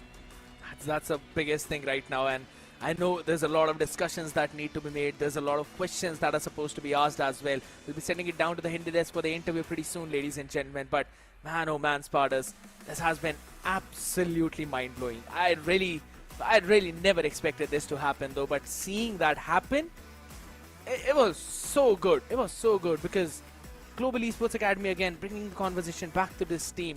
The amount of improvement that they've shown on the map of Pearl and on the map of Ascent, something that no one really saw coming, because these two were the maps where you would think Revenant XSpark are untouchable. Those set plays were so on point. All of the other plays as well with the deadlock, those controls, the perfect use of utility. And the most important part, the trust between the players. That is what has got them this win, I feel like. Oh, that was definitely there, but how did Global Esports Academy actually manage to pull things off? We'll let you know from the players themselves, so it is time to jump right onto the interview. कितनी मेहनत लगी यहाँ तक पहुँचने के लिए? I mean, I'm just a new addition to the team, but what I can say for sure is that we've been tracking very consistently ever since I've signed with the team. From the start of June, trials have been going on, and as soon as I was selected, we've been scrimming at least 4 to 5 hours every day.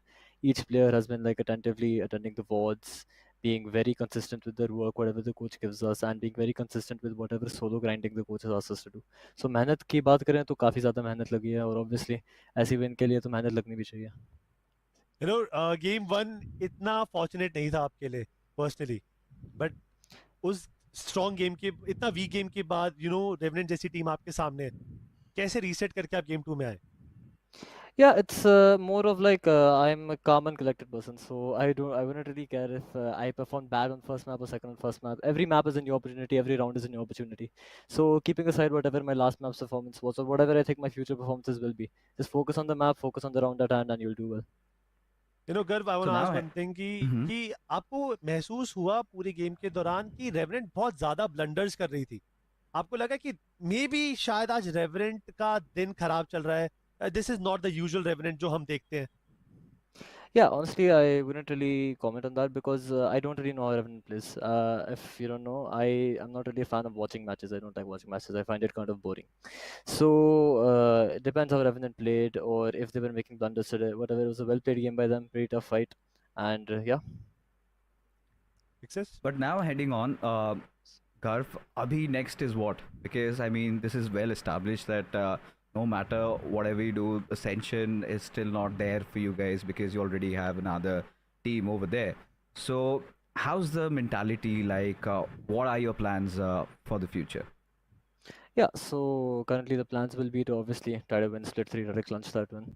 And obviously after that, the team's future will be seen. We're probably going to stick together after this tournament as well. Try to compete in the off-season, whatever tournaments we can get our hands on. And just because we can't play the Ascension qualifiers doesn't mean we'll try any less to win Split 3. But you know, so far things have been panning out as such that we're seeing the appraisal of the underdogs / dark horses. what do you think has been the cause for it? Is it you guys working too hard, or is it being the fact that the big dogs have become complacent? And do you think it's time for you guys to finally take over? Yeah, I mean, sooner or later, such a dominance by the older players had to be like overturned. So the younger players have been working harder recently. I can see not just from our team, from other teams as well.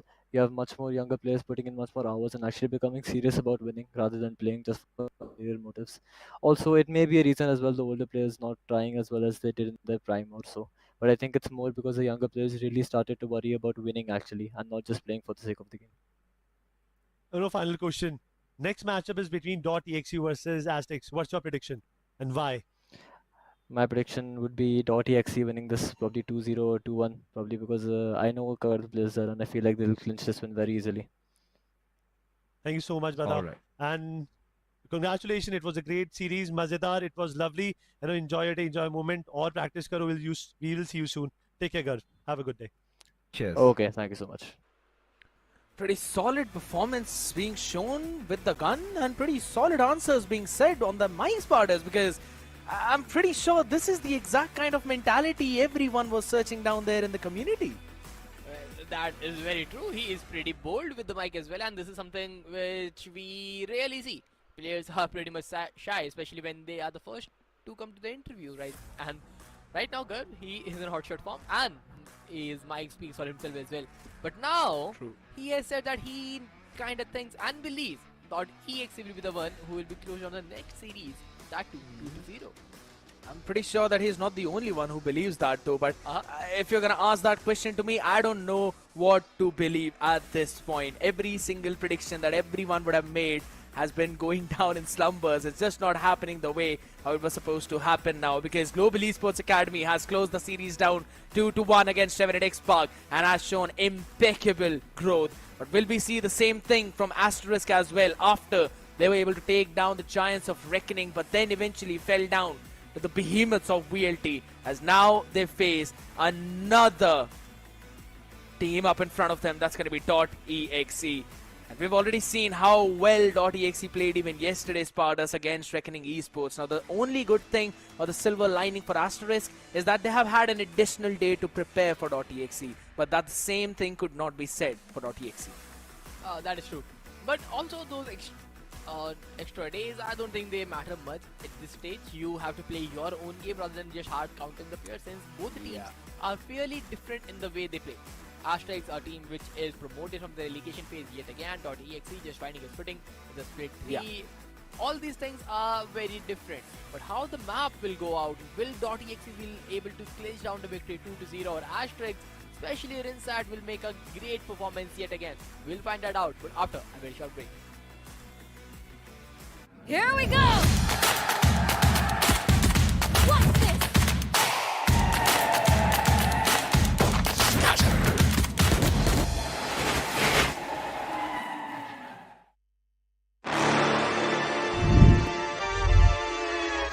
Hold up. Why do they doubt the kid? I'm about to prove them all wrong again.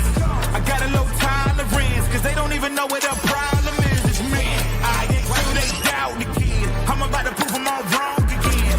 I got a low tolerance, cause they don't even know what the problem is. It's me. I ain't taking no loss, no loss, no loss. Look, I'ma always win. And I'ma do it again. Watch me win. Then watch me do it again. I'ma always win.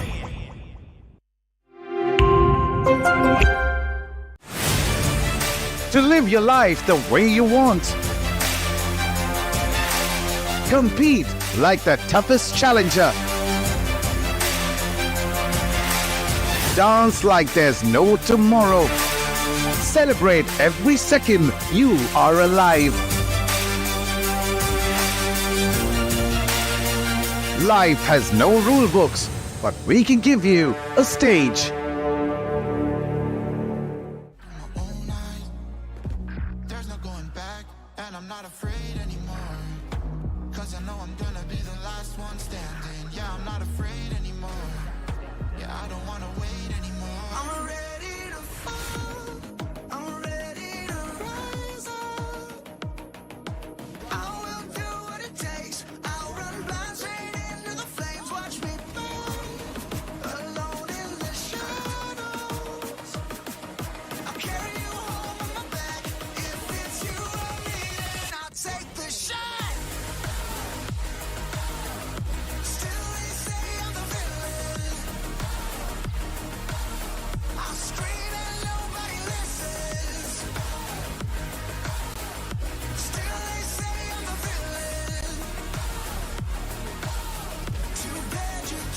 take me down. See that I'm surrounded by predators. It's critical, they got me in my element. It's dirty how you trying to keep it elegant. Keep my eyes open wide when everyone around me is an enemy. See my life cross my eyes. I'm ready to fall. I'm ready to rise up. I will do what it takes. If it's you or me, then I'll take the shot. Still they say I'm the villain. I scream and nobody listens. Still they say I'm the villain. Too bad you can't take me down.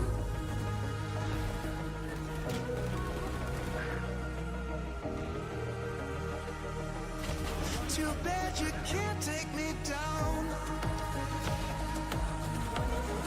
You can't take me down. I'm ready to fall. I'm ready to rise up. I will do what it takes. I'll run blind straight into the flames. Watch me burn. Alone in the shadows. I'll carry you home on my back. If it's you or me, then I'll take the shot. Still they say I'm the villain. I scream and nobody listens. Still they say I'm the villain. Too bad you can't take me down. 3 kills. One enemy standing. One enemy remaining.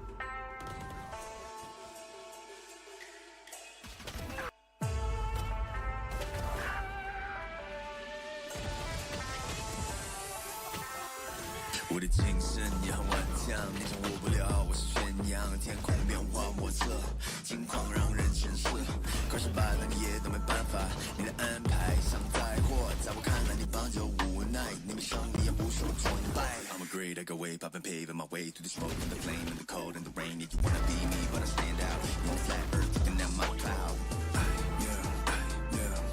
Standing tall to the test. Standing tall to the test. 我的精神也很顽强，你掌握不了我是宣扬，天空变化莫测，境况让人深思，可是败了你也都没办法，你的安排像灾祸，在我看来你帮就无奈，你胜利也不受崇拜。Standing tall to the test. Standing tall to the test. 你看我的 set 就知道我的团队在团结。Team is the best， 他们值得 respect， 我们之间有巨大的差别。连我妈妈也叫我永远的神。我一回家，她说大儿子你很 tough， 一直不带不能被取代，比我更努力的人也不存在。倒数起来和演算那你直接出在那战斗。I'm great, I go way, paving my way through the smoke and the flame and the cold and the rain. If you wanna be me, but I stand out. You're on flat earth, looking at my cloud. Standing tall to the test.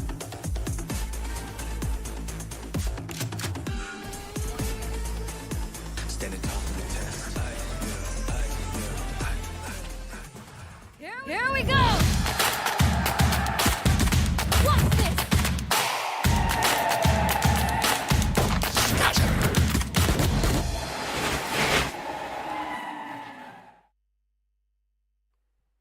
Welcome back everyone after a very short break to OMEN VALORANT Challenges South Asia Split 3, the decider day for the final stages. My name is Spartus and joining me on the desk is Miss Shadow. Shadow, the first BO3 of the day. It was a clear-cut upset where Global Esports Academy won the match against RNTX, but now it's time for .exe taking on Asterisk. What do you think about that game?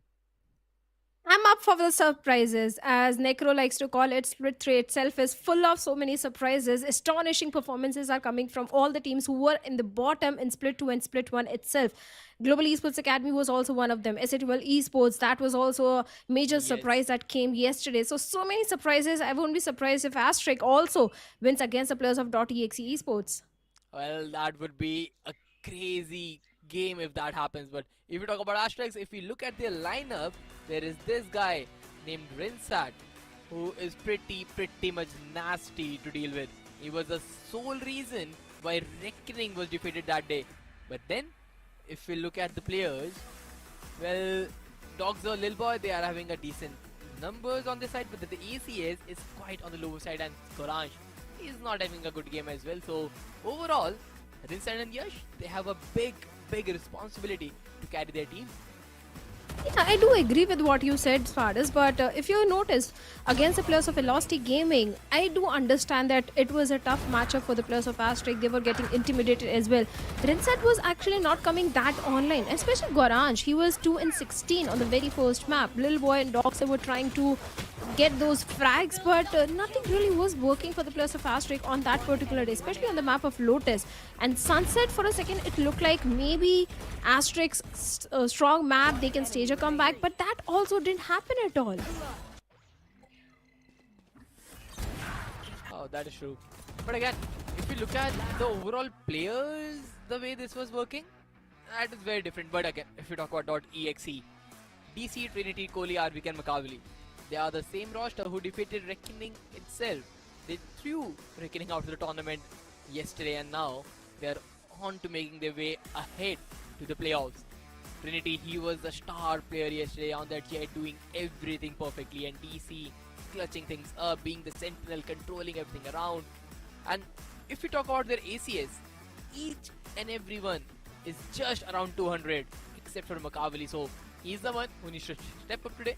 But other than that, the team is looking phenomenally well. Agreed, 100% to that, especially if you remember the performance which they brought against the players of Revenant Esports on the very first map. DC as a controller was so dominating, along with Trinity as well, where he was something 26 and 19.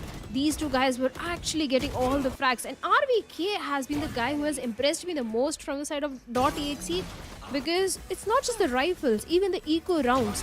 Those are the rounds where RVK shines the most. That is true.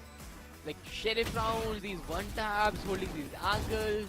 The mechanical diff they created against RGE was definitely worth comparing, because they were able to deliver some shots which turned the course of the entire round. But now, today as well, they need to repeat that performance, because Asterisk, they look like a team that came from promotion, so might be an easy task, but you have to keep in mind, they are the same players who defeated Reckoning as well to begin things off.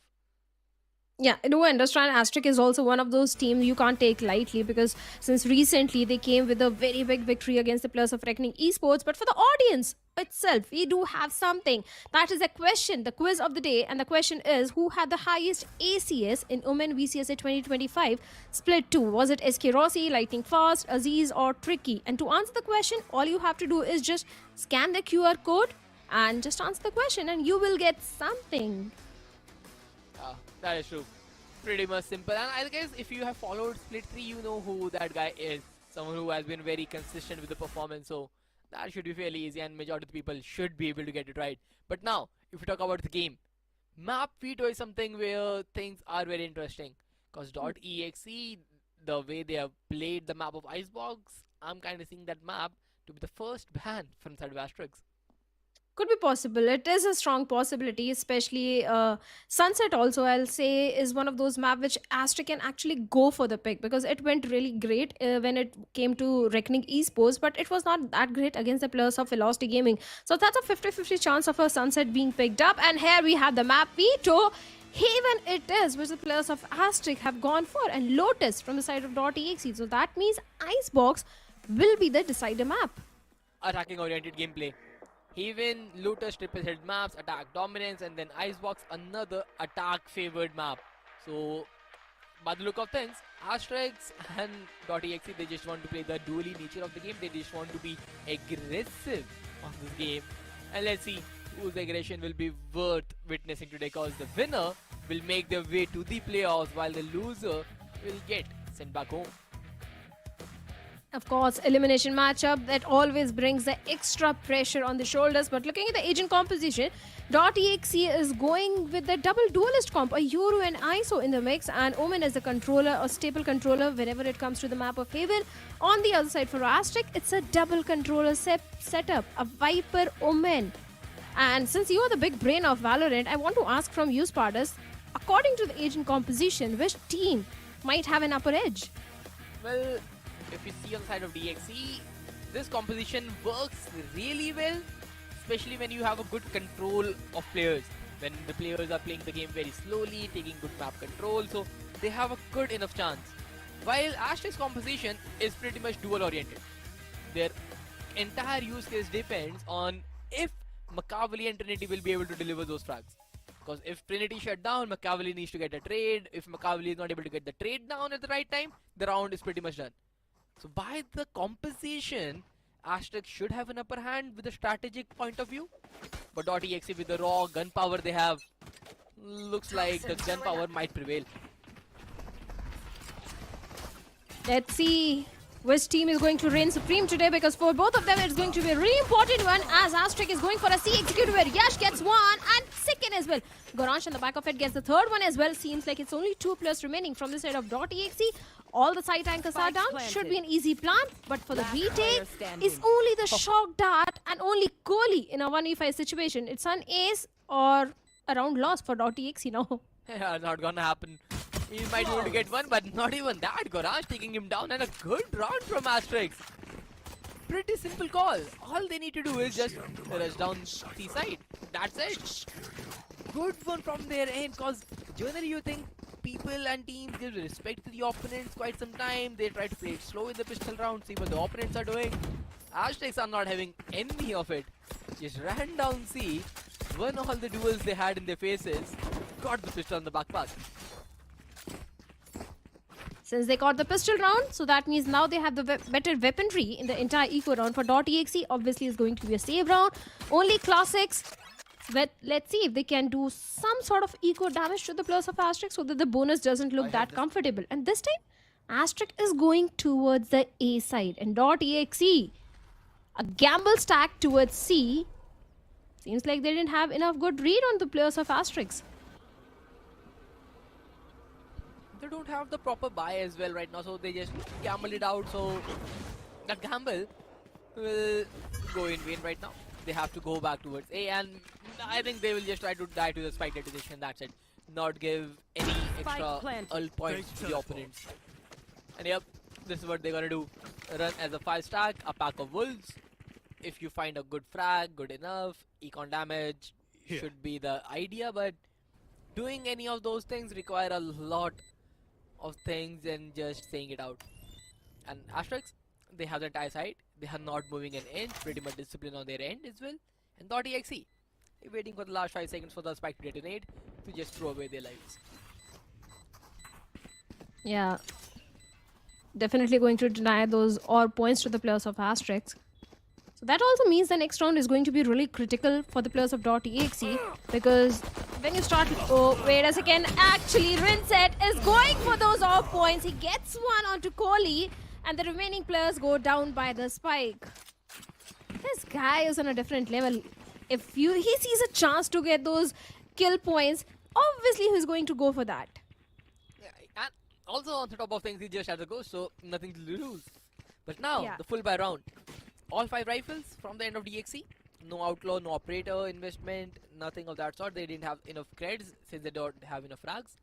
But if you look at the Asterisk bonus, 2 bulldogs, 2 vandals, and the marshal, the buy is decent enough to convert a bonus, and how they are started. This is the perfect default. Camp towards mid, finds any B aggression, gets nothing. A side, walled off. C, caged off, 1 way for any jump peaks, a shock dart to get the initial tripwire, and DC setup is already been dealt with. They might have dealt with the setup of DC, but look at the change of pace from the side of Asterisk. They're not committing to any particular side. They're just waiting for more information. That tripwire outside B main is already there, just in case if the players of .exe goes for any sort of a lurk play. But seems like Rinset is already going for that A-long control. And for now, the players of .exe also Spartans don't have any sort of idea that what actually Asterisk is planning to do. Oh, maybe now they have. Trinity has the undercut. Breaking them. He's just throwing their utility and going back. I'm not sure why they are so defensive right now, and Trinity is trying to make a play, but Trinity finally able to get a frag. He's paranoid, he's flashed, he is completely boom-boggled with the utilities. But he's still breathing cause .exe. They didn't expect a rotation, but Makavali did. He's still anchoring the A side with Kohli. And Asterisk, they don't have any other way to go other than the A side. They are running it down, they have to make a play. But the crossfire should be good enough. Kohli is the first point of contact. Makavali being the second, takes one down. Kohli, Trinity, one frag left, right and center. Lil Boy gets dealt with as well, and Trinity with the triple, making sure .exe converts the full buy. It was really important for .exe to convert the full buy round in their favor, and all thanks to Trinity's 3k, the round was converted. But it was not such a clean round for .exe. It has definitely hampered the economy because a few of the players, in fact one of the player is already on the Guardian. But still, round win was really important for .exe. That they definitely got. But the moment DC got taken down on towards the C side, for a second it looked like it should be an easy plan, but after that they were forced to pivot towards the A. A technical pause, but soon all the issues will be resolved. And I'm going to ask your predictions, Sparda, since I don't get to cast with you much. I really want to know your prediction. Are you also the one jinxing the teams? Not really, I just predict the future and I'm majority of the time true to it. Then go for your prediction. DXC gonna win it all. 2-0. Dot. Oh, 2-0. Yeah, I said it. I do agree with you that .exe do stand a chance to win against the plus of Asterisk, but I believe it might be a 2-1. Well, Let's see.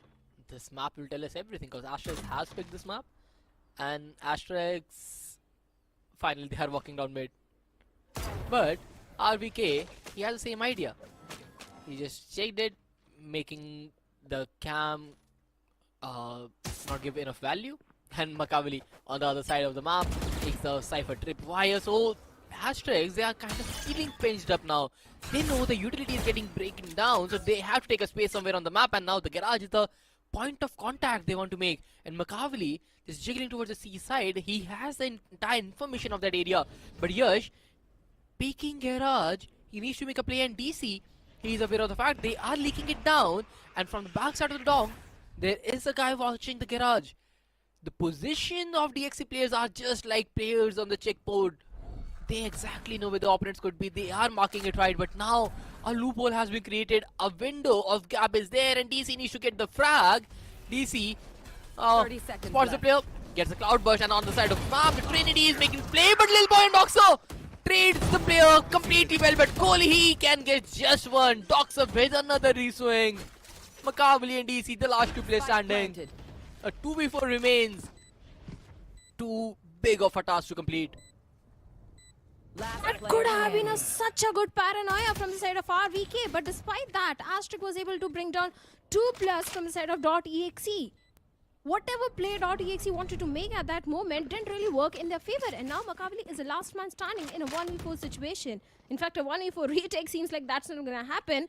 He's trying to go for the save, but will the players of Asterisk actually allow him? Seems like yes, they have stopped their hunt. And the third round also goes in the favor of Asterisk. That paranoia, that play was really important for the players of .exe. And they did everything right as well. They got 2 players. But the fact that somehow Lil Boy spamming it down got the headshot on Trinity. Those unfortunate interactions, they have just been pretty much ruthless for .exe. They had the good control, they had the good read, they had the good player setup, a good wave of util. But then the luck was not on their side. Bit unfortunate losing with the round, but Asterisk 3-1 up. I agree with what you said. That was really unfortunate for the players of .exe. And now they don't have enough creds, just a hero rifle in the hands of Makavali, which has been carried from the previous round. And it's only sheriffs. But .exe is also one of those team Spardas that is known for their sheriff shots, especially RVK. If this guy gets something, there is a possibility of thrifty conversion. The paranoia goes towards the C link, but since C was left completely open, should be an easy plan for the players of Asterisk. And .exe wants to play on the complete retake, but wait a second, Spike is so far away from the site. Yeah. And I don't think that matters much right now, since Lil Boy, he has a good look timing on Trinity. He has spotted other player as well, so he's just playing with the prey As of now, Makavli has a rifle in his hand, but he's not able to find any contact. Planted. A 4v5 remains. DC needs a sheriff pick. Makavli has a good barrage of utility. A decoy, a flash might be able to pair it up, but the thing is, the paranoia play has to be flawless. And the paranoia just misses out, and DC, he gets the pick on the back of his own flash, and it's Rinsat! He gets shelled with Kohli and DC. They are spamming it down with the upgraded pistols. One frag is DC with the clear up, and somehow out of the blue, .exe spamming the smokes, getting those headshots. And Asterisk, they thought they are in the driving seat. Little they know that .exe had the entire truck in front of them.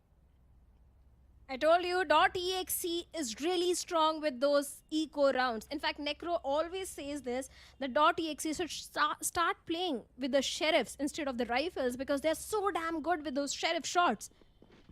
And that has been a problem with .exe since the start of the split 3, Spartus, if you notice. The buy round has always been the problem. Is it the overconfidence, or are they just completely read by the opponent? Because if you look at it, Kohli's Hunter's Fury is also just 1 point away. The entire ultimate progression is looking really promising for .exe. They have got the weaponry, but somehow the buy rounds fail to get converted. Well, unfortunate, I would say. Just like this round, a Hunter's Fury tagged in. Their players are anchoring backside, but Trinity this time gets one. He's holding for a second, and he will get the frag as well. The ISO, he wants a third, but just controlling the overheat. He knows it's a 3v5. The ultimate is good enough for the upcoming rounds. There is no need to be this restless, and he's just holding his horses, waiting it down, and letting Asterisk make a decision. And seems like Asterisk has made the decision to go all the way towards A side. But look at the position where Makavli is.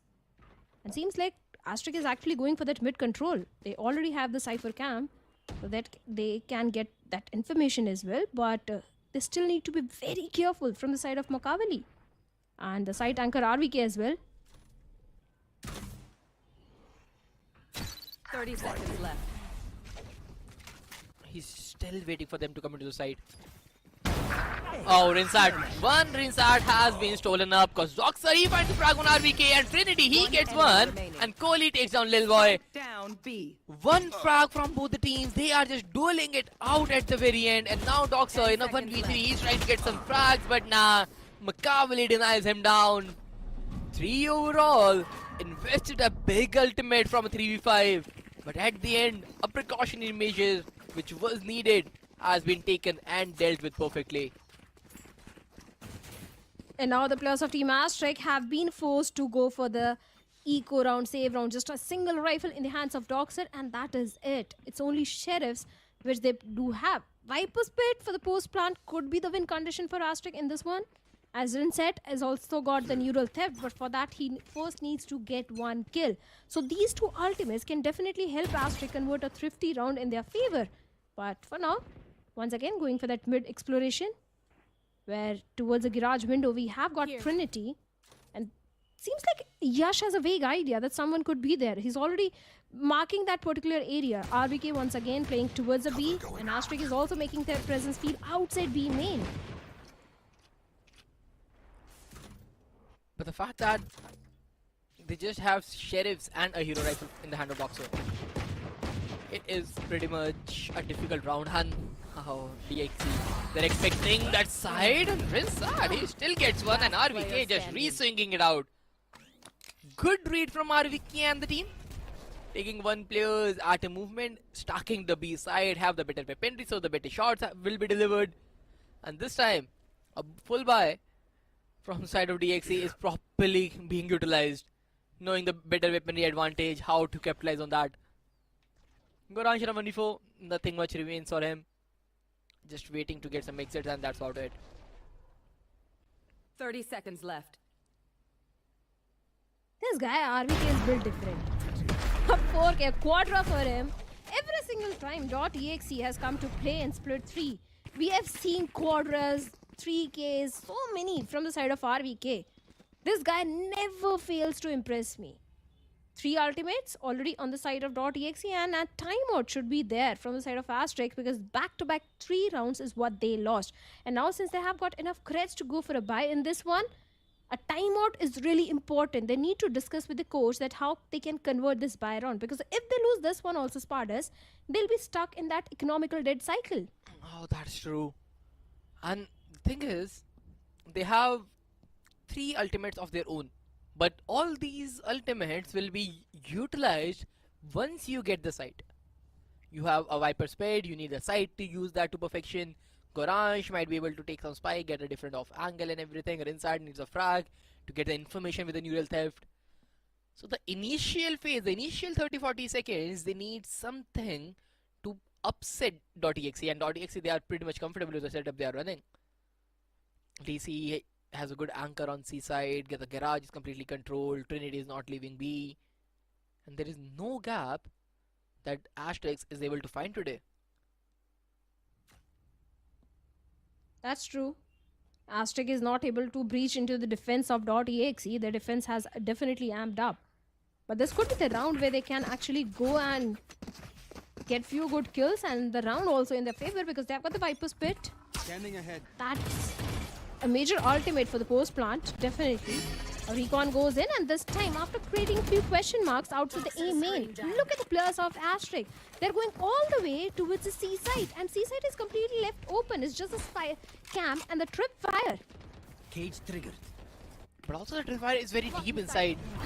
Once they get into the backlines, that the trip fire will get detected and the trip fire will be able to land a frag right now. But Gorange taking the top angle, getting nothing right now, and the Viper Spit, it has been utilized. It is there for spawn control, and just the garage is the area where they need to get a frag. And DC, he takes on his boy. The first frag is blowing up, and Kohli, he misses that Hunter's Fury. He takes down his own teammate, sabotaging them, and this is not looking good. Got Asterisk, they have the numbers up, and RBK trying to make a play, but Doxer, he is well aware, and Kohli, he is the last and isolated player standing on this island. Nowhere to be found, no escape route right now. All he can do is make a save. Well, Kohli did help the players of Asterisk convert this round, as if they were not already winning this round. That Viper's Pit itself was the win condition, and the moment they had the entire spawn control, the only place, like you mentioned, for the players of .exe to go for the retake was the garage. But since all the fights happened around the pit, everything just went in the favor of the players of Team Asterisk, and of course that Hunter's Fury also played its part. But now a big investment also coming in from the side of .exe, an operator in the hands of Machiavelli. Let's see how this op will work. It has taken 8 rounds for Machiavelli to pull out this weaponry. The big boy gun, right. Let's see. He's pushing it towards the B side. He's expecting a B hit. Someone swinging out the window, and he's holding a pretty tight angle. But little did he know there's nobody B. And now the Viper Wall, they have been utilizing it for the cross, and Yash, he is just bitter. He has done it in the past, he is doing it today yet again. Blowing the opponent's first players time after time, and this time it is Kohli who falls. Neural theft deployed, information given up, A side completely compromised because RVK, he is the solo player standing. He will deploy a paranoia, try to buy a time, but Yash is there on his face, takes one down, and he has done his part. Machiavelli with a good trade though, but still the advantage on the side of Asterisk. All thanks to Gorange Paranoia, it hit RVK perfectly, and the back of it, Yash was able to shut him down. A 3v4 situation for the retake. They do have got good amount of utilities for the retake and the operator itself. But let's see, those utilities can be paired up if they can get something out of it. But seems like the call has already been made. And .exe might be going for the save this time. And 5th one for the players of Asterisk. Asterisk, they have read the players of .exe just like a book. If you notice the moment Kohli was anchoring the E long, it looked like Asterisk just know that players are going to push the A long, and they were just prepared for it. As Machiavelli was also prepared for Doxer. He's able to save the op. A 3v3 was the round, but they were not comfortable enough to retake it. And now Asterisk on the attacker side of Haven, which is their own map pick, they are leading the charge. It took us few rounds to say that, but Asterisk, they are in control in the last few rounds. And now .exe, they are not happy with it. They want a timeout from themselves, and let's see what they can cook up in this tactical timeout. Last time the timeout went in the favor of .exe. Last time I mean in a different matchup, but coming back to this match, yes, they do still have the operator, and they need to talk with the coach that how they can actually get an equalizer and come to a lead. But the good thing is, Sparta, if you notice, .exe, they are on the defensive side, and it's a 3-sided map. So if you're getting 5 rounds in the defense, I think, sorry, 4 rounds in the defense, I think that's still a pretty good, decent scoreline. If you get 1 or 2 more rounds, you can come to an equalizer, and in the attacking half, things might start going in your favor. Well, might be the case. But again, I just want to see Rinsat and Yash doing wonders again, to be honest. I really don't care about the results right now. I just want to see these two guys pop off. Especially Rinsat. They are doing pretty good as a team, but there is no big rounds that are converted. But this time out will definitely test how Asterisk are prepared. Because now Makaveli has pushed down a shot with the operator, and the timing is gonna be everything. The Viper wall is about to go down, and Makaveli, he is too paranoid about the crossing, and this is the sole reason for this Viper wall. The A-shot players will never get comfortable in swinging out wide. Now the Owl Drone being burned towards that A-long. The similar can be said for Doxer as well. He is scanning C. Information given away from both sides is 0. Oh, but RVK, he's back to smoke and finds Yash. And also on the back of it, Doxer trying to get something with that Hunter's Fury, but seems like he's not going to get anything. But Lil Boy finds RVK. The trade game is definitely there. The recon goes in towards the side, but gets no information. Trinity is still hiding behind that cyber cage as DC gets Gorange. And Rinsat finds DC and Trinity both. A 2v2 situation. But the spike carrier has been picked off. But finally, Doxer gets a spike. There is still a chance of him going for the plant. But for the retake, look at the amount of util which the players of .exe are having at this point in Doxer and Rinsat. They both don't have enough HP to work around with, especially Doxer. I love how Rinsat is playing. He's just giving him the perfect cover he needs. He's holding the crouch angles, he's holding the double swings, and now he has a cage in the camp. But the opponent has an operator for the retake, and there is no way Makaveli can change the weapon somewhere.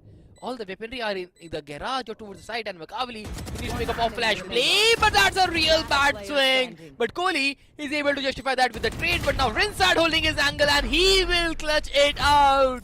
A 3k for the Cypher, a 3k for the 16-year-old. He gives 6 to the Asterisk.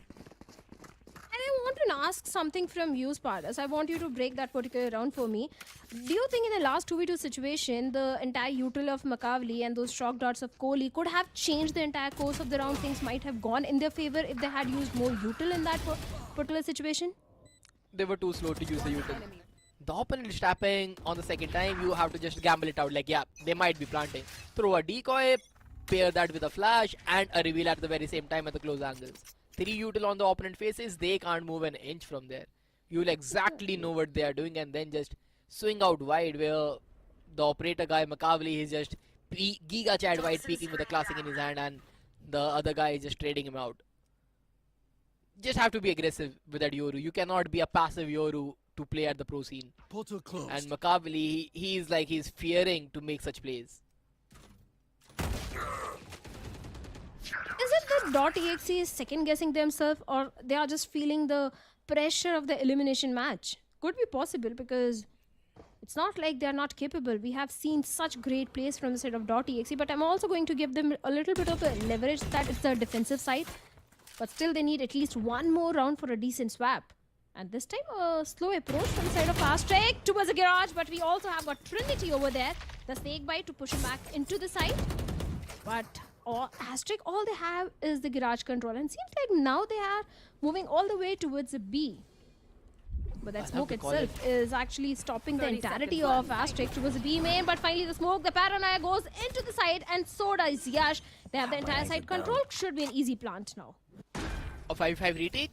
The opponent does not have much of an ultimate to begin things off. They do have a Omen ultimate in the hands of RVK to just go for the spawn and make a giga flank. But now Yash, he takes down DC from Dong, a perfect centered off angle.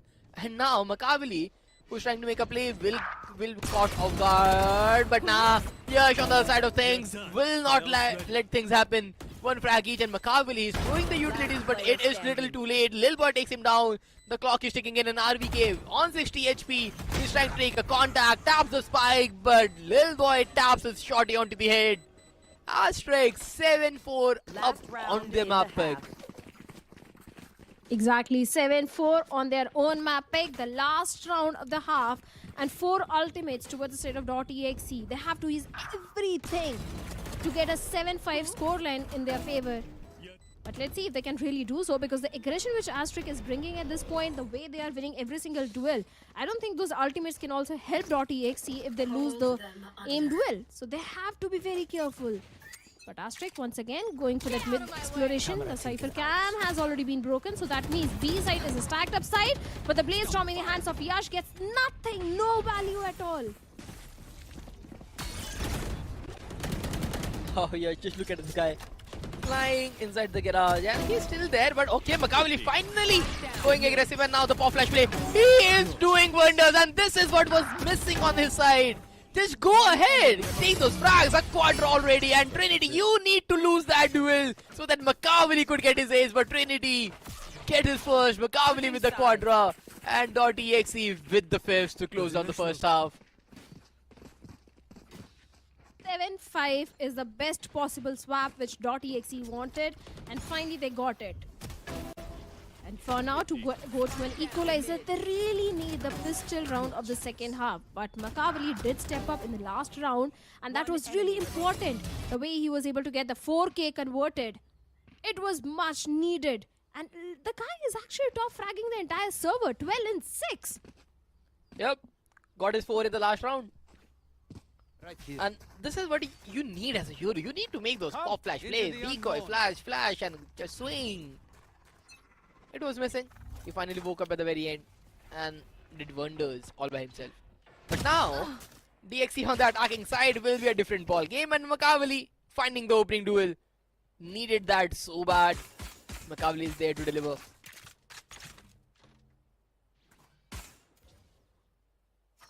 I have a feeling .exe is going to win this one. Not just this round, but this map. Because finally Makaveli has started coming online, and RVK was already getting those crucial picks, crucial aim duels converted in his favor. But as I say, Doxer goes in and equalizes the number by finding DC towards the A-long, and Trinity also gets one onto Varanch. Attacking half seems like the half for the players of .exe for the retake, a 3v4 situation. But here's the thing, Trinity and Makaveli, they both are on a very low HP, especially Makaveli down to 45 HP. There is not much util towards the side of Asterisk. That's the only problem they have. Peak Valorant timing, but Makaveli, you have a flash to clear up that long side. He didn't use that utility. Being cheap on the utils always causes life, and Rinside will take the lives of 2. Kohli is standing in a 1v2. The timing of the gods. He connects the first right click. The second one remains onto the face. Lil Boy gets sit down. Kohli clutch up the round. .exe gets their pistol home. Maybe Asterisk didn't have utils for the retake, but they did had Rinsat, and that guy definitely popped few good heads off from the side of .exe. A pistol definitely going in the favor of .exe. Rinsat alone can't get the round converted, but yes, definitely he played really good in the previous one. But this pistol was really much needed for the side of .exe Esports partners, because to go to an equalizer, this was really important. And all thanks to Kohli in the last situation, the way he took both the players down from the side of Asterisk. Kudos to him, but Varanch, be careful, man.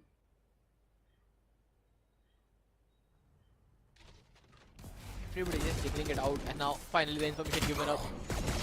Goranj dealt with by DC. Yash there for the trade, but Kohli. The Spectre is the best weapon. He's just showing that, running in around the circles. Everybody just getting all the frags they need. OB2 remains. DC, Trinity rather, finds another pick. Lil Boy waiting for someone to close him down so that he can right click onto the face. But if that's not the case, he's happy to die with a spike detonation. Toxins going up. Yeah. 7th one for the players of .exe. Asterisk really wanted to do some eco damage to the players of .exe, and Little Boy is not stopping actually. He takes Kohli down, but Trinity was there to just shut him down. 3 weaponry is being carried forward, so that means the bonus is not going to look that shabby for .exe, especially with 2 bulldogs, 1 rifle in their hands. There is still a possibility of the bonus conversion, but also that brings a conversation that how important this round is for the players of Asterisk. If they lose this one, .exe will be in the lead now. 7 overall. But the thing is, how did .exe have their attacking side used up? Because all they are doing right now is just taking good contacts and winning those duels. But now, do they rush it down? And yes, they will rush it down this time around. Good wall to cover the first line of sight, and now 3 players taking slow and approachable contact. DC with a Cypher Cam, closes things close by, all by himself, taking enough time. Eyeing, or rather, pulling the crosshairs towards himself. A decoy to make the pop flash play, and Makavali! That's a good lineup, man! Outside the map flash to get the side control. And now, the side is completely compromised. Yeah, it certainly is. Kohli is going for the plant. 5v5 flood retake is what Asterisk really want to do in this one. And look at the position. Look at the TP play that came from the side of Goranj, coming all the way the long. But Kohli, Hunter's Fury being invested, and look at that, Goranj on the lurk catches Kohli. That Hunter's Fury get nothing. He was not even aware that there is a lurk play happening from the side of Asterisk, and Yash and Vincent also gets 2, Doxer also gets 1. That one single lurk changed everything for the players of .exe, and Asterisk going for the 8th one. A good round, a good retake. Well, this is something you don't see every day from side of Asterisk, because generally the retake utilities have not been that good. Today they look like a team who are very well prepared. The victory against Reckoning and then the defeat against Velocity have not affected them, I believe. They are pretty good. The sequence is right on the bat.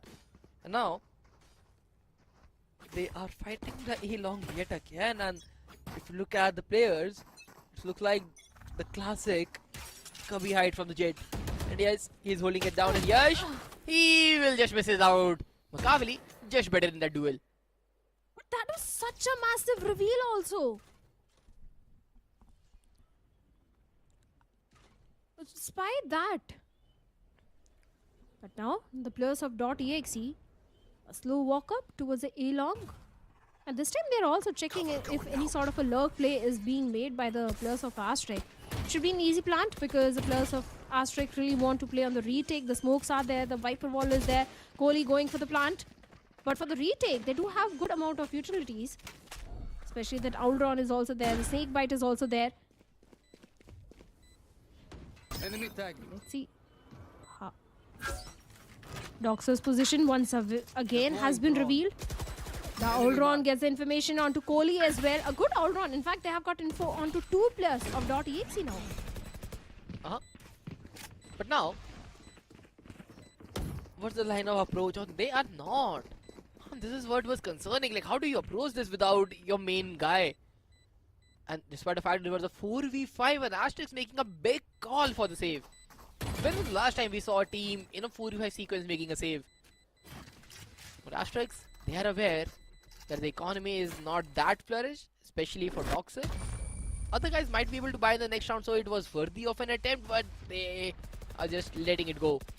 Maybe just saving or building those econ so that Yash will be able to afford an operator in the upcoming rounds. Could be possible. But before that, the Hunter's Fury in the hands of Doxer is also really important, as he's just 1 point away from that. Can be a major ultimate for the players of Asterisk to get the 9th one on board. But here's the thing, the players of .exe, this is a full buy round for them as well. No major alt progression for now, except for the Neural Theft, which is still 2 points away. Could come online in the next round, but Paranoia goes in, and look at Yash going so aggressive. That aggressive play is going to punish him as RVK finds the timing onto Yash and Doxer as well. That was was such a bold move and it didn't pay off the players of Asterisk in their favor at all. I don't think that move will ever pay you off, Shadow. Because you are just running it down. You might have at least 20 players in front of you if you are picking that type of cloudburst. Such an ambitious move from Yash. It was not necessary at all, especially when you know our .exe like to play it slow. But nah, not working out, and now Rinsat, he's pressurized to make a play and he is picking down Garage. DC against Rinsat, the Phantom lands. DC with the frag, window is being compromised, but DC is aware, but so is Gorange. One more frag, RVK in a good crossfire setup. Gorange is not able to do much from there. RVK with a triple, and RVK should be dealt with. The information is given up. Good paranoia, it is gonna hit him. And little boy, better save that rifle, man. Yeah, save is the best option at this point for little boy. And seems like he's actually going to go for that because of 1v4 retake. It's all about the timing, and it's not really possible to convert the 1v4 and have enough time to go for the defuse as well. So why take the risk? A good call, a good decision from the side of Asterisk. But now .exe, they are in the lead. A 9th one. But can little boy get one more as Kohli is going for the hunt actually?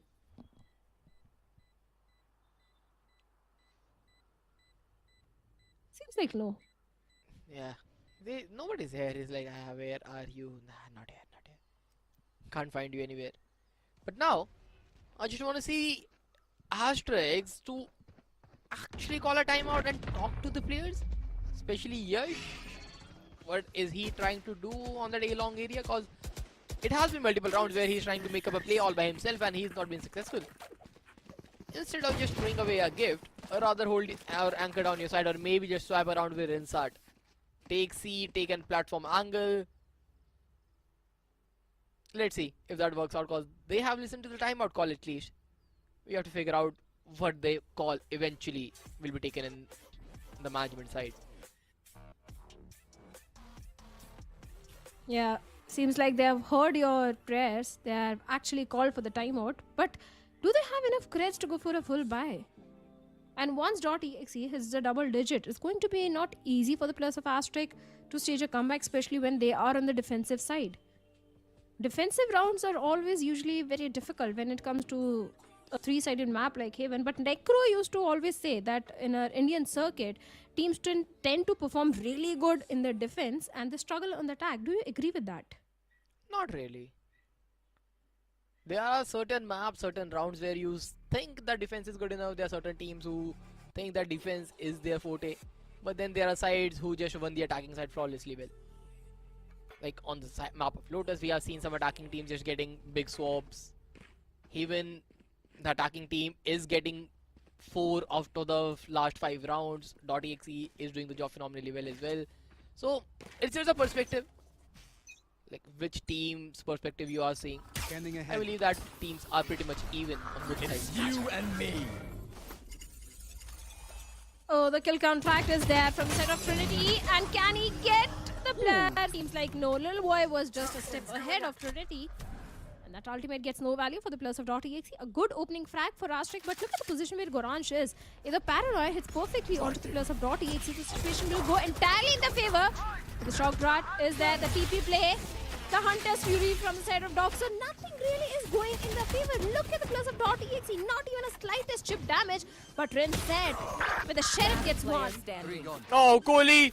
He gets a triple out of the blue. Nobody was able to spot him, and he got a triple onto the seaside outside that looked like Asterisk had the entire control of. But now, a 1v2 remains for Yash. How the tables have turned within a matter of seconds, Shadow. Because now .exe, they are looking for double digits. The spike is planted in such a way that it can be one way. And Kohli is just tagging him first, making him jump around the corner. And RVK, he has a paranoia ready. The one way the paranoia will hit him, and he does not even know where it is coming from. Yash trying to make up a play. It is already stick to half, so he needs to be quick on his feet. But RVK, he is quick with the Vandal. Takes another guy down. Double digits for .exe. If there was any chance of Yash converting that round, RVK made it impossible. Yash was not even aware where exactly RVK is, where that paranoia came in from. And that was one of the major reasons that Yash was not just prepared for RVK at all. The 10th one goes for the players of .exe. But here's the thing, the Blade Storm and Neural Thread, two major ultimates towards the side of Asterisk are there. But can they really get the 9th one? I think this is going to be the decider round, Spartus, if you agree with me. Because if Asterisk lose this one, it's pretty much done and dusted.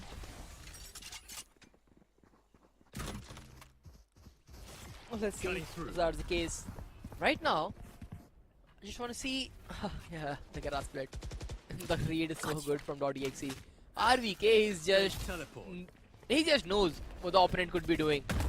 A good call, but Rinsat, a good shot delivered, but he is a Cypher. He cannot do a multi-frag from that very angle, but he needs support from Lil Boy and Doxo, and they will provide it pretty much perfectly.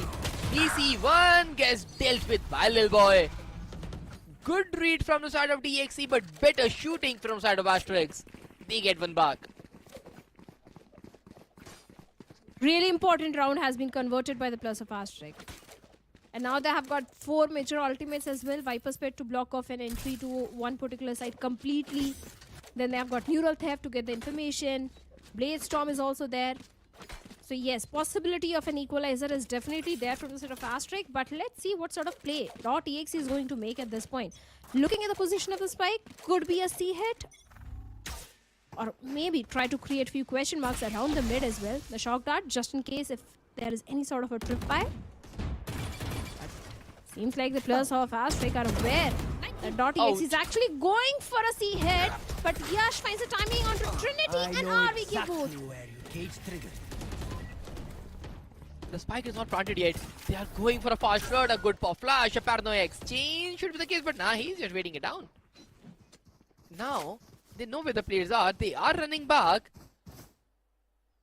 B side will be compromised right now, and yes, it will. But they can go back towards A, but little they know, Lil Boy is already on A long. They have to be very diligent of what they do from here. A 4v3, the numbers disadvantage.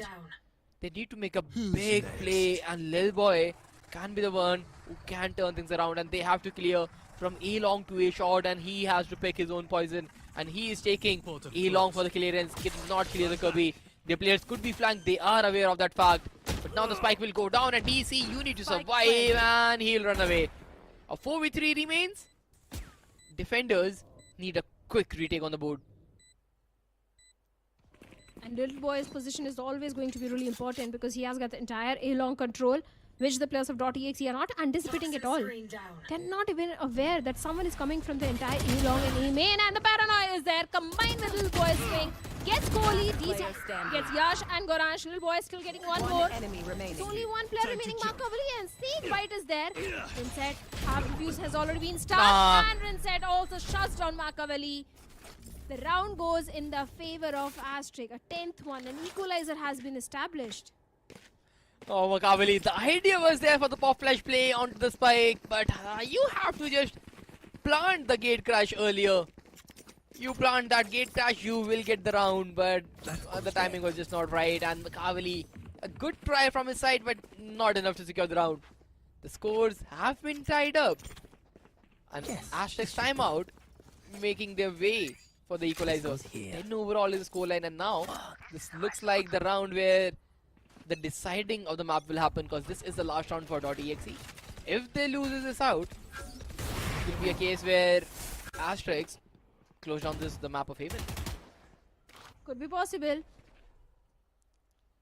.exe, they have to try their level best to not let the players of Asterisk push this entire series to an overtime. Look at the position where Rinset is. Having that entire garage control and also that tripwire is also going to help him out, just in case if the players of .exe decides to go for the garage control. But since the old run is towards a long, seems like try for an execute, and Yash finds Makavali.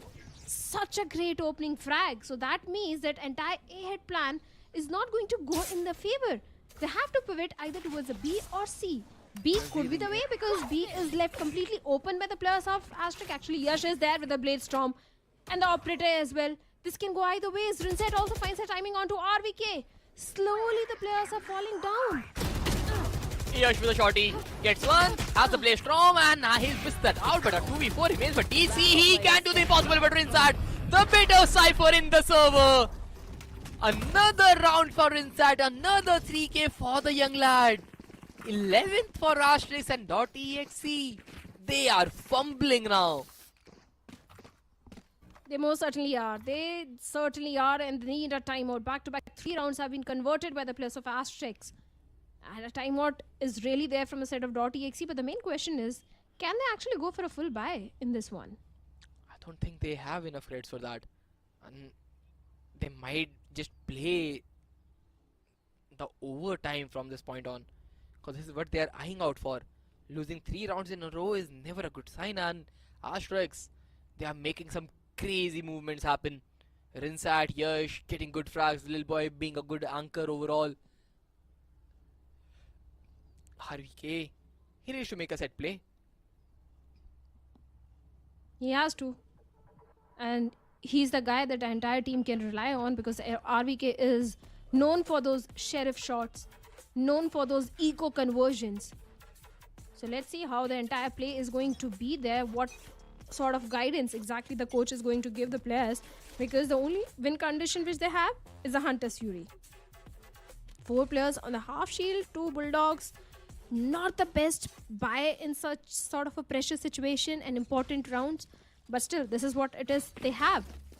I'll find them. Let's see if they can actually push the entire series to entire map to an overtime.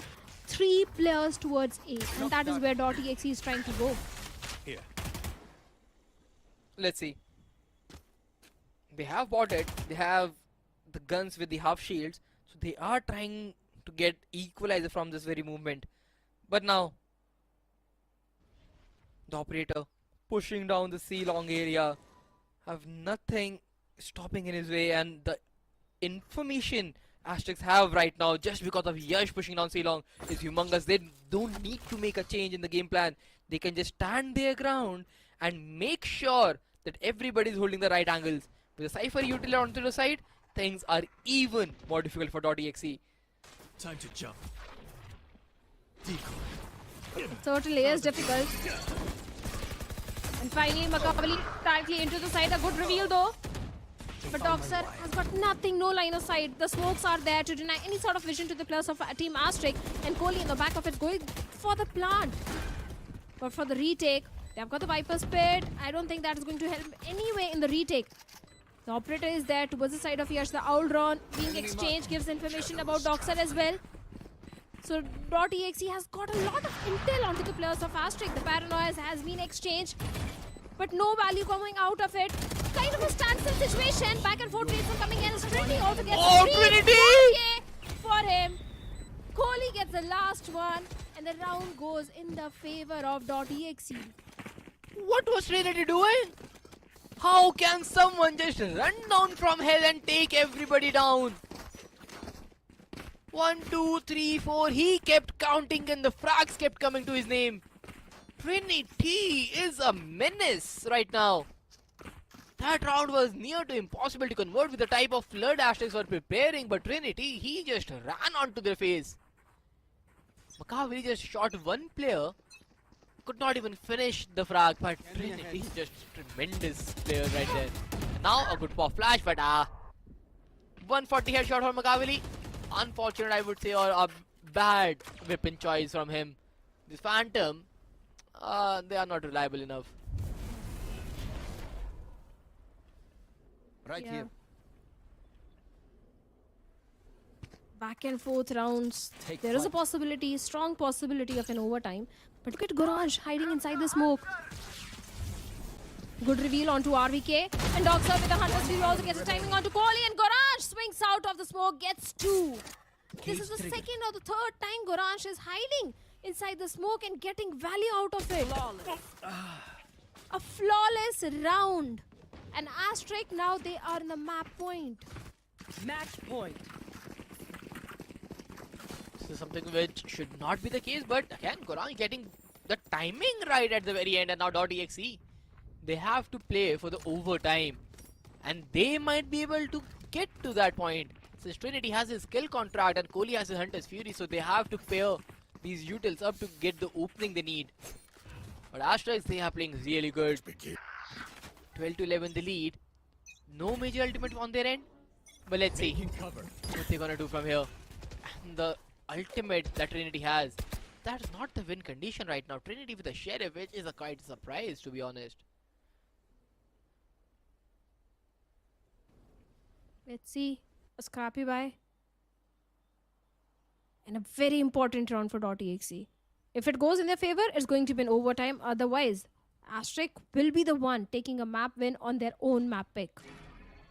It's you and me. A very slow approach from the set of .exe, and finally, A side was left for the retake. Should be an easy plant for the players of .exe. But for the retake, Asterisk has got so much util. Makavali going for the plant. The flood retake is something which .exe has to deal with. And there's Lurk also. 3 players. Big Lurk timing. He has deployed a case, so DC is aware of the fact that someone could be flanked, but a paranoia dash. Yash has missing out, but Yash, he turns 180, gets the frag. A triple has been secured. Makavali gets 1. Yash gets a 3 to his name, and DXE, they are getting shut down left, right, and center. But RVK! RVK, how did he manage to close things off? Unfortunate collide on his end. He just spammed smoke, got the double one, and securing the entirety of the round. A 1v3 stand in his way and overtime, and RVK is able to clear things off. The IGL is able to strike back. And misfortune event for the side of Asterisk, where they could be winning the map, but now they have to play the overtime. This guy just walks with murder. Yes. RVK on a different level. This is not the first time he's saving the round for the players of .exe, and it's the second or third time in this map that Asterisk was so unfortunate. The moment it looked like the round is going in their favor, not just the round, the map is going in their favor, RVK comes out of nowhere and pushes it to an overtime. I'm sure even the players of Asterisk are surprised how exactly did that happen. But in the OT, DC gets a great opening onto Goranj.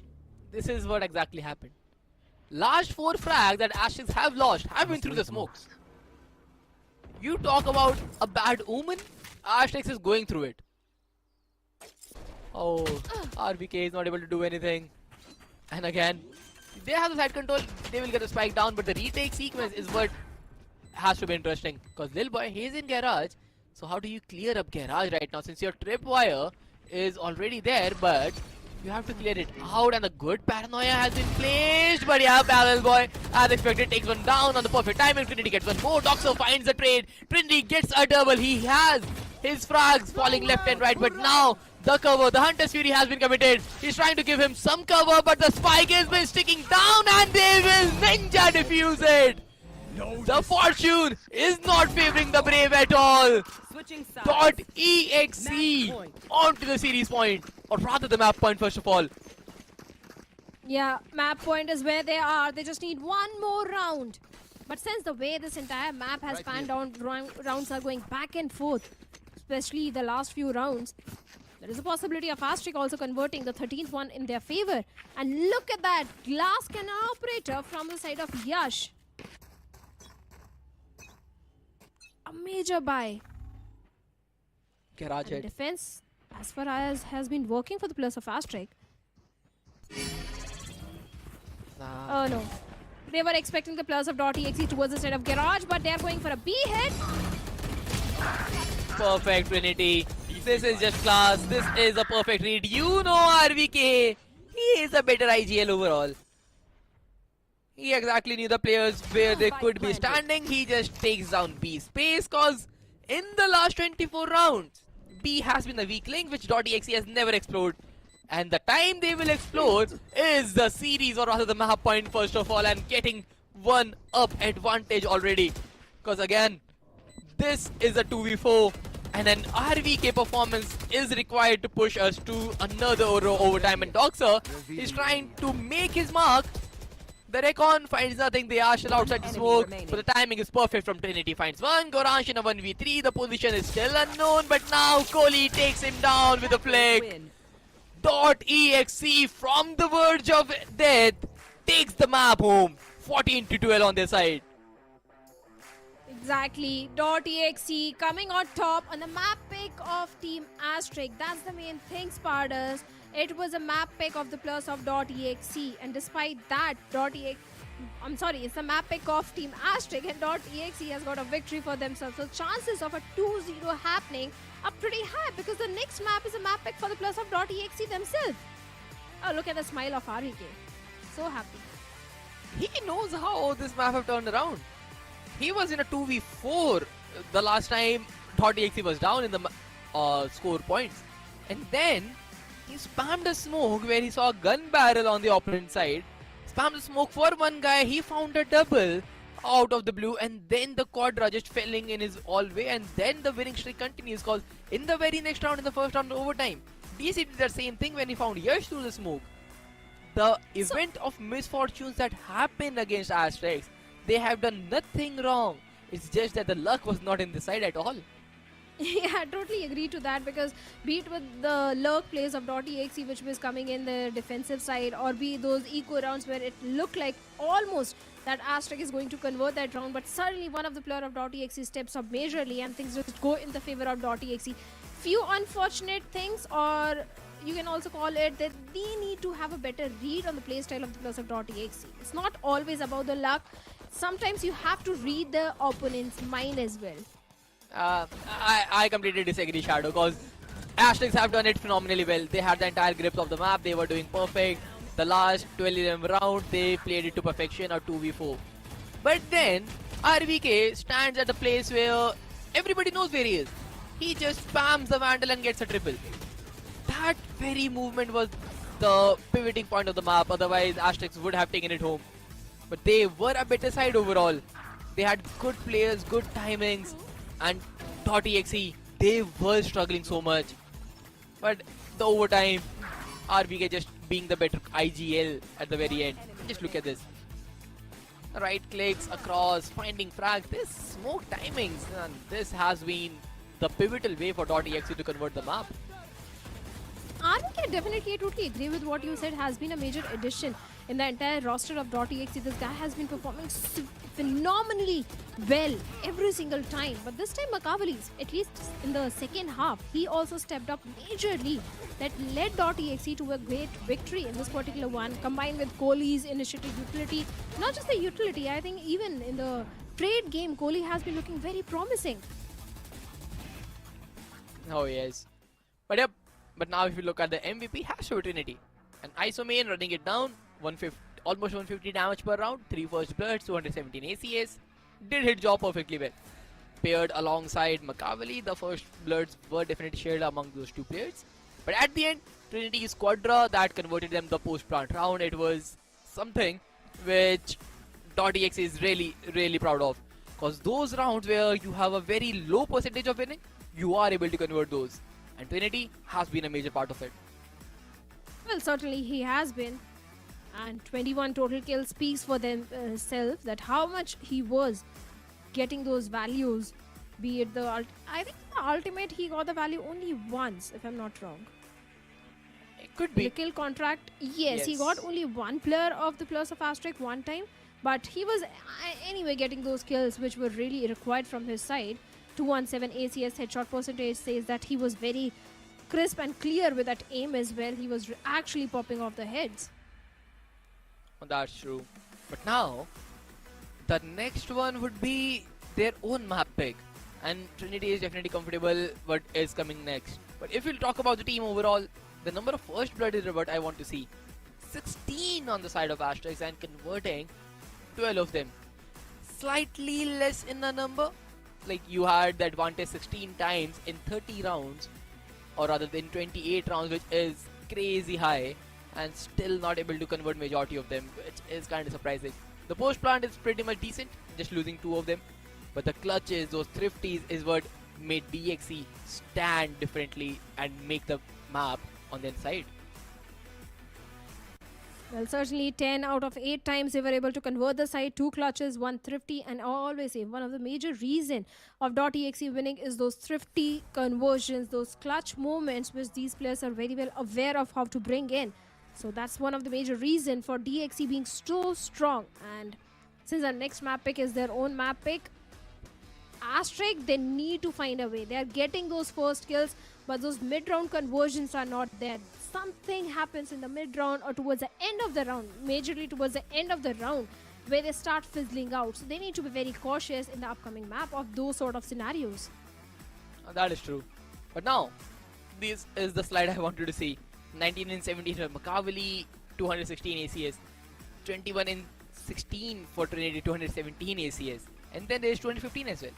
215, 216, 217. 3 players joining hand in hand, securing the map. But look at RVK. 18, 16 and 18 assists as well on that Omen. It is crazy. I know Omen gets a lots of assists. Someone is pushing down the smoke and the players are able to eliminate that, and RVK just putting the dark covers at the right time. But also, those are half frags, like 80 damage dealt with, the damage has been exchanged, and the paranoia plays he was making. Being the IGL, this is such a class performance from his side.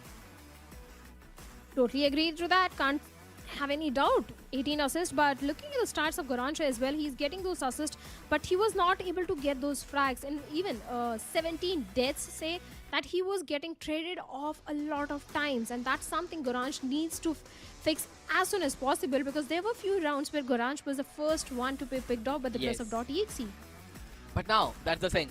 Goranch needs a game where he can find his own confidence, cause and he was finishing like single digits in an overtime game, which is not a good sign at all. And if he stepped up at the right time, maybe things could have been different for Asterisk. But now, since it is an attacker-sided implementation of the entire series, the first map, the map of Haven, now the second map is the map of Lotus, a triple-sided map yet again, and attacker-sided map yet again. And is Asterisk ready for that challenge, or .exe is there to create an historic 2-0 entry to the playoffs? We'll find it out, but right after this very short break. Here we go! What's this?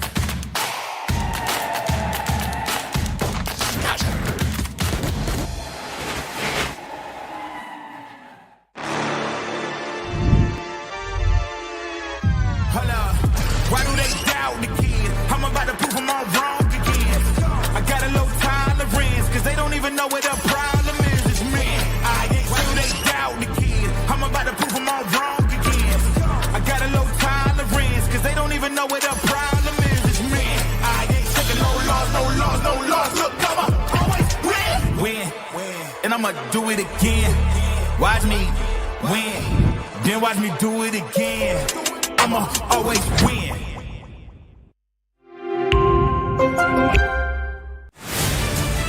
To live your life the way you want. Compete like the toughest challenger. Dance like there's no tomorrow. Celebrate every second you are alive. Life has no rule books, but we can give you a stage.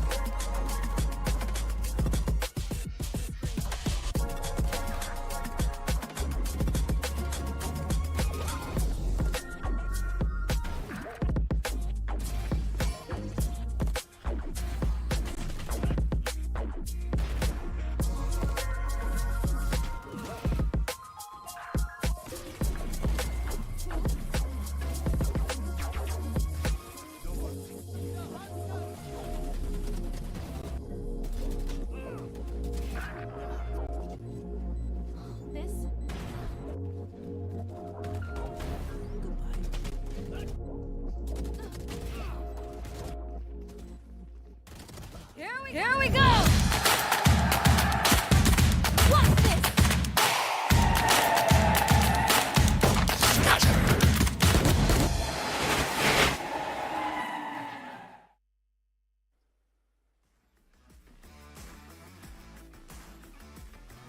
When we are on and ready, Shadow. I know you've been so into those Machiavelli Yoru lineups and you forgot to look up out here, but my oh my, I kid you not, I've been so impressed with the way how this entire team was playing and all of the plays that they eventually were making, you know, those jet updraft dashes and every other kind of stuff. I'm really excited to see what they've got packed up for the map of Lotus.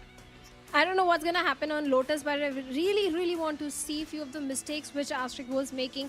And there, I tell you, very few mistakes were there because Asterisk was actually performing really good. Especially few things like Gorange pushing out on the smoke, going solo, getting picked off. Few little tweaks here and there. And I think Asterisk can definitely take down the players of .exe on the map of Lotus.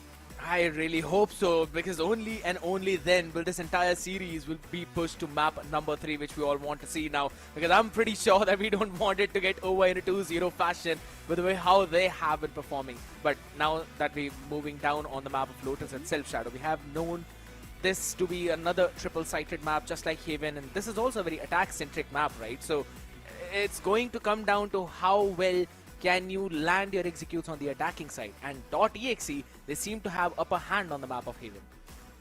Yeah, they do have an upper hand on the map of Lotus, but Asterisk also looks prepared for the upcoming map as well. So I'm expecting a similar performance which happened in the map of Haven, a very close score, or at least that's what I want to see or witness, because I really want to see the entire series go to a decider because it's an elimination match. Both the teams do realize how important every single round it is, and that's the reason that Haven went so close. 100% agree. It all fell down to, you know, some of those factors where you can pick up the timing and spam through the smoke, and then when you're going to get one pick, that's going to give you an advantage. That's how RBK also saved his entire team. So it's now going to fall down onto the map of Lotus. If we can replicate what you did in the previous one, or maybe this time Asterisk have got something else to answer back, ladies and gentlemen. We've mostly seen this map to be consisting of that Viper as well as the Omen, the double smoke composition, the Fnatic built up. And .exe will keep that same one with a small iteration of adding a Vise instead of a Killjoy. And that same thing is going to be followed by Asterisk too. So Shadow, this means same macro ideas. Same macro ideas, but can they execute the same ideas? Let's hope they do, because almost a similar composition. In fact, like you said, mirror composition from both the sides. And it's also going to be... prediction? Here's the thing, you know, I have absolutely no clue, Shadow. The first one went to a 14-12, and this is also almost a similar map, just a few different tweaks in regards. So I have absolutely no clue who's going to win this one. But it's all going to fall down to who's having a nice day, who's having that nice feel, who's holding his ground at the very last second as well. So all of these things are going to be very crucial for both of them, since .exe right now have got an advantage. 14-12 finish on the map of Haven, ladies and gentlemen, and this is the last best of 3 of this evening. Potentially the last map of this evening, and potentially the last map of group stages. Can Asterisk push forward and make it the second last and push us to the third map of the series? We're going to watch it down now as it unfolds. Yes, quickly following up with the paranoia as well, but Trinity answers back too. There's still a lot of firepower left on the other side, but Gorange starts up really well in the series. Low HP on him and Lil Boy, but at least they've got man up.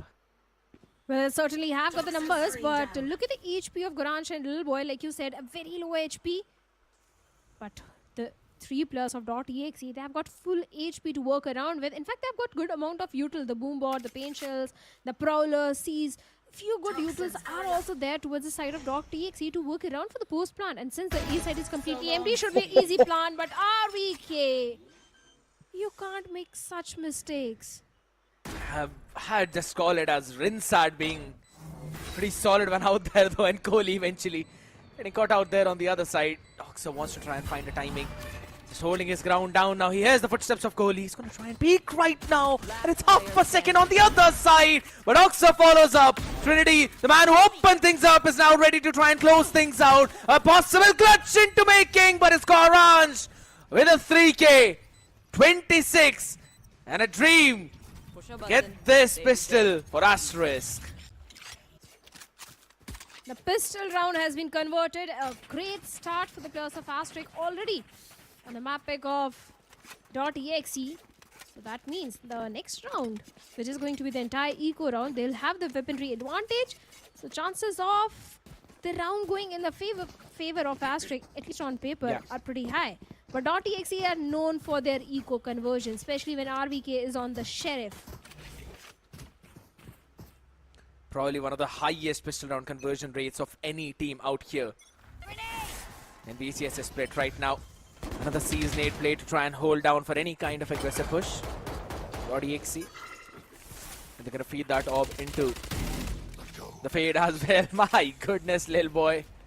Just able to spam it down though. Jump peak sees a couple of more players. Oh my goodness. They're a bit ahead of that curve from that paranoia. Trinity is able to land in the shot though. And the only thing they've got in their hand is the Spectre. But it's the Sheriffs that I'm scared of. Even the players of Asterisk are, I'm very sure. Since they've already dealt with RVK, that's a silver lining. But look at DC, has already recovered the weaponry of Little Boy. That Spectre can still change things around for the players of .exe. I agree. And that Outlaw can actually do a lot of damage. And is actually doing it, say. Oh. He has been taken down. Yash, what just happened? DC Makavali. Nobody was checking the drop angle.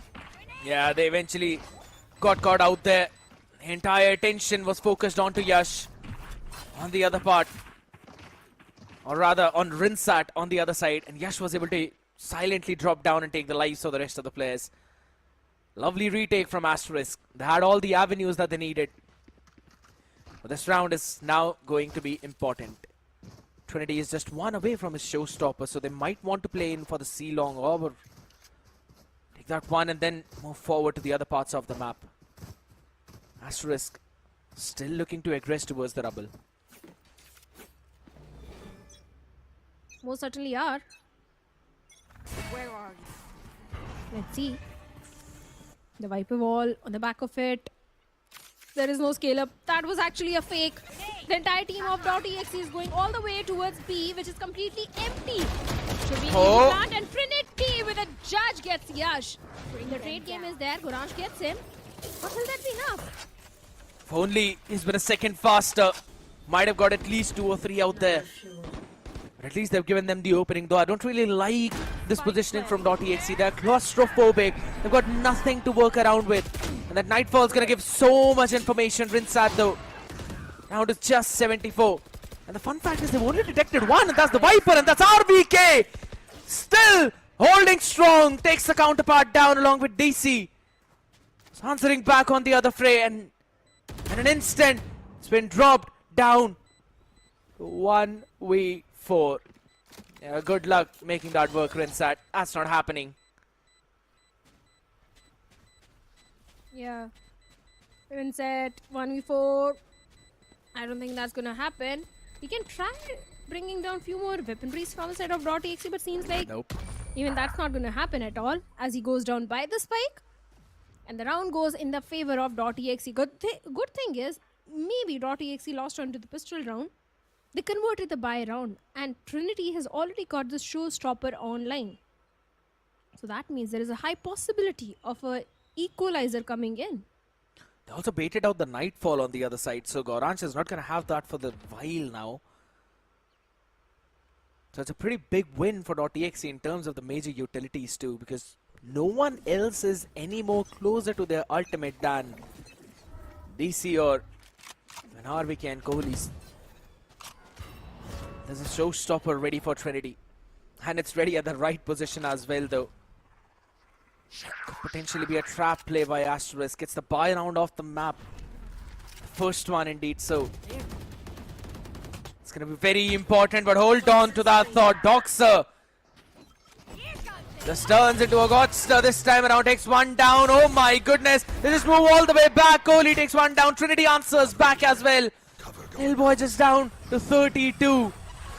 For the highest out there. Boombot on his face. His position Noted. Sends out the paranoia to set things up for Doxa as he gets a 3k out there, but still a 1v2 to be converted as Rinsat is gonna hold it down and wait for the to expire. Maybe catch a timing. It's up close. Way too close. He tries to spam it down, but Kohli survives on 1 HP. And that's all he really needs. That's the importance of 1 HP. Sometimes even 1 HP gets you the round. But initially itself, Trinity with the showstopper did get a lot of value for the entire team of .exe by getting that C-mode control and C-side control. But after that, Lil Boy's paranoia also did hit the plus of .exe so perfectly that Doxer was able to get one. For a second, it looked like he might be able to get the second one as well, but that was completely denied. This round went so close. Yeah. It was not at all a clean round. Although Asterisk, they don't have economy for this one, but the judge in the hands of Doxer can definitely change things around. And that is exactly where all the players are flushed to. 3 players holding it down towards the A, rest of them pushing down towards the C. Oh my god! He's gonna spam down through his own poison cloud. Was eventually caught by the boom bot. And that's a big one indeed. That was the only investment out there. Now Rinsat with just a sheriff. Ain't gonna stand strong. All being tripped up as well gives you out the information as RVK is holding it down for Lil Boy.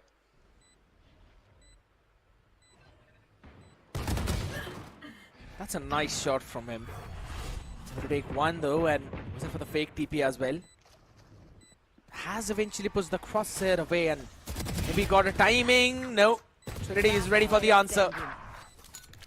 Lil Boy only down to 20. Could not get anything more than just one more apart from the first one. That's another round for .exe. And they have the lead.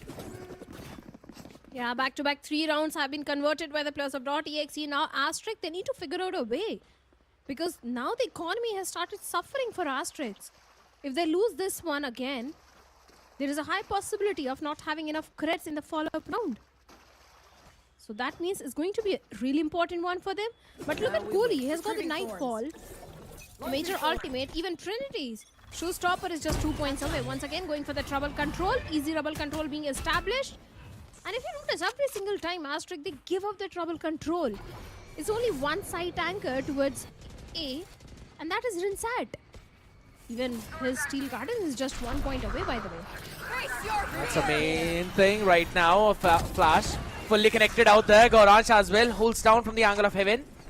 Paranoia to try and support him, only to catch him off guard out there. DC is ready with his own Arcros as well down on the floor. If anyone wants to peek in, he's going to pop that up in an instant.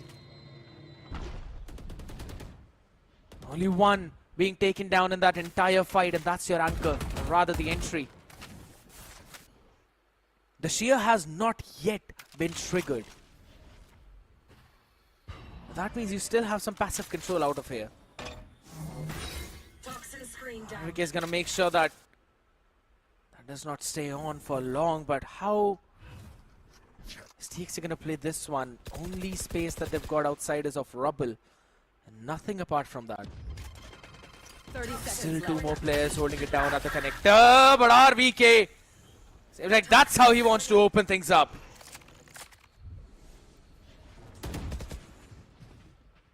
Lil Boy. But before that, Rinsat gets one onto RVK. Lil Boy's show is there. A 3K for him. A complete mow down. No one was aware about Lil Boy's position. And finally, a 3rd round has been converted by the players of Asterisk. They have managed to break the momentum for the players of .exe. And in fact, they have got 2 major ultimates as well. Steel Garden and Viper Spit. They can completely block off entry to one particular site. And after that, use Steel Garden for retake. Could be a possible 4th one also for them. Indeed, was a massive round for Asterisk, and maybe the start of that snowball which you just rightly mentioned, because even Yash is 1 away from his showstopper, but the same thing could be said for .exe as well. It's a trap play, another one towards C, but this time around it's been answered back. Not for too long though, because Gauransh and Doxer pushing outside of the B were able to quickly get those last 2 players who wanted to be on a safe distance. But here we go, Full-fledged push out over towards the A side after they realize that all 5 of them are over towards B and C. Spike planted. Now it's going to be a full-fledged retake where goalie is just going to try and hold down on for the flank, which no one is actually showing up for. So it only falls down to 2 players on site. That's RVK and Makaveli. Steel Garden missed it out there now. Vulnerable should be enough. It absolutely is enough. Rinsat tried to go in through the smoke, taken down. Doxa should catch goalie in action. Was able to do that too. Makes it 2. Paranoia. Machiavelli can eventually go for a TP play. He's got all 3 of them, but just did not have enough time to take all of them down. It's Asterisk with a second and a half to spare, closing out this round. That was such a good paranoia from the side of Machiavelli. But like you said, there was no time. Initially, when the players of .exe were going for a C-mount control, the taunt from the side of Goranj was so precise and perfect. He did get a lot of information onto so many players of the .exe. But these rounds are getting so intense. It looks like it might go in the favor of one team, but suddenly goes in the favor of some the other team. And now .exe, they have been forced to go for a timeout. They've got 3 major ultimates, Showstopper being one of them. Last time when Trinity had the Showstopper, he got the perfect value out of it. But there is also Showstopper towards the side of Yash. But the only difference is Yash is not coming online. He's sitting at 2 in 5. He's been struggling for this one, true indeed. But Doxa has been stepping up big time for his team. Same could be said for Lil Boy as well. A 3K in round number 6. Saved his team from being washed in that one too. But it is these eco rounds that have always troubled Asterisk. And not just Asterisk, anyone who's playing against DXE. It just seems like there's a different beast that awakens inside of them whenever they're on a scrappy buy. Investing in a hero Vandal and a few sheriffs. So they are still ready to take the fight to the members of DXE. Rather AST. All set. Holy smokes. Look how deep that wall is.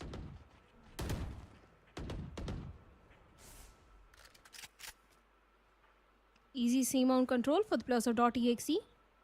But Rinset and his entire setup is also towards C, along with Doxer, who is actually coming online, like you mentioned. Goranj keeping a control towards the B side. This is not going to be easy for the players of .exe since they don't have the weaponry, and the map control is also with the players of Team Asterisk. But Lil Boy, instant TP. So that means the rebel control can be established, but seems like .exe, they're pivoting all the way towards C mount. Yeah, because that rebel control now is just a feint for DXE to show that we might go towards the A side. Lil Boy still gonna keep that control for himself, and the Steel Garden along with the Showstopper can help them find the opener. It absolutely will. His Rinsat down and drains the Doxer Snakebite answer back on the other side. Still keeping the numbers equalized into the pit as well. Now they go, and these sheriffs are gonna be very problematic. The DK is now hitting Yash, but he's still gonna hold it down in, and that's the spike down too. They've got the control, and it's gonna maintain that with the paint shells. The time is gonna be a big problem, but it's not gonna stay for long as every single one will fall. What a flood from Asterisk, and what a hold. That too at the right nick of time, because the Viper Spit was already there from the side of .exe, and the moment the players of Asterisk saw that, they immediately flushed towards the C side and won every single duel.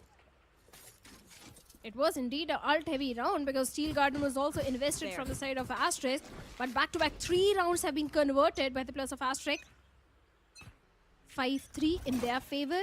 Viper Spit is still there, Nightfall only 2 points away, and once again, an aggressive C-mount control from the side of Trinity. The Boombot goes in, the Prowler, the first wave of Util is already there, but it is anchored by 2 players. It's not going to be an easy execute.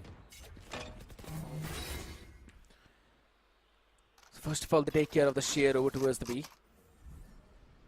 Also got the rubble control now, so again this hold of A Viper Wise, it kind of works in the similar way like a Viper Killjoy. But alright. Since every util was used up already, Rinsat's positioning impeccable. And Oxa falls as well on that. Trinity the only man who finds something, maybe something more, but not too much as Yash on the other side. Will move left and right, play with the crosshair, and also win out the round. Make it 4. Back-to-back 4 rounds have been converted by Asterisk. And that too in the defensive side. That's a major problem for the players of .exe. If they are struggling in their attacking half, the second half itself is going to look much more difficult. And the economy is also in shambles. It's only a stinger in the hands of Kohli. That's it. But .exe, once again, I'll repeat, they're known for those eco conversions. If they repeat that, if they convert this eco in their favor, there is a solid chance of an equalizer coming in. But before that, let's see how they're going to deal with those ultimates and those utilities of the players of Team Asterisk. Placing wall trap.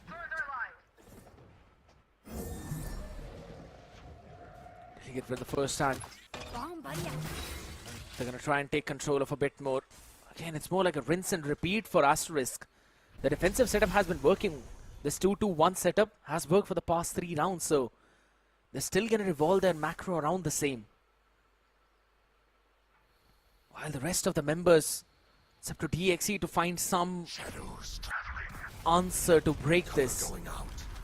Have decided the right side this time around. That will be the A, but the longer they hold their push, the more difficult it will become to breach it, because look at that, rotation is already here.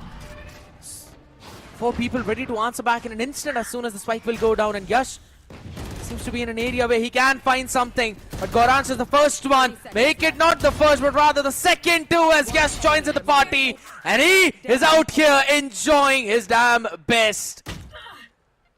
The IGL on the other side, left alone on an island, and it's got a mountain to climb.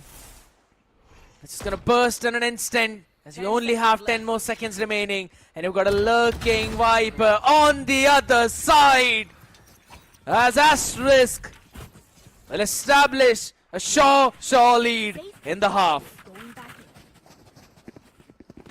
5 rounds have been converted by the players of Asterisk. Look at the amount of pressure which the players of .exe might be feeling at this point, and it's not the first time that RVK has been brought into such a situation. And despite that, despite just having a sheriff, he was able to get 1 with the sheriff, 1 with the rifle. This guy always pops off here, but he also needs the support of his teammates. And this time nothing really was working for the players of .exe. Once again, .exe going for that C-mount control, trying to create few question marks towards the A. But here's the thing, Asterisk doesn't buy the fake, which .exe has been trying to sell. Because let's just say that the salesman has not really been the best one out there.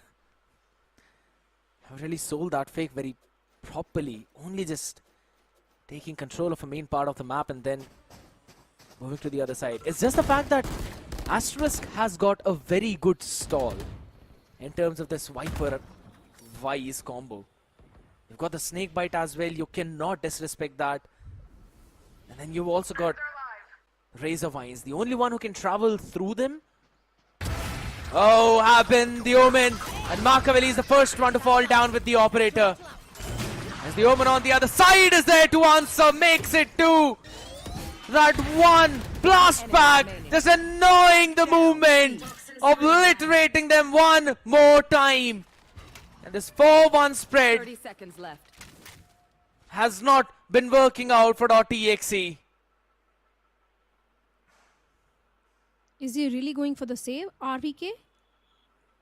Can he? Yeah, the question. that's the main question. Will he be allowed? And coming back to the conversation which we were having, left. you were making a point that the split is not really working for the players of .exe. I totally agree with that. RVK finally gets 1, but Princet was there to get the trade. Don't do it The only thing .exe has established in this one is just to deny the flawless to the players of Asterisk. And the amount of ultimates which the players of Asterisk are having, it can very well possibly be a 9-3 swap. So that means the chances of moving to a decider are also pretty high. Might possibly see the decider. Yes, I agree. It could happen very, very soon. Let's start this party. Asterisk would really want that to happen, right? Wouldn't really want to see this series ended up so very quickly. And this is the defensive half, by the way. Last possible round. Lil Boy has got the outlaw as well into the mix now. But it's not A or C where the cavalry is headed. It's all the way towards the B side. Again, Trinity with the judge. Last time he went in there, he was not able to catch the timing. This time he waits for Doxer to walk in his crosshair. And it's the exact same damn boom board which actually ruined his plans last time. This time he's able to deal with it properly. Shorty, the range is a bit too long out there. Sun Rinsat still closes the gap out, brings out the Vandal, and sends EC back to the slumber. Machiavelli is good for the answer on the other end of the spectrum, so he overstays his welcome out there. They also combine the snakebite inside, but look at this timing of Yash. Got the range advantage. Now he's got every kind of advantage. Sends out the rocket, takes him down, and the attention of Kohli to himself. It's all down to Machiavelli. Tries to sell this fake. Use it for the plant as well, Shadow.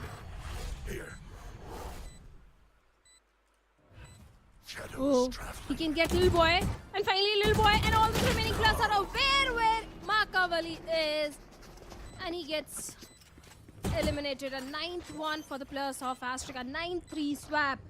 I'll ask you a question: is the 9-3 course going to prevail? Only and only if .exe can get the pistol. And bonus, and the buy. Switching sides. It all starts with a pistol first, Shadow. All you need is that one first round. But all you need, people out there, is one Omen Max 16. Because it's a new standard of gaming performance. And if you want to compete in Valorant Esports in South Asia, you definitely want to have that. It's got the latest processors from Intel, as well as the NVIDIA RTX 5080. Plus, the cooling that it provides is comparable to that of a normal PC setup. So, might not want to miss out on all of those options, because you've got some massive cashback options of up to 15,000 rupees as well, and over 87,000 is the money that you can save. All of that after just scanning that one QR code or visiting your nearest HP World store. Right now, it's about time for Asterisk to visit different sites and try to find their own openings right now, with the position of Yash up close and personal, but there's a shear in his face. So I'm not quite sure if he would want to push out his luck. There's also Doxer standing on the other side, ready with a snake bite. Jumps over on top. Oh my goodness! He did not trigger the shear, but he definitely triggered the rest of the members. Most definitely did. But for now, the players of Asterisk, I like the approach. This is trying to get as much information as much possible, and after that they will try to commit to a particular side. They did manage to get the A rebel control and trying to go towards deep into A behind that Viper wall. But here's the thing, it's a double stacked up site. Especially with Machiavelli being there left, along with Kohli. It's not going to be easy to take down the side tankers, but finally the spike has been planted. Oh my god! Doxer is placed perfectly. He gets one-on-one trade onto Machiavelli. That's it. Yash is down to 26, so that trade still is in favor of .exe, you could say. And yes, that's Trinity answering back on the other side. Lil Boy can't really overstay his welcome. They've got the advantage. Or rather, disadvantage out there. RVK sees the first one. DC answers back. There's only a Viper wall up in front. Rinsat got nothing he could do. Maybe he can. Maybe I'm wrong. Maybe there's a lot he can answer. DC gets ready for him with the classic. Is able to land the shot, but not able to stake the defuse. Pistol goes to Asterisk. It's half a second. That makes a difference. We have seen this second time. In the first map, it was with the players of Team Asterisk, and this time it's with the players of .exe. Just by a few seconds. Yeah. But Doxer's position was really important. to me it looked like he might be able to get more than one, because the players of .exe were not even aware that where exactly Doxer is. I like the approach of Asterisk, create few question marks towards the A and C, then go ahead and plant towards the B. That did really work in their favor. But the duels is rare. .exe shines the most, especially in those pistol rounds. But now a 10-3, the chances of comeback are almost very slim for the players of .exe, and that's the reason Asterisk is not trying to take any sort of risk. They're not W gaming, they're taking this sweet little time, going by the information. Oh, just look at the setup. Directly on the mound. Slowly creeping up, and they have picked up the right side too, because again, it is a save round, Shadow, so you don't really have a lot. You can't really invest a lot either. I'll find you. They've tossed the stack over towards the A side too, and there's the paranoia. DC cannot hold his angle down. He's going to go all the way back. RVK was trying to get something, and Markavilli on the exact opposite end of this map has eventually been taken down. Planted. This is going from bad to worse for .exe, and they can do nothing about it. Apart from just one of them turning into God, but Rinsat is an absolute non-believer. Shutting them all down one after the other, and it's a flawless round for Asterisk. Yeah, a flawless anti-eco means the bonus is going to look really great for them. Yeah. And if they convert the bonus as well, it's done. They just need one more round.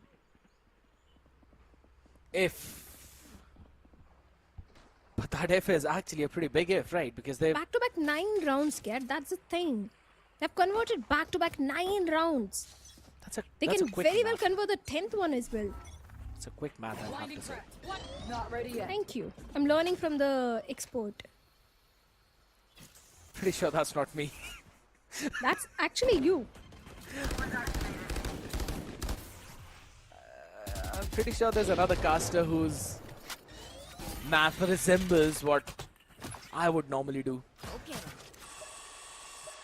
15 plus 7, 25, 1. Right now. We're gonna bring it back. The map in front of us. A different lesson from that caster, jinxing the teams, by the way. Probably not. I couldn't resist saying that. I absolutely knew. I just set it up for you. I absolutely did. But right now, .exe, they've been fully set up on the wrong part of the map as Asterisk are looking to run it down towards the sea. Everything has been tested up. Nothing has been left to slow them down, and they've taken the control of the site. And .exe are gladly giving it to them. They've decided to go in for a full-fledged retake. 3 people from CT. Or make it 4 from CT, just 1 from Waterfall. Now that's the first few shots. Not get landed, only to put Garansh up. And upside for success, but that's still an outlaw shot. Landed perfectly. DC down to 10 HP.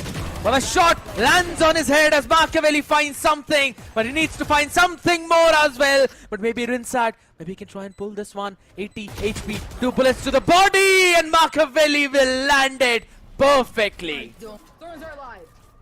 Well, certainly. But is it enough? That's the main question, because .exe is still 7 rounds deficit. A step in the right direction, but I think it came way too late. Yeah. It could have been a much cleaner round, because it was the bonus round for the players of Team Asterisk and a full buy for .exe. And now they have got a scrappy buy because it was not a clean round. The economy is flourishing for the players of Asterisk, where else .exe, they have to resort onto Spectres and Guardians and half shields now. No major ultimate also towards their side. But Steel Guardian or Rinsat is just 1 point away.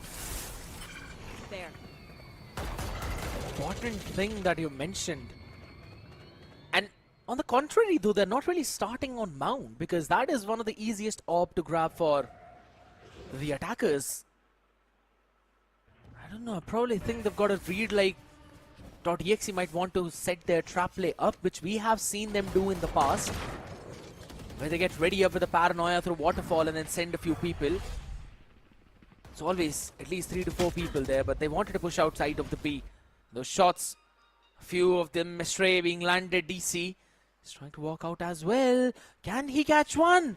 It's like absolutely has no clue who is on his left. They've made their crosses, and that Sheer is actually going to give out the information of where DC is. He's got no clue, but now he will know where Doxa is.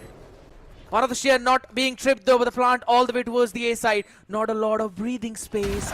Same could be said though. Doxa is ready for DC. The Nightfall being sent out to try and delay the push, as now Doxa is going to push out forward, but Rinsat is the man who's going to hold it all down on side. Lil Boy doubles up with him and make it another one, as the Lurking Viper catches a Lurking RVK. Lurking in the aim there, as it's a 3K. And map point for Asterisk. Match point. Just one more round is what Asterisk need. .exe were able to push the map to the overtime in the previous one, but this time they're trailing behind by 8 rounds. Lotus seemed like complete domination of the class of Team Asterisk. And is it actually the timeout which the players of .exe are having? Actually, it's an Asterisk timeout. I do understand the idea behind it, because they want this one to be the last round. Still is a bit interesting out here though, because they have comfortably won this round too. But I'm pretty sure they're probably playing around with the heads of DXE. They don't even have the buy. Might also want to discuss if they want to invest in an outlaw out here, because there's a lot of half shields on the other side. You'd want to have the best weaponries in your hand to try and neutralize the advantage of the other side.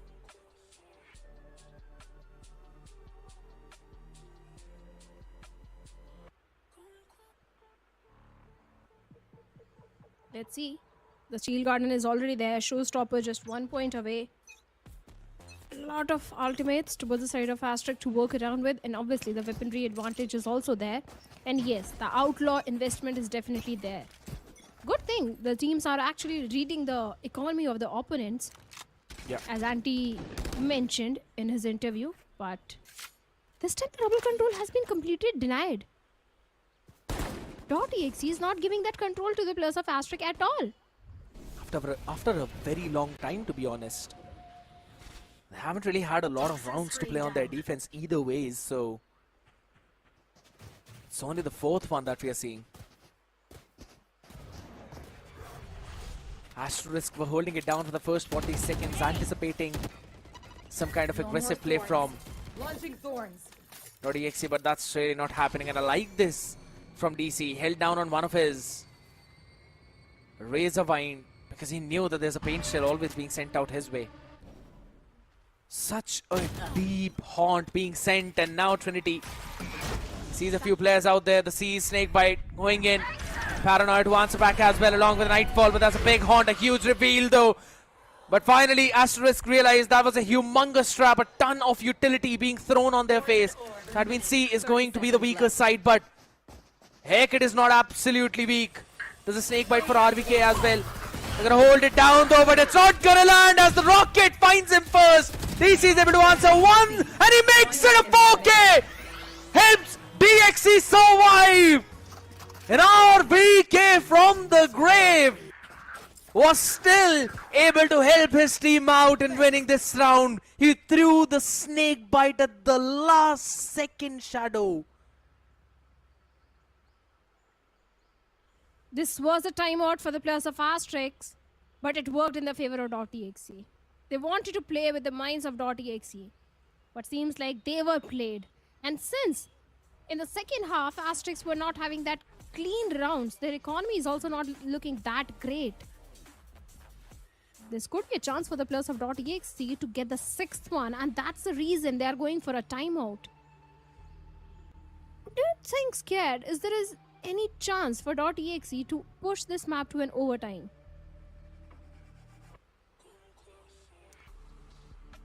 I mean, whatever I answer right now, I'm pretty sure that he'll eventually pull my leg for that. No, I won't. I genuinely want to know.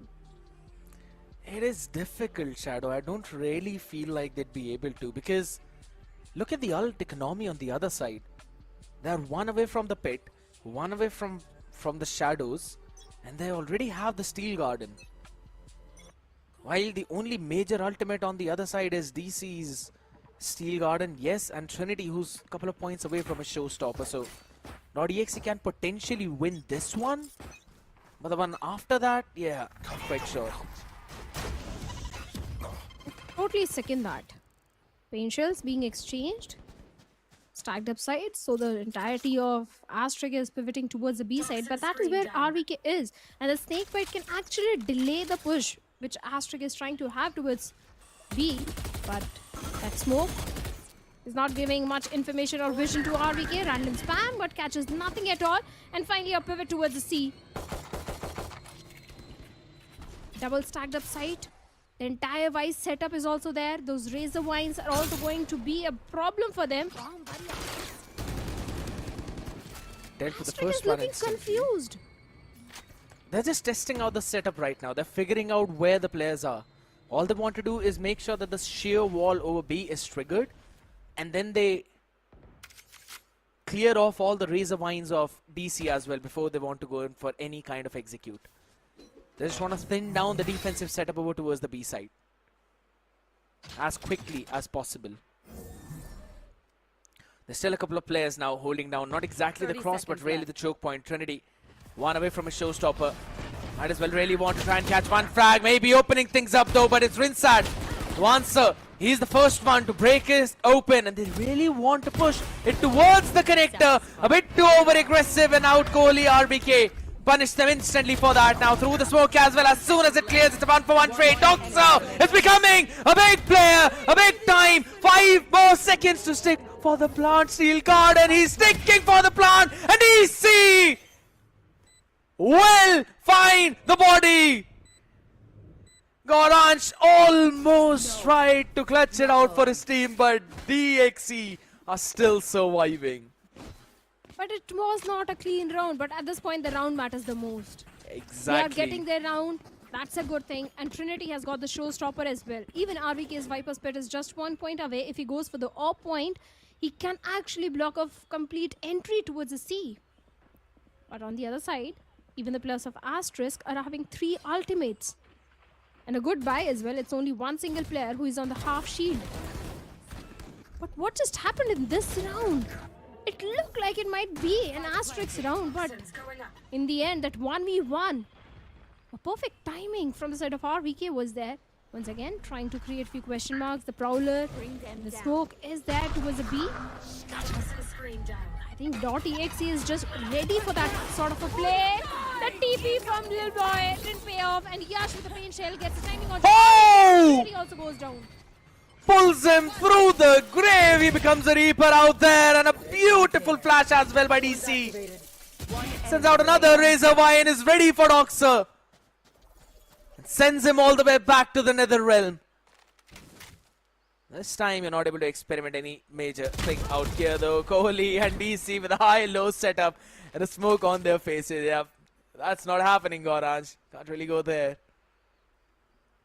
Maybe try and go to the other part of the map, but question is, will he be allowed to?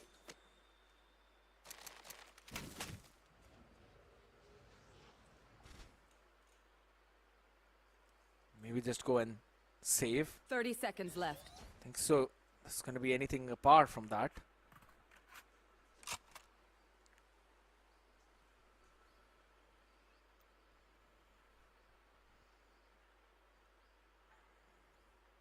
Yeah, it's like it's a going save. for the save. Yeah. 10 seconds left. 7th one on the board for .exe. Just 5 rounds deficit. I'm seeing a comeback, scared. Or is it way too soon to say that? Find you. I think it's a bit too soon to say that. Just a bit. 2 rounds more in the favor of .exe, and after that we can call it a comeback. Maybe 3. Probably. Maybe 4 then. Until and unless it's a 10-12, I don't really feel that it's actually going That's to be a 4 full-fledged rounds. comeback. Yeah, exactly. But you still really overall need to have 5 straight rounds out here towards the rubble. Is the first fight. Yes, was in 1-for-1. Kohli is good for the answer as well. A line-up almost coming in, but Kohli is the man who actually gets the better end of that stick.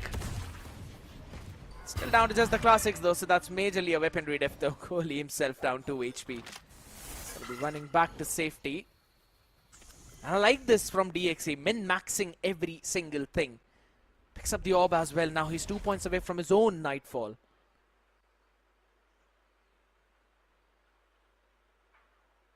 The thing is, .exe, they're completely denying the side to the players of Asterisk. They're not letting them play for the post plant. Toxer, Goransh being picked off by RVK and Kohli, a 3k for Kohli, and the 8th round for .exe. Just 2 more, they'll be on the 10th one. 4 more, and they'll be on the overtime. And the chances of that happening are also pretty high. They still have got the Viper's pit. And a full buy round as well.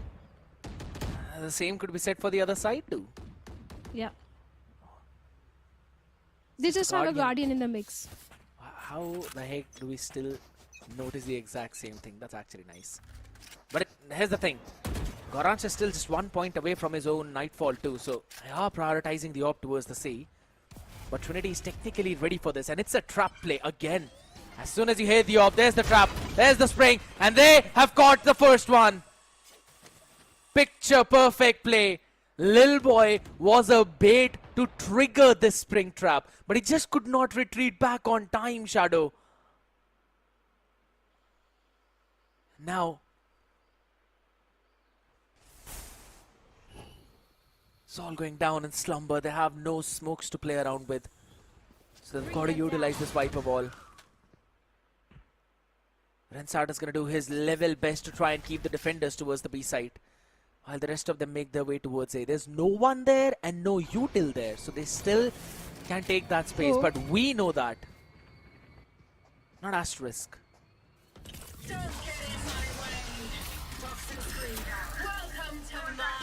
Oh, Viper Spirit being exchanged, and I think is still favoring the players of Team Asterisk as they can easily get the spike down. Let's see how this retake is going to happen. The Nightfall is also there. Yes, has been taken down the first one though.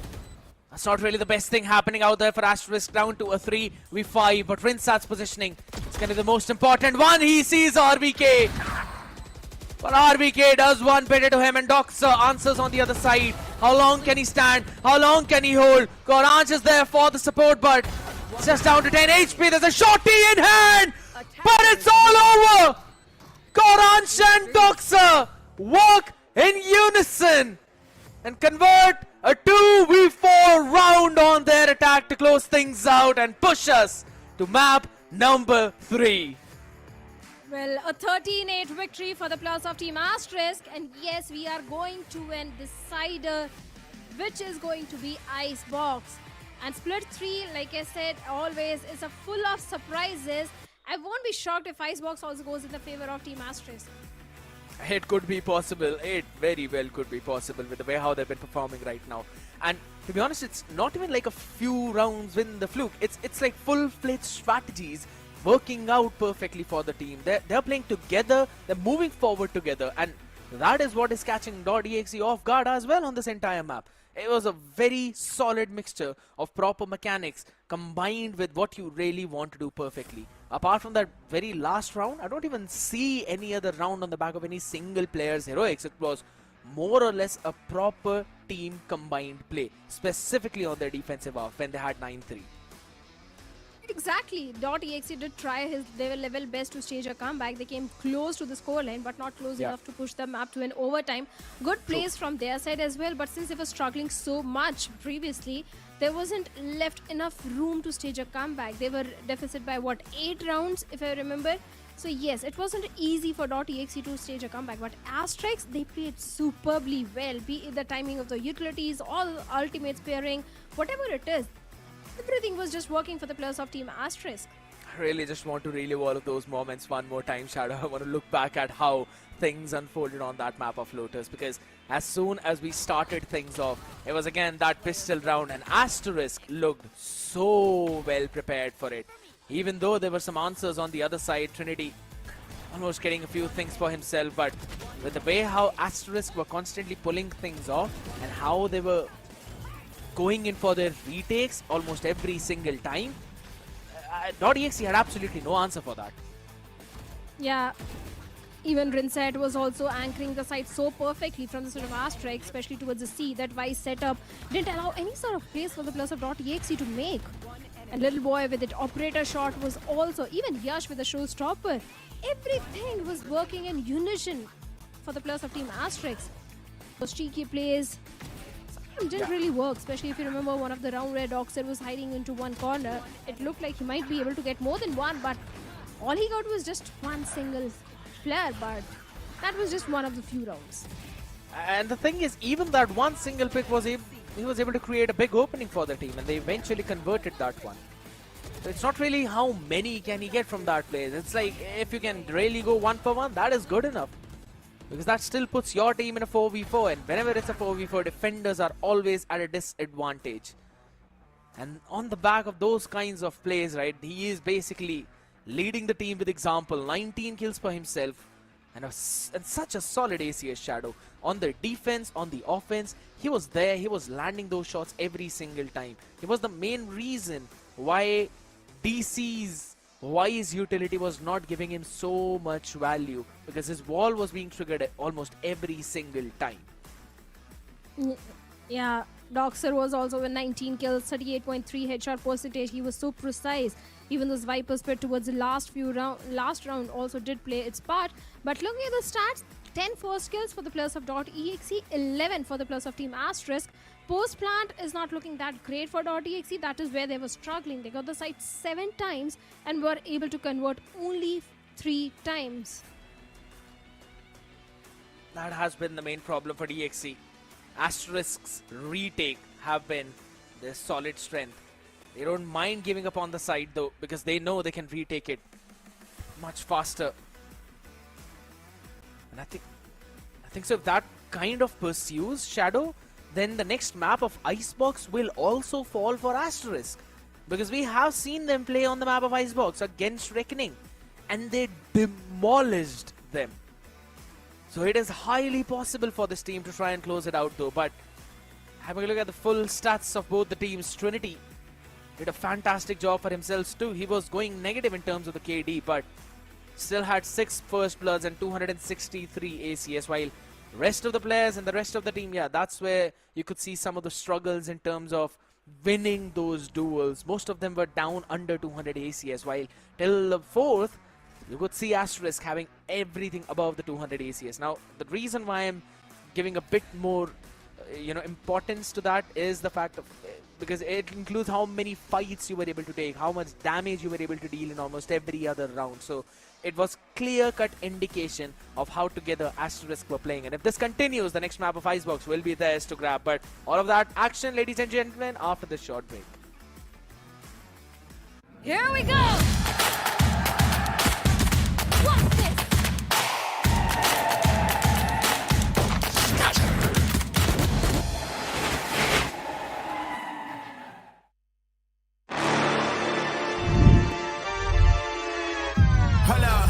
Why do they doubt the kid? I'm about to prove them all wrong again. I got a low tolerance, cause they don't even know what the problem is. It's me. Why do they doubt the kid? I'm about to prove them all wrong again. I got a low tolerance, cause they don't even know what the problem is. It's me. I ain't taking no loss. Look, I'ma always win. And I'ma do it again. Watch me win. Then watch me do it again. I'ma always win.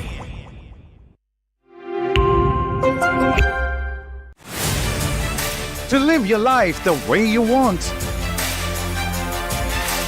Compete like the toughest challenger. Dance like there's no tomorrow. Celebrate every second you are alive. Life has no rule books, but we can give you a stage.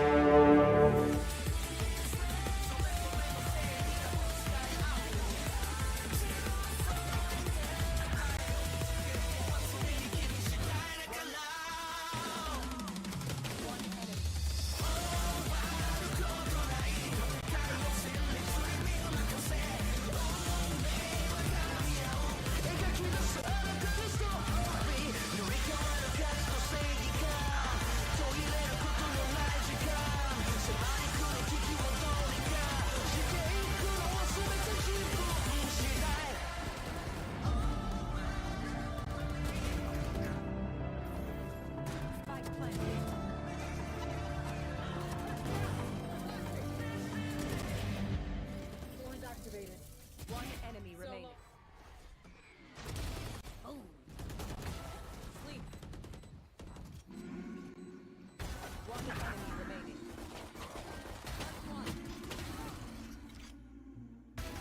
So long, player standing.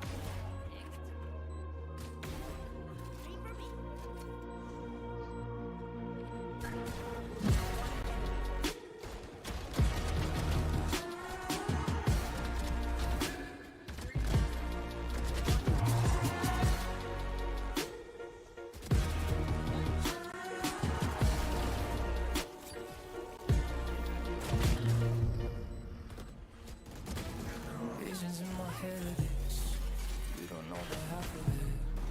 I got dreams of looking up, high as I can get, but nothing feels like how it feels.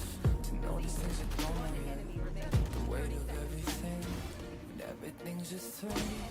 Sometimes I'm trapped inside and I don't know what I'm gonna do. But to take on the world is the only thing that we know how to do. I've got dreams of finding out what all of this is for. It's you and me, and everywhere we go it leads to an open door.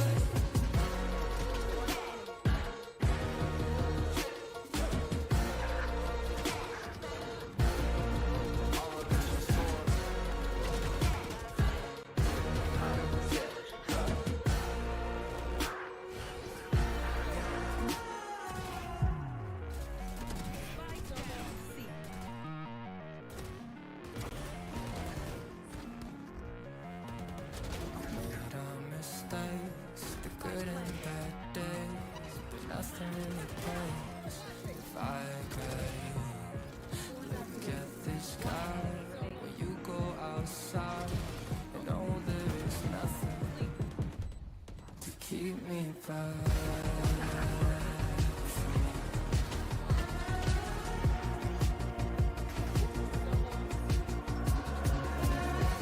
I got dreams of finding out what all of this is for. It's you and me, and know that there's nothing. And everywhere we go, we're leading to an open door.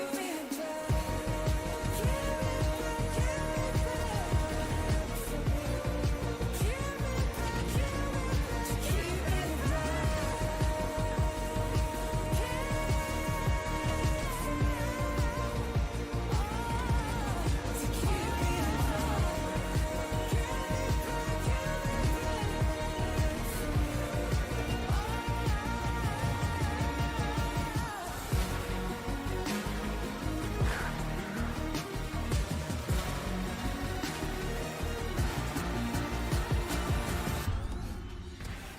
One enemy.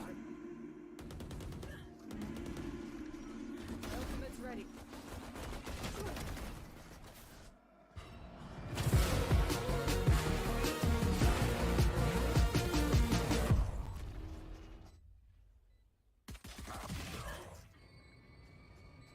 Here we go!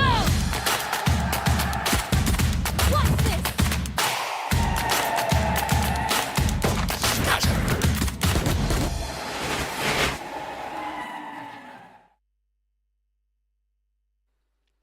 Welcome back, everyone. We are right on to the last map for the decider of the Group B elimination. It is .exe taking on Team Asterisk, and only one team will make it to the playoffs. Who it will be, we will find that out on this map of Icebox.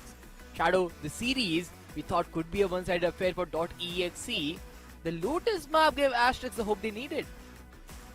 It certainly did. It certainly did give a lot of hope to the players of Team Asterisk because they really needed a map in their favor. But looking at the stats of map Icebox, they both have played against Revenant Esports. It's not like it's a weak map.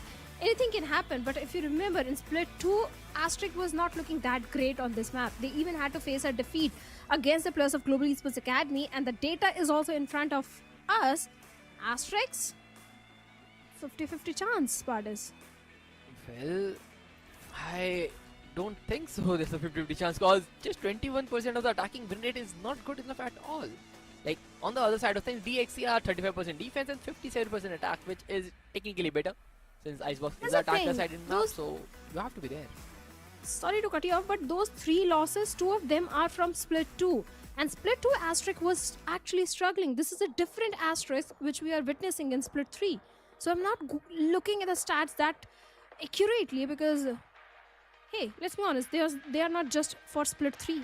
That is very true. It is all in the past and it is a completely different side. But even on that point of things, just 21% on the attack is a bit of concern.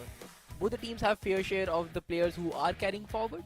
Especially the duelists are there who were a part of the core. So that is something they need to figure out. But now, if you look at the composition, no surprises on the side of Asterisk. Rena and Jet it is what they're going for. And DXC with the Sova and Gecko combination. Both the teams are going with a single controller as Viper and then single Senti as Killjoy, pretty much default. But the battle is with Rinsat on that Rena, and we have seen Rinsat of the Rena is a menace to deal with. He certainly is. But looking at the agent composition, like Gecko towards the side of .exe is making me tilted towards .exe more because this Gecko, KJ, this combination, this Sova double initiative comp, I love it on the map of Icebox. So maybe there is a slight chance of .exe overperforming or thrashing the players of Asterisk. But Asterisk is running high on the confidence, especially the way they played on the previous one, back-to-back round conversions. And already we have a technical pause.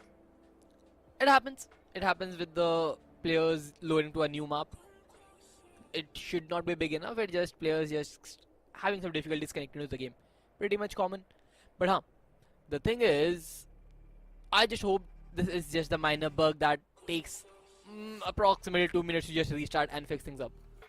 But overall, I just want to see Asterisk's attacker side at this point. Because last time when Asterisk played, the defender side was the one they thrived with Yash on the operator inside, constantly playing with hand in hand, trading each other off, playing contacts, leads, dismisses, and just creating a menace against the side of Reckoning. But at the same time, it was Reckoning who were making some unforgivable mistakes on their end, I would say, and getting punished for them round after round. But DXC, can they avoid that? Because the major part of concern is the role swaps that they're having, and Makaveli having to play another flex role as a Gecko. And we need to find out how this Gecko actually works. Because other teams have tried Gecko, have not been that useful, especially if you don't have a proper flash utility in your hands. And we'll find out if Makaveli is actually having that flex capability in himself. Spartus, if you notice, whenever the teams have tried that double initiator, Gecko and Sova combination, we have always witnessed KO and Sova on the other side. And KO and Sova combination always went supreme over the Gecko-Sova combination. So maybe this time, since Asterisk is sticking to the solo initiator, this can go either ways actually. Let's see. Ouch. Minima. What? He's using a Minima Ghost TC? I'm judging you so hard right now, man. Such a skin which is so rare to find. He has that. Let's see if he has the capability to anchor down B side. Because right now, Asterisk's game plan is to perform a B split with Yash dashing into the side. He has a yellow control already. Players just running it ahead, and now the mid player slipping up, getting one frag. Lil boy He's able to get the trade, but now the lead is just perfect in RVK. He's been pinched down from so many different angles. Lil Boy gets the third. It is as easy as it gets for Lil Boy. Asterisk securing an easy pistol to start things off. For sure, for sure. The pistol goes in the favor of the players of Team Asterisk. Already, the start is looking good for them. But .exe, what's happening to them? Seems like they haven't been able to recover from what really happened in the map of Lotus. This pistol was really important for .exe so that it can boost their confidence. But this A triple stacked up side, and looking at the position of the spike, seems like Asterisk are also thinking of going for an A execute or maybe a mid push as well.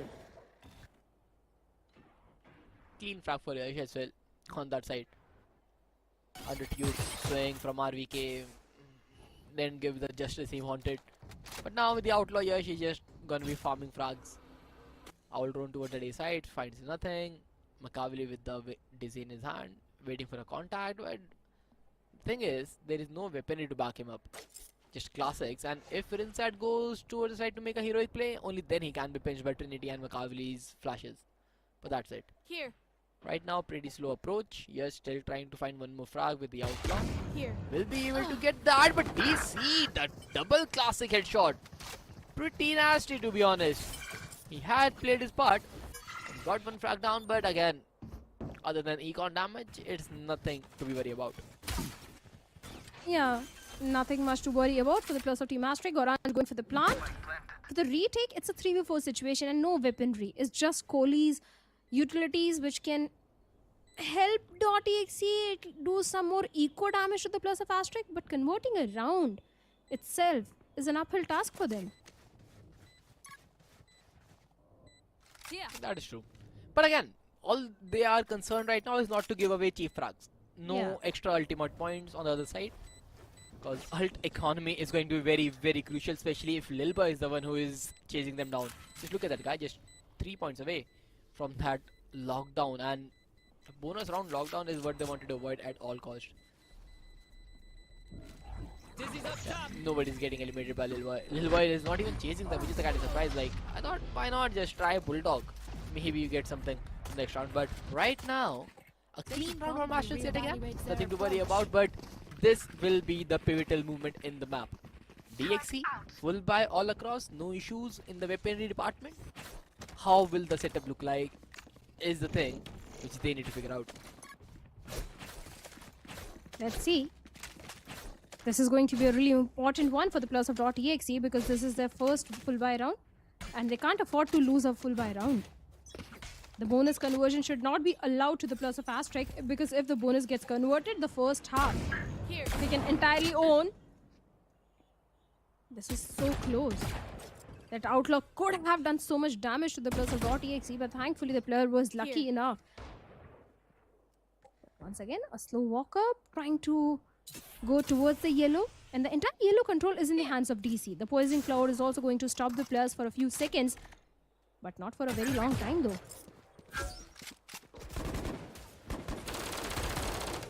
Just look at Yash, spamming Stinger from 1,000 miles, hoping for a frag, but right now it is a very passive display. Both the teams are just moving like players in chess. Every piece is very crucial, every movement is very crucial, and right now Asterisk, they're holding towards that B side. Finally the wall will go up, the wall has been recharged, the plant will go down, and DC for some reason he's not spamming it enough. And the spike will go down without any retaliation. This is not something which .exe should allow it, but they have, and now Trinity, he has been spammed. A 140 tag from Yash, and this outlaw can be even devastating because the players, they are quite low on HP, especially Lil Boy and Yash, and Rinside has been taking DK as well, and now they are threading in, and Trinity, he finds the frag, Kohli with the perfect pick as well. Rinside trade, RVK re-swings, 1, 2, 3, peak is the call, and RVK with the cleanup. Slow and steady wins the race, and so did DXC, securing their full buy round. Well, certainly. It was really important, and since only one weaponry was dropped, I think it's a win-win situation for the plus of .exe. Now, Asterisk, they also have a full buy round, and Lil Boy's lockdown is also just 1 point away. That lockdown can land a third round for the plus of Team Asterisk. That's a great possibility and a major win condition. Let's see how the plus of .exe are actually going to counter that lockdown if it is used in this round. Let's see. Right now, the intent is just perfect. Like, it is a pretty similar call. Abrupt on the basic side, just Cloudburst, take the first contact, throw the yellow player back. But now, the lockdown, how do DC plays this? Because DC is in a no man's land. He's trying to play some timings around that yellow, but he has to respect it. He has to fall back to safety. And Kohli, very, very aware. Droning mid, an alarm board. Rather, and then Swan sneak by it misses. You should not miss these.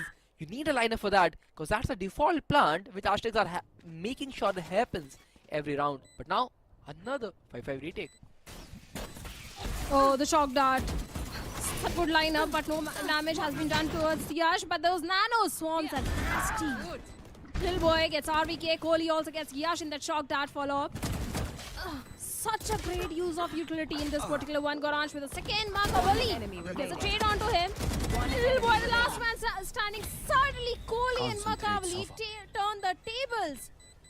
The round goes in the favor of .exe.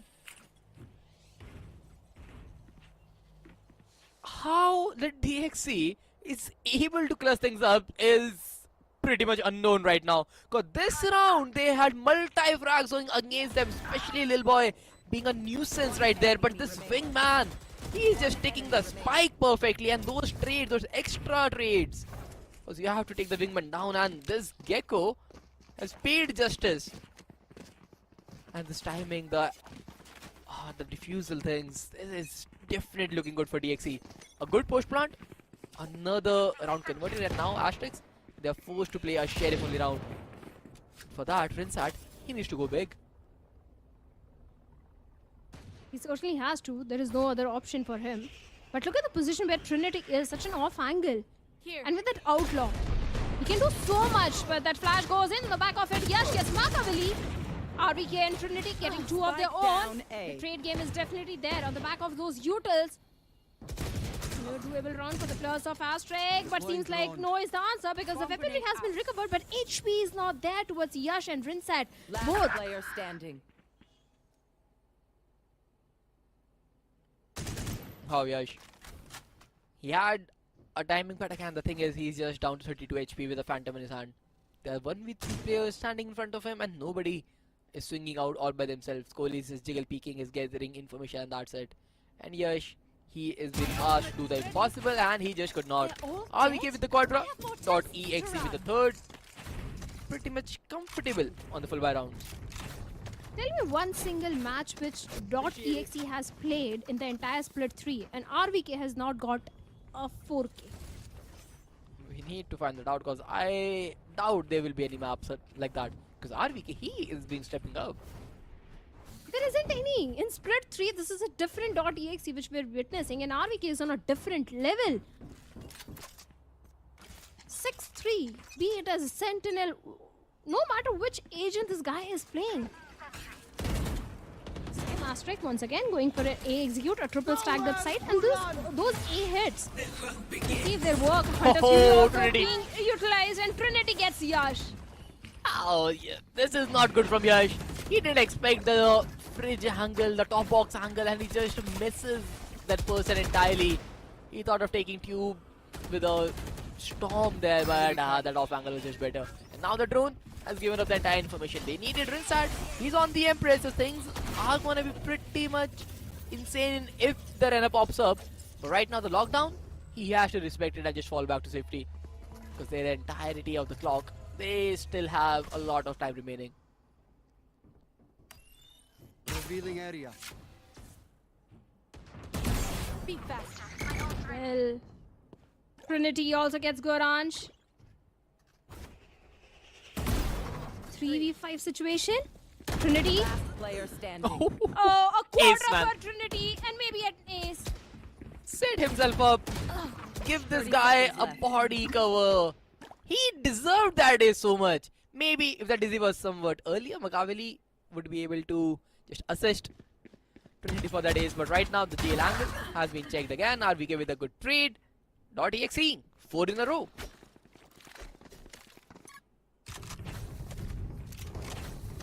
Well, certainly.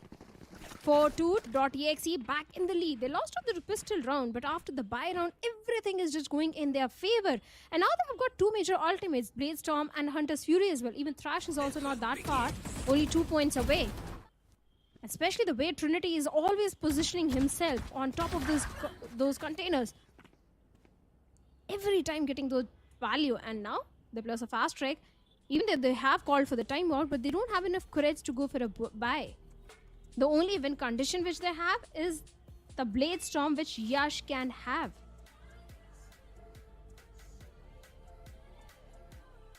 Oh, this is not looking good from Asterisk. The last map was a whole different ball game for them.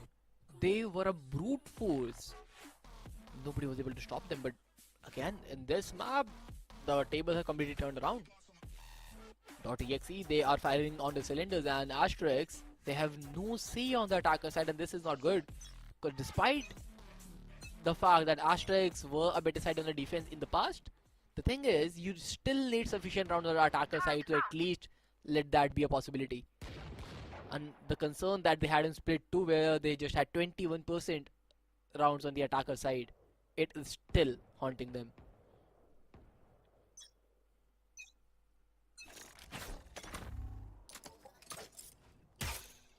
.exe. Chances on paper are pretty high. The .exe is going to get the 5th one on board this time. And look at the position where Doxer is. If he gets something out of that position, there is a high possibility of Asterisk converting a thrifty one. But for that, Doxer has to get something. It seems like the position has already been given away. And the trigger discipline of .exe is not going to allow Doxer get anything. Trying to scale up behind that Viper's wall. RVK is still present inside the site. Enemy marked. A very slow approach from the side of Asterisk this time. RVK is still unchecked, and RVK just connects the perfect headshot. The better weaponry there and the better angle. Perfectly positioned. There is no issue whatsoever. Yash position has been killed as well, and RVK loading another triple to his name. Trinity with the cleanup mob. And DXCJ are just running away with the map. 5-2 already, Shadow. And they are not even sweating to secure these rounds. Yeah. 5th one on board for .exe, but that was an eco, a scrappy buy for the plus of Asterisk. This is going to be a really important one. If Asterisk lose this one as well, Spartans, then it's pretty much done in the first half. They'll be stuck in that economical dead cycle, which they're already stuck in. Once again, the only win condition, the Bladestorm is there. But that Bladestorm, they're not getting time to use those ultimates as well. The Outrun goes in, gets information towards the yellow. That is a stacked up site. It's not going to be easy at all. But still, Yash is just slowly walking up. And Nakam is ready with a pop flash, and Trinity gets Yash. Doxer gets the trade onto him. Oh, Rinsat getting a good frag there on DC. But now the Hunter's Fury, there is a tag and another one as well. 2 players down, 44 and 70 HP. A snake bite on the face of Makaveli, and Rinsat, he will get this frag and get his heal back up. A 2v3 remains. A good angle on the side of Kohli, but he misses out the shot. And now he has a shock dart. But now he cannot defy the spiker, and Rinsat, he might not even use the Viper Spit. Already secured the round. A 1v3 remains for RVK. And a big clutch to make it happen.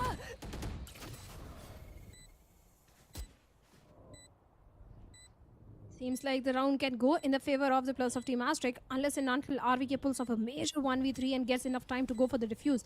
Seems like he's already made the decision. He's going to go for the fight. He's actually going for it. And he won't be able to do anything as Rinsat gets a 4vk, a quadra, and the third one for the players of Asterisk. And indeed a very important round being converted. They needed this so bad. And Rinsat is the one who made sure this happens. The first frag was so necessary there from Doxer. A good pick, but then Rinsat getting those crucial double frags, and this on the spawn. I don't think Kohli was required to make such a play. But yep, one round with Asterisk needed. They had it in this side now. And Trinity, with the operator he has big responsibilities on his shoulder. But now he's setting himself up on the A side, and Asterisk, they love hitting B in the last 8 rounds. Good recon. Yash on the Blade Storms trying to make that abrupt play, but the Bosch pit, the snake bite, everything is being utilized. The pop flash on the back of it, Makaveli shuts down the aggression of Yash. No value given to those Blade Storms. Such good use of utility coming in from the side of .exe, and Makaveli also gets second. Necessary, very necessary fragging. And now Goranj is trying to spam the players, but now he's not getting anything.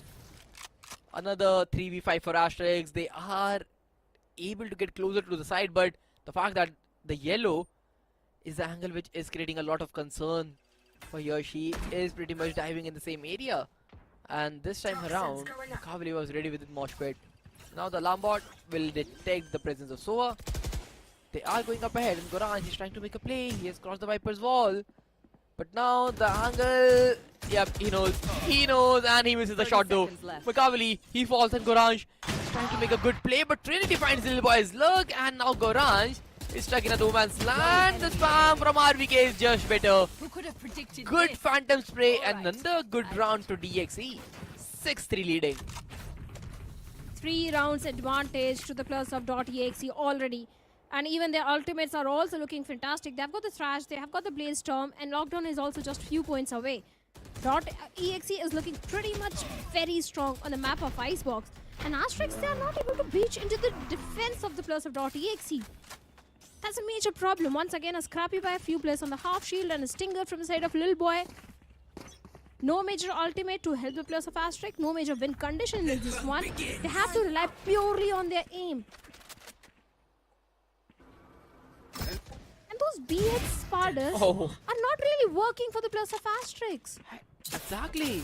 And despite all these, they are still hitting B, the mid B, and again, but this time around, this is even better from Kohli. He knows where the players are. They find one player B, double players mid, because there's nothing A. They have the information on that. And Kohli getting a double to his name as well. Dox and Goranj, the last 2 player remains, and Asterisk.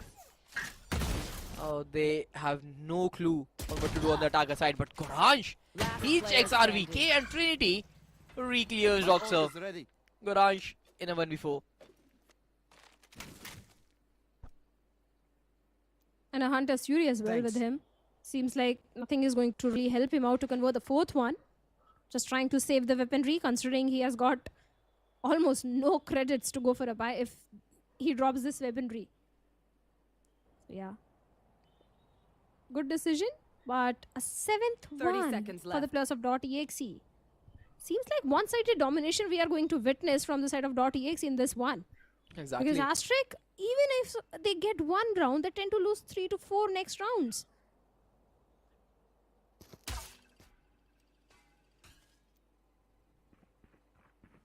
Ten seconds left. They need to figure out the attacking sequences. They're trying to hit B and mid splits with Yash taking B side, Rinsat taking mid. But all this is completely expected. And the .exe, they are happy if the attacking side continues to be so one-dimensional.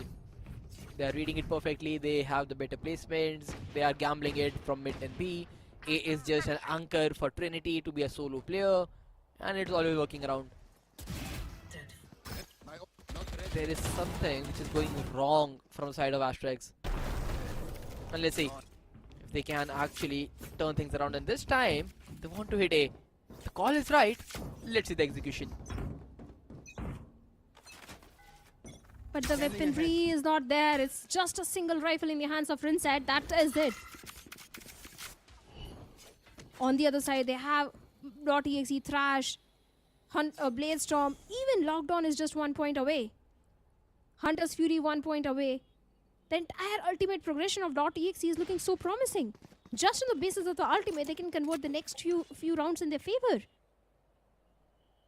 And since it's the 11th round, I'm very sure they're going to use at least one of those two ultimates in this one. The Ultron goes in to get information towards the yellow. And Trinity now has been forced back into the site. Still has got the operator though. Can try to do a lot of damage. Look at the pace of Asterisk. Certainly a very slow approach. But one of the player Rinset is way too deep into the A site. Macaulay, he's playing for that angle. He is expecting someone to cross this area, and the fact they are diligently checking all these areas. You should run. Macaulay, mosh pit for the delay for the post plant. But again, players right on the face, and Kohli, he wins the duel against Rinsat. A shock dart upon the face, and Lil Boy, he wins out a duel. The lockdown might detain a player or two. And yes, Macaulay is detained, but it does not even matter right now. Because the spike will go down, and Macaulay, he has his ultimate for the retake. With his top angle of pipes, how do you clear all that? Exactly. Thrash also being invested from the side of .exe. And Trinity unstoppable without operator. He's still getting one more frag. The wingman for the win. The wingman is untouched by the Viper's snake bite. It does not even matter. Lil Boy is getting all those frags, but all Macaulay needs to do is nothing. Stand there and survive. Because the wingman for the win strikes yet again. Another stick on the under the noses of Asterisk, and nothing they can do about it. Exactly. No way to deal with the players of .exe. Nothing really working for Asterisk. After getting the pistol in the entire eco round, all they have got is just one single round. Nothing else. And 4 ultimates. And all these 4 ultimates are going to be utilized in this particular round. There is no chance for Asterisk on paper to convert this one in their favor.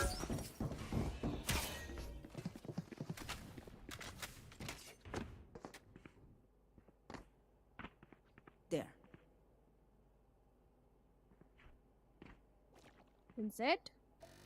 Still holding on to that angle, being very careful. And now the operator from A has moved all the way towards B, just in case if the players of Asterisk are going towards B. But for the first time, Asterisk going for a mid-exploration. Even that information has also been passed on to the players of .exe. Where is the smoke?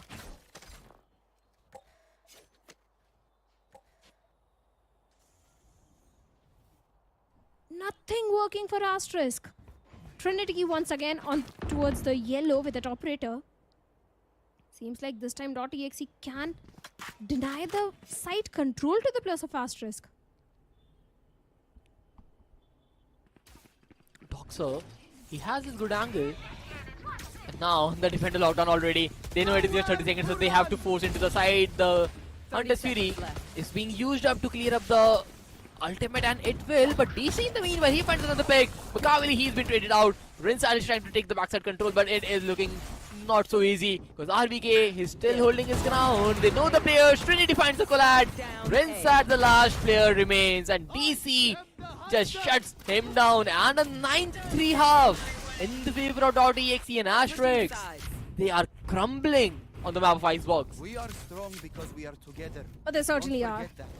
Not just crumbling, they are getting thrashed by the players of .exe. If they lose this pistol, I bet the scoreline can be 13-3. So pistol is of prime importance for the players of Team Asterisk. Not just a pistol rounds, but let's be honest, they need to convert the bonus as well after that. And have to make sure .exe doesn't convert their eco round. They need back-to-back 4 rounds. Only then we can say that yes, there is a possibility of a comeback for the players of Asterisk.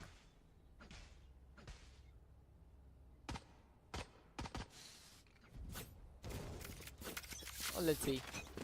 Now, the earlier round which Asterisk can secure is this pistol. So, Adizi, they know there is a guy on site. With BLO, it is not been cleared, but yeah, she pushed down this area from the belt. He takes down RVK, and now with the numbers advantage, they are trying to just hold the side down. They have to deny the spike, but the wingman, playing as an extra person, is there for the spike plant, and this is a good call. Take the room and control Gorange with a perfect trade. 1-2 peaks, but now Lil Boy, one more down. Another pistol is coming on the way of Asterisk, and Lil Boy will just secure it out as well. Another good fragging in the pistol department, and Asterisk, they are trying to make a comeback. They most certainly are trying to. The pistol was really important for Asterisk to convert. And since they have converted the pistol round, the follow-up round should also go in their favor since they will have the weaponry advantage in this one. But .exe, they are known for those eco conversions. They are known for those eco rounds, especially the Sheriff in the hands of RVK is something which Asterisk has to counter. They have to make sure that RVK gets no value with that Sheriff. Because if he does, there is a strong chance of .exe converting the eco.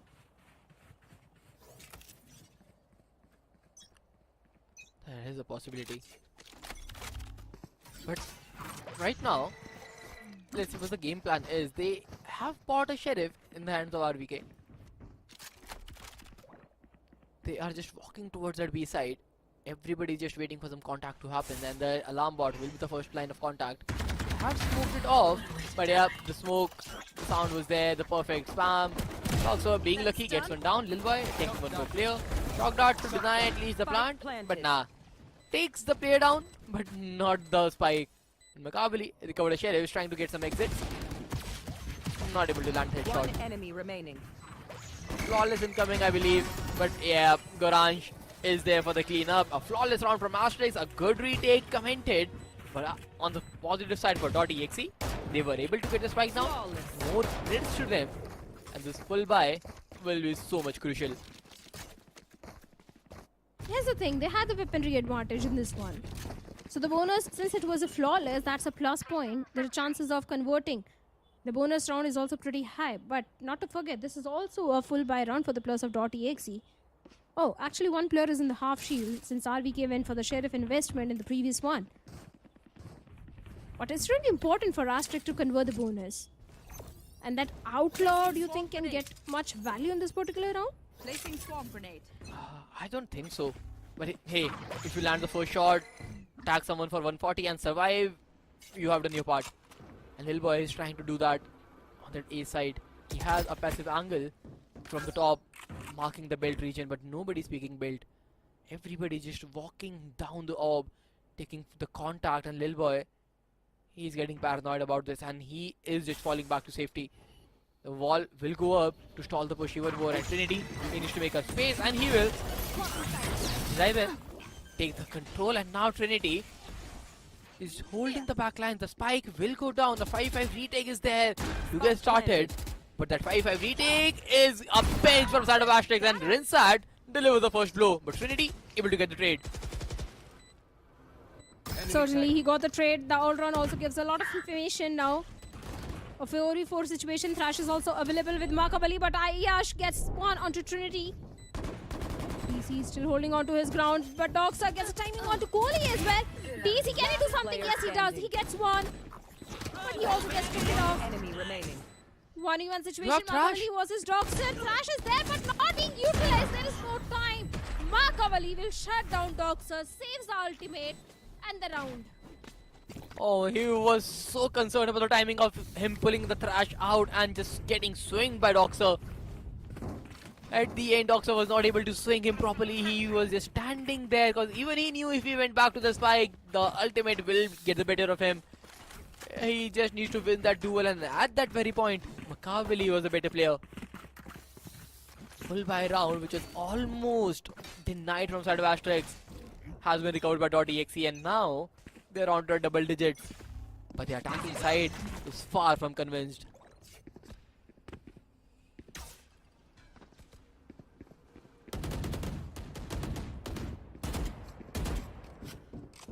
One on the board for the plus of .exe. Thrash still there with Makavali, one of the major win conditions which .exe has to convert the 11th one. And look at the approach of .exe, a very slow approach. But they have to make sure to give no value to Yash. And not just Yash, but to Rinsat as well, because the angle Rinsat is having, he can definitely do a lot of damage. And he certainly do so by getting RVK. One of the key players from set of .exe has been picked off. Good news, Trinity gets a timing onto Yash though. A good trade. I'm not able to smoke. He tried to make a cloudburst play, but nah, he was denied. But now DC, he is on the top of court, and he spots double player. He's good for one, and inside trade falls back. But Doxa, he is able to get one pair after the another.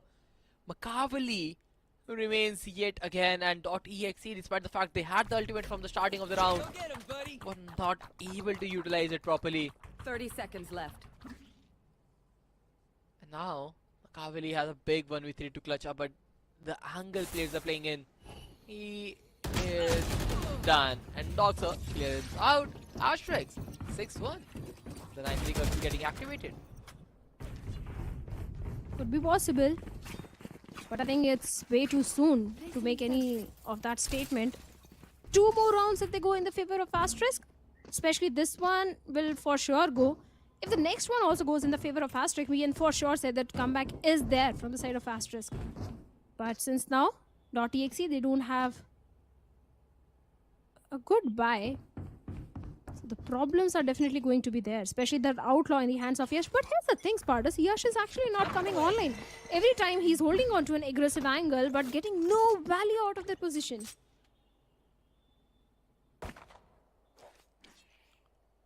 But again, that's the thing. He is not being challenged enough. He's there. He's marking his angle because every time they go on A side, it is always Rinsad, the first point of contact, and he is doing his job perfectly. And now again, it is Rinsad's duty to hold them off, and Goranj with a good combination to the snake bite and shout out, takes one more play down. Doxer finds one more. Trinity is barely breathing on 7 HP. Will get shut down as well. And it is getting way too easy for the defenders. Another round converted. 7-10. Yeah. 7-10. Just 3 rounds deficit. But this is going to be the decider in the main round. If it goes in the favor of .exe will come so close to getting the series point. So that's why it's of extreme importance that Asterisk convert this one as well.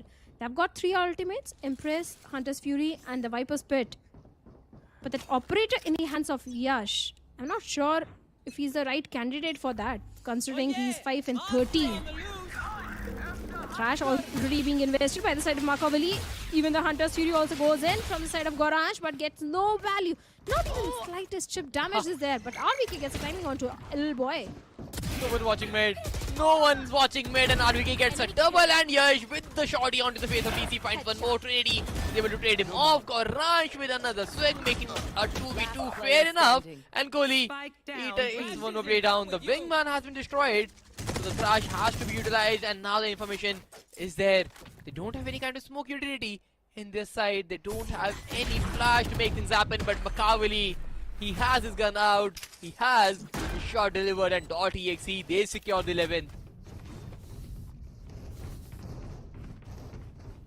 They certainly did. And like I said, the previous round was really important.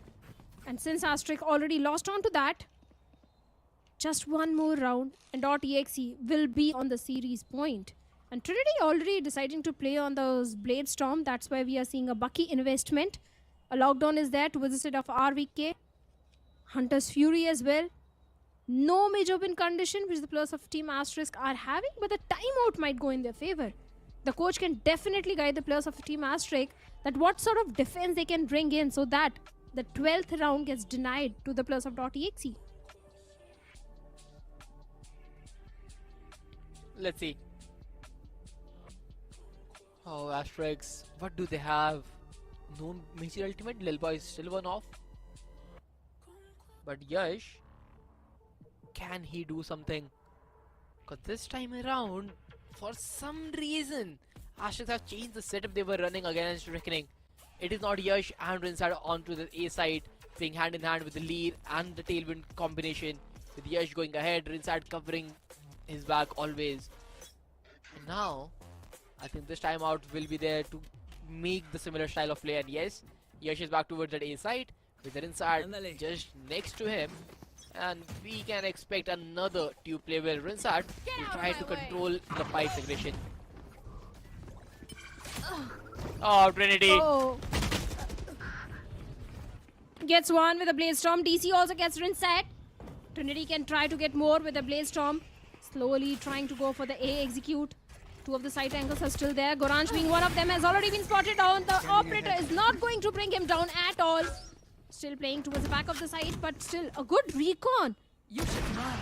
gets the entire information onto the players of team .exe, but the lockdown is going to push the entirety of team Asterisk out of the site.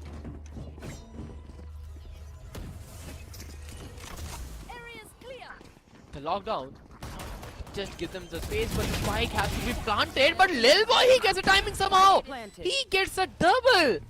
It was a 3v5 against them, but now a 3v3 remains with the lockdown being used up. The spike is wide open, so they have the potential to play the post plant, but they have to play it from the far out. But Doxa, he's gonna invest the ultimate. Nano Swarm dealt with. First shot, Gorange, take one shot, and Lil Boy, he's just taking the players, and Asterisk is able to secure another defusal. This is not looking good from DXE. Lil Boy swinging out from heaven, getting a timing right, and .exe, they just slipped up the entire round. Asterisk on the way for another 3-9 comeback. These sort of slip-ups sometimes mean the entire series gets slipped off from your hands. .exe, they can't afford such a thing at this point, especially when Asterisk is just 3 rounds deficit. But on the other side, Asterisk, what a play they are bringing in, especially in the defensive side. They've allowed only 2 rounds to the players of .exe. And now, .exe, a scrappy buy coming in from their side. They have got the Viper Spirit and the Hunter's Fury though. But let's see if they can really convert the round, because the chances of Asterisk getting the 9th one are very high. Looks like it. Look at Yash. He has a perfect angle for anybody crossing from either side of the map, and yes, he will hit the shot as well. No issues. Although the opponent did not have enough economy as well to put up any challenge right now, and .exe looks like they are running out of fuel. The attacking side is struggling yet again.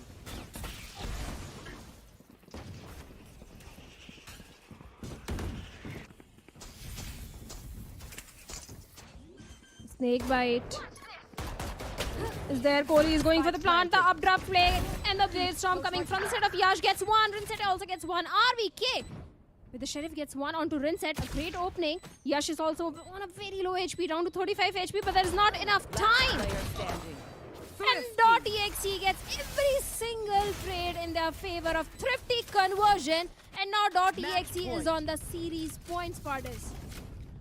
What just happened right there? Perfect frag from Yash. He got 2 major picks, and despite all this, a 2v4 was remaining.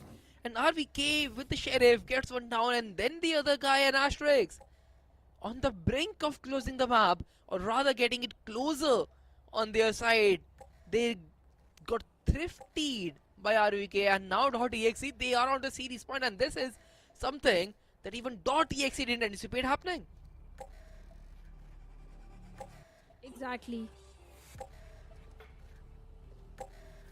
But look at the ultimates, Spartans. They have got the Viper Spirit, they have got the Hunter's Fury, and this time out might actually go in the favor of the players of .exe. And if that happens, it is going to be a 2-1 in the favor of .exe. The chances of that happening are pretty high, especially Trinity coming online in such a good fashion. 21 and 14. Even RVK, this guy has always been performing good, but this time DC and Kohli are also stepping up majorly.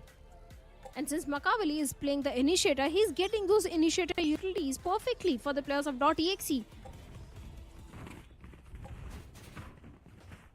Such a pressure situation for the players of Team Asterisk at this point. Let's see where they are going to bring in. A side, that is where .exe has been going time and time again. Is for now a triple stacked up site. Oh, Ali out drone. Big information there. But now Yash, even better shot. Trinity is able to get the trade, but Trinity makes it a triple. And .exe, they are on the verge of clearing the map. They are on the verge of making it to the playoffs, because Doxer and Lil Boy, they are the last 2 players remaining in the front of them. And Lil Boy has been hurt. Kohli deals with him perfectly. Another good frag delivered by Trinity, making the jet diff happen in the server, and .exe clinches their way to the playoffs, making it to the top 4 of Split 3. And Makavali, oh man, this guy is such a troll. They are happy, and look at RVK. The intense pressure he has to go through finally paid off. Yeah, finally the hard work has paid off for the players of .exe. But please decode it for me. What exactly was Makavali trying to say? What was the message? Was it real hot? I wonder if I can say it right here. I'm not really sure about it. I kind of know what he's trying to say, but we surely have to let it go, and we ask Makavali later if he's there for the interview rather. I hope he is. I hope he is, because I'm sure our Hindi desk casters are definitely going to ask what exactly the clear message was there. But congratulations to the players of .exe. They are moving forward, but a good game by the players of Asterisk. We can't deny that. They did give a very tough competition to the players of .exe Esports, especially the way Asterisk has improved their game style as compared to Split 2. Kudos to them. Oh, that is very true. Asterisk has put up a real show in the entire Split 3. They have created one big upset against Reckoning, and then it was a great match against .exe as well. Looked like a game which could go either ways, but at the end it was just one player's brilliance who was turning things around, and it was a Jet called Trinity. Yeah, Trinity was definitely fantastic. Every single time this guy was getting those opening frags, those duels converted in the favor of the players of .exe. And that's one of the reason that Asterisk was also losing on a few of the rounds, because as a duelist, as a Jet, especially on the map of Icebox, you have to come online, and that was not happening really with Yash. Oh, that is true. Like, Yash has to be the one who was delivering the frags, but I'm still not sure why Asterisk changed the game plan. Why was Yash and Rinsat not playing towards an A side on every defender round? Because the moment Yash came towards A, he was able to get some picks. And this is something which you expect to happen, but again, whatever the call was, it definitely didn't work out for Asterisk. Hey, by the way, my prediction came true. The Gecko-Soya combination actually won. I'm not sure about the combination, but this guy definitely won them the entire map. 25 frags with 220 almost damage per round, which is almost like 1.5 players every round. 331 ACS for First Bloods and Trinity. He was a difference maker. He led his team to the playoffs, because if Trinity had not just clutched every round, not getting doubles or triples every other round for DXE, it would have been Asterisk's game altogether. It certainly would have been. Headshot percentage also pretty high on the number. ACS also quite high. 331 ACS, 4 first kills this guy was getting. So yes, Trinity played to the perfection. Not just Trinity, I think the entire team of .exe is having very good ACS and stats, because every player was coming online, be it Makavali or DC, everyone was contributing and getting those crucial kills converted in their favor in the rounds as well. Looking at the stats, 11 first kills for the players of .exe, 10 for the players of Asterisk, but post plant is where they both were actually struggling. That is true. The defender side, or maybe you can say the retakes were the concern, since the retake sequences were kind of missing somehow, but again, Asterisk, they made a comeback on the back of things. 2-5 is a post plant where you expect more rounds, to be honest, but Asterisk on the attacker side, they were completely lackluster. And then if you look at DXE, even they were struggling on the attack somehow. But since the first half was such good enough for them, they made sure it happened, and on the back of Trinity. Just look at the difference. 25, and then the second fragger is on 17, and then 11-11-9. The difference maker is a class apart performance. It certainly is. It certainly is. Ravi K also 17 and 14, 216 ACS. Kohli was also getting those good assists and kills as well. But from the side of Asterisk, Yash was quite underperforming, 9 and 17. Doxer with 11 and 13. In fact, it's only one single player, Lil Boy, who's having more than 200 ACS, 216. Oh, very true. Like 216 is like the ACS, everything was there, but this guy is built different, I would say. On the day he's popped off is crazy right now. Like the fact that he has a combined of 64 frags in the entire series. Being on the duelist role is pretty much difficult, since the duelist role is the one which is a kind of sacrificial in nature, and you have to dive into the side, get Trinity down. Until you are doing your job more than required, will gives you a match MVP, because generally the match MVP is for the players who are trading the duelist, which is an initiator or a sentinel. But today, Trinity, it was his day, and he made sure that coming this close to the playoffs, his team is not slipping off. For sure, they are moving into the playoffs, they are moving forward, and all the hard work, all the improvement which .exe has showcased us as compared to the previous split 1 and split 2, finally that hard work, the grind has paid off, and they'll be moving forward into the playoffs. I really hope they did put up a good competition, whoever the opponent is, because I would love to see RVK making an entire montage of 4K in every single map. That would be crazy to see. Like the amount of 4Ks this guy has, and just add 3Ks as well. It's like either he's getting multi-frag 3 or 4, or he's just doing nothing in the round. There is no in between for RPK, and this guy is definitely crazy performance. And the thing is, he's the IGL of the team, and despite the fact he is the one who's delivering in the fragging department, which is a very rare sight.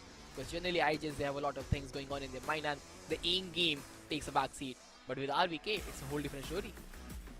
Certainly, it's a different story, but I completely agree with what you said. It's a do or die situation every single time with RVK. Either he's going to perform really good or he's just going to die in the first place. And even the opponents also do understand that if you have to win against the players of .exe, you have to shut down RVK, especially on those eco rounds. Just like if you want to win against the players of Velocity Gaming, you have to shut down the aggression, Damara. So I think RVK is the guy we have to watch out for. But something else we also need to watch out is the interview segment on the Hindi desk. So let's directly head over to the interview. And you're a man of your words. Salute to you. How are you feeling? Thank you so much. First of all, I'd like to thank everyone, my team, and also a big kudos to AST. Like I said yesterday, we were not taking them, like lightly, and I think they really showed up. And some crazy kids, man. Oh my god, man. I was saying smacked left, right, and center. So kudos to them, and I'm really proud of my boys.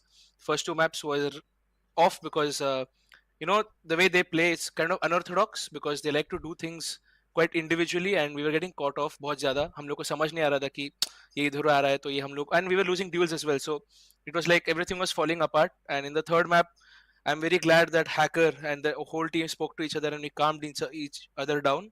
And I think we played it very methodically. We played very disciplined. The 3rd map, it was very disciplined from us. We were not over peaking and throwing rounds that should be in our favor. Of course, ek do hai, but it's okay. But I am over the moon. Last 2 years have been super tough for me, and I'm super glad to be back in the top 4 and compete for a slot at Ascension. चलिए, ये तो होगी बातें. अब मुझे starts पे जाते हैं. हेवन का वो राउंड बताइए जो आखिरी का था, वो ग्रेफिटी वाला. उस टाइम पे आपके दिल में क्या चल रहा था और टीम का माहौल कैसा था उस टाइम पे? तो हमें पता था फ्लैंक आ रहे हैं, बट मेरे महाशय को सोवा अल्ट मारना था और उधर से सब टूट गया. एंड मैंने बस स्मोक कर दिया. And I was like, oh no, ये कहाँ आ गया? मैं जेट अपड्राफ्ट कर रहा है, सीटी आ रहा है. And I didn't know I killed the jet. Honestly मैंने सीटी वाले को मारा और मैंने बाकी सब मतलब मारा जो भी आ रहे थे. एंड देन राउंड खत्म हो गया. And everyone started screaming. I was like, ओ जीत गया. I was like shock.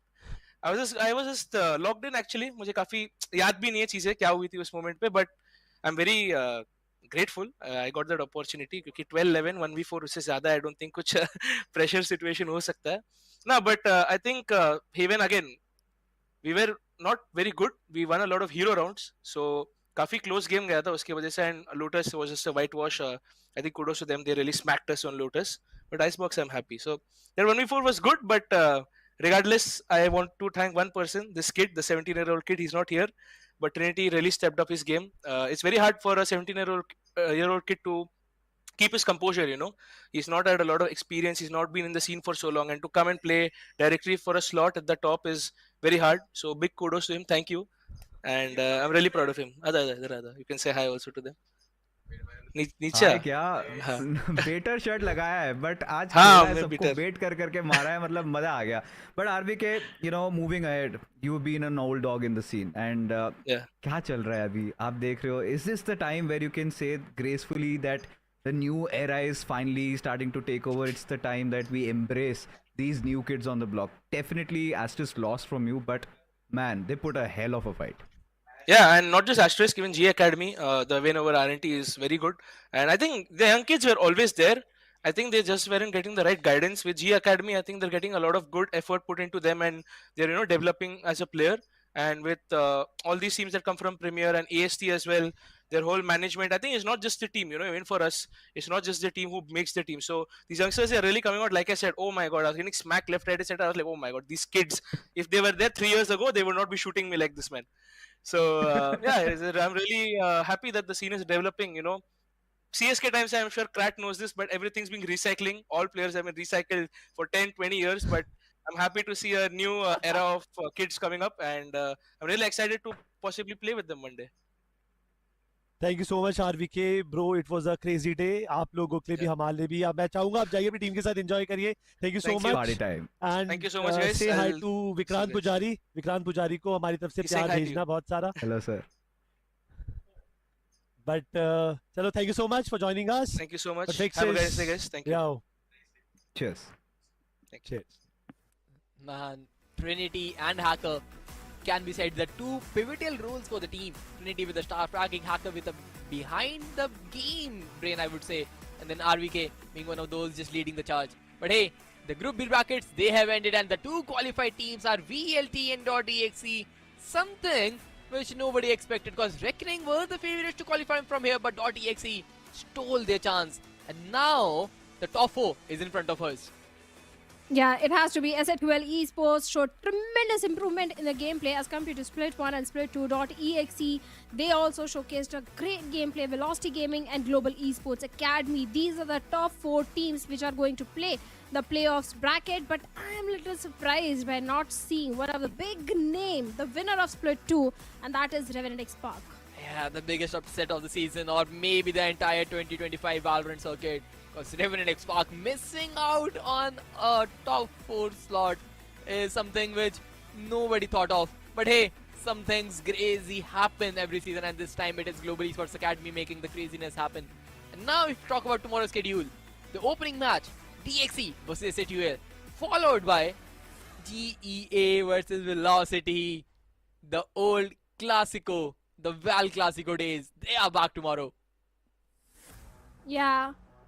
I think we all still remember the OG lineups of Global Esports and VLT whenever they went against each other. They do, as an organization, they both have a good history in the entire Valorant scene. So tomorrow is going to be really intense, but I really want to see how SATUL is going to perform, how .exe are going to perform, because these two names came as a surprise, and I think they have earned too many fans by the performance which they have showcased, especially as casters. I think we all are in love with the gameplay of the players of SATUL and .exe. Oh, for sure, man. These teams have stepped up a big time. Keeping in mind they don't have a star player in the making, they don't have any brilliant skills, they are not with some crazy veterans. Nah. 5 players who are working day and night to make sure that they play the best Valorant possible, and they are making it happen. They are living those dreams. Because now .exe and SATUL, they are one step closer to the Ascension qualifiers. And if they win tomorrow, they will be even more percentage of chances gaining ahead to the Ascension qualifiers LAN and everything in between. But hey, that will be a thing for tomorrow. Today's day is coming to an end. This is Spartus, join me was Shadow, signing off. Here we go! What's this?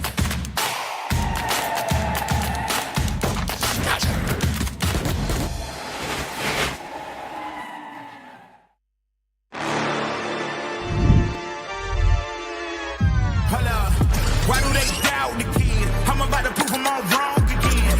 I got a low tolerance, cause they don't even know what the problem is. It's me. Why do they doubt the kid? I'm about to prove them all wrong again. I got a low tolerance, cause they don't even know what the problem is.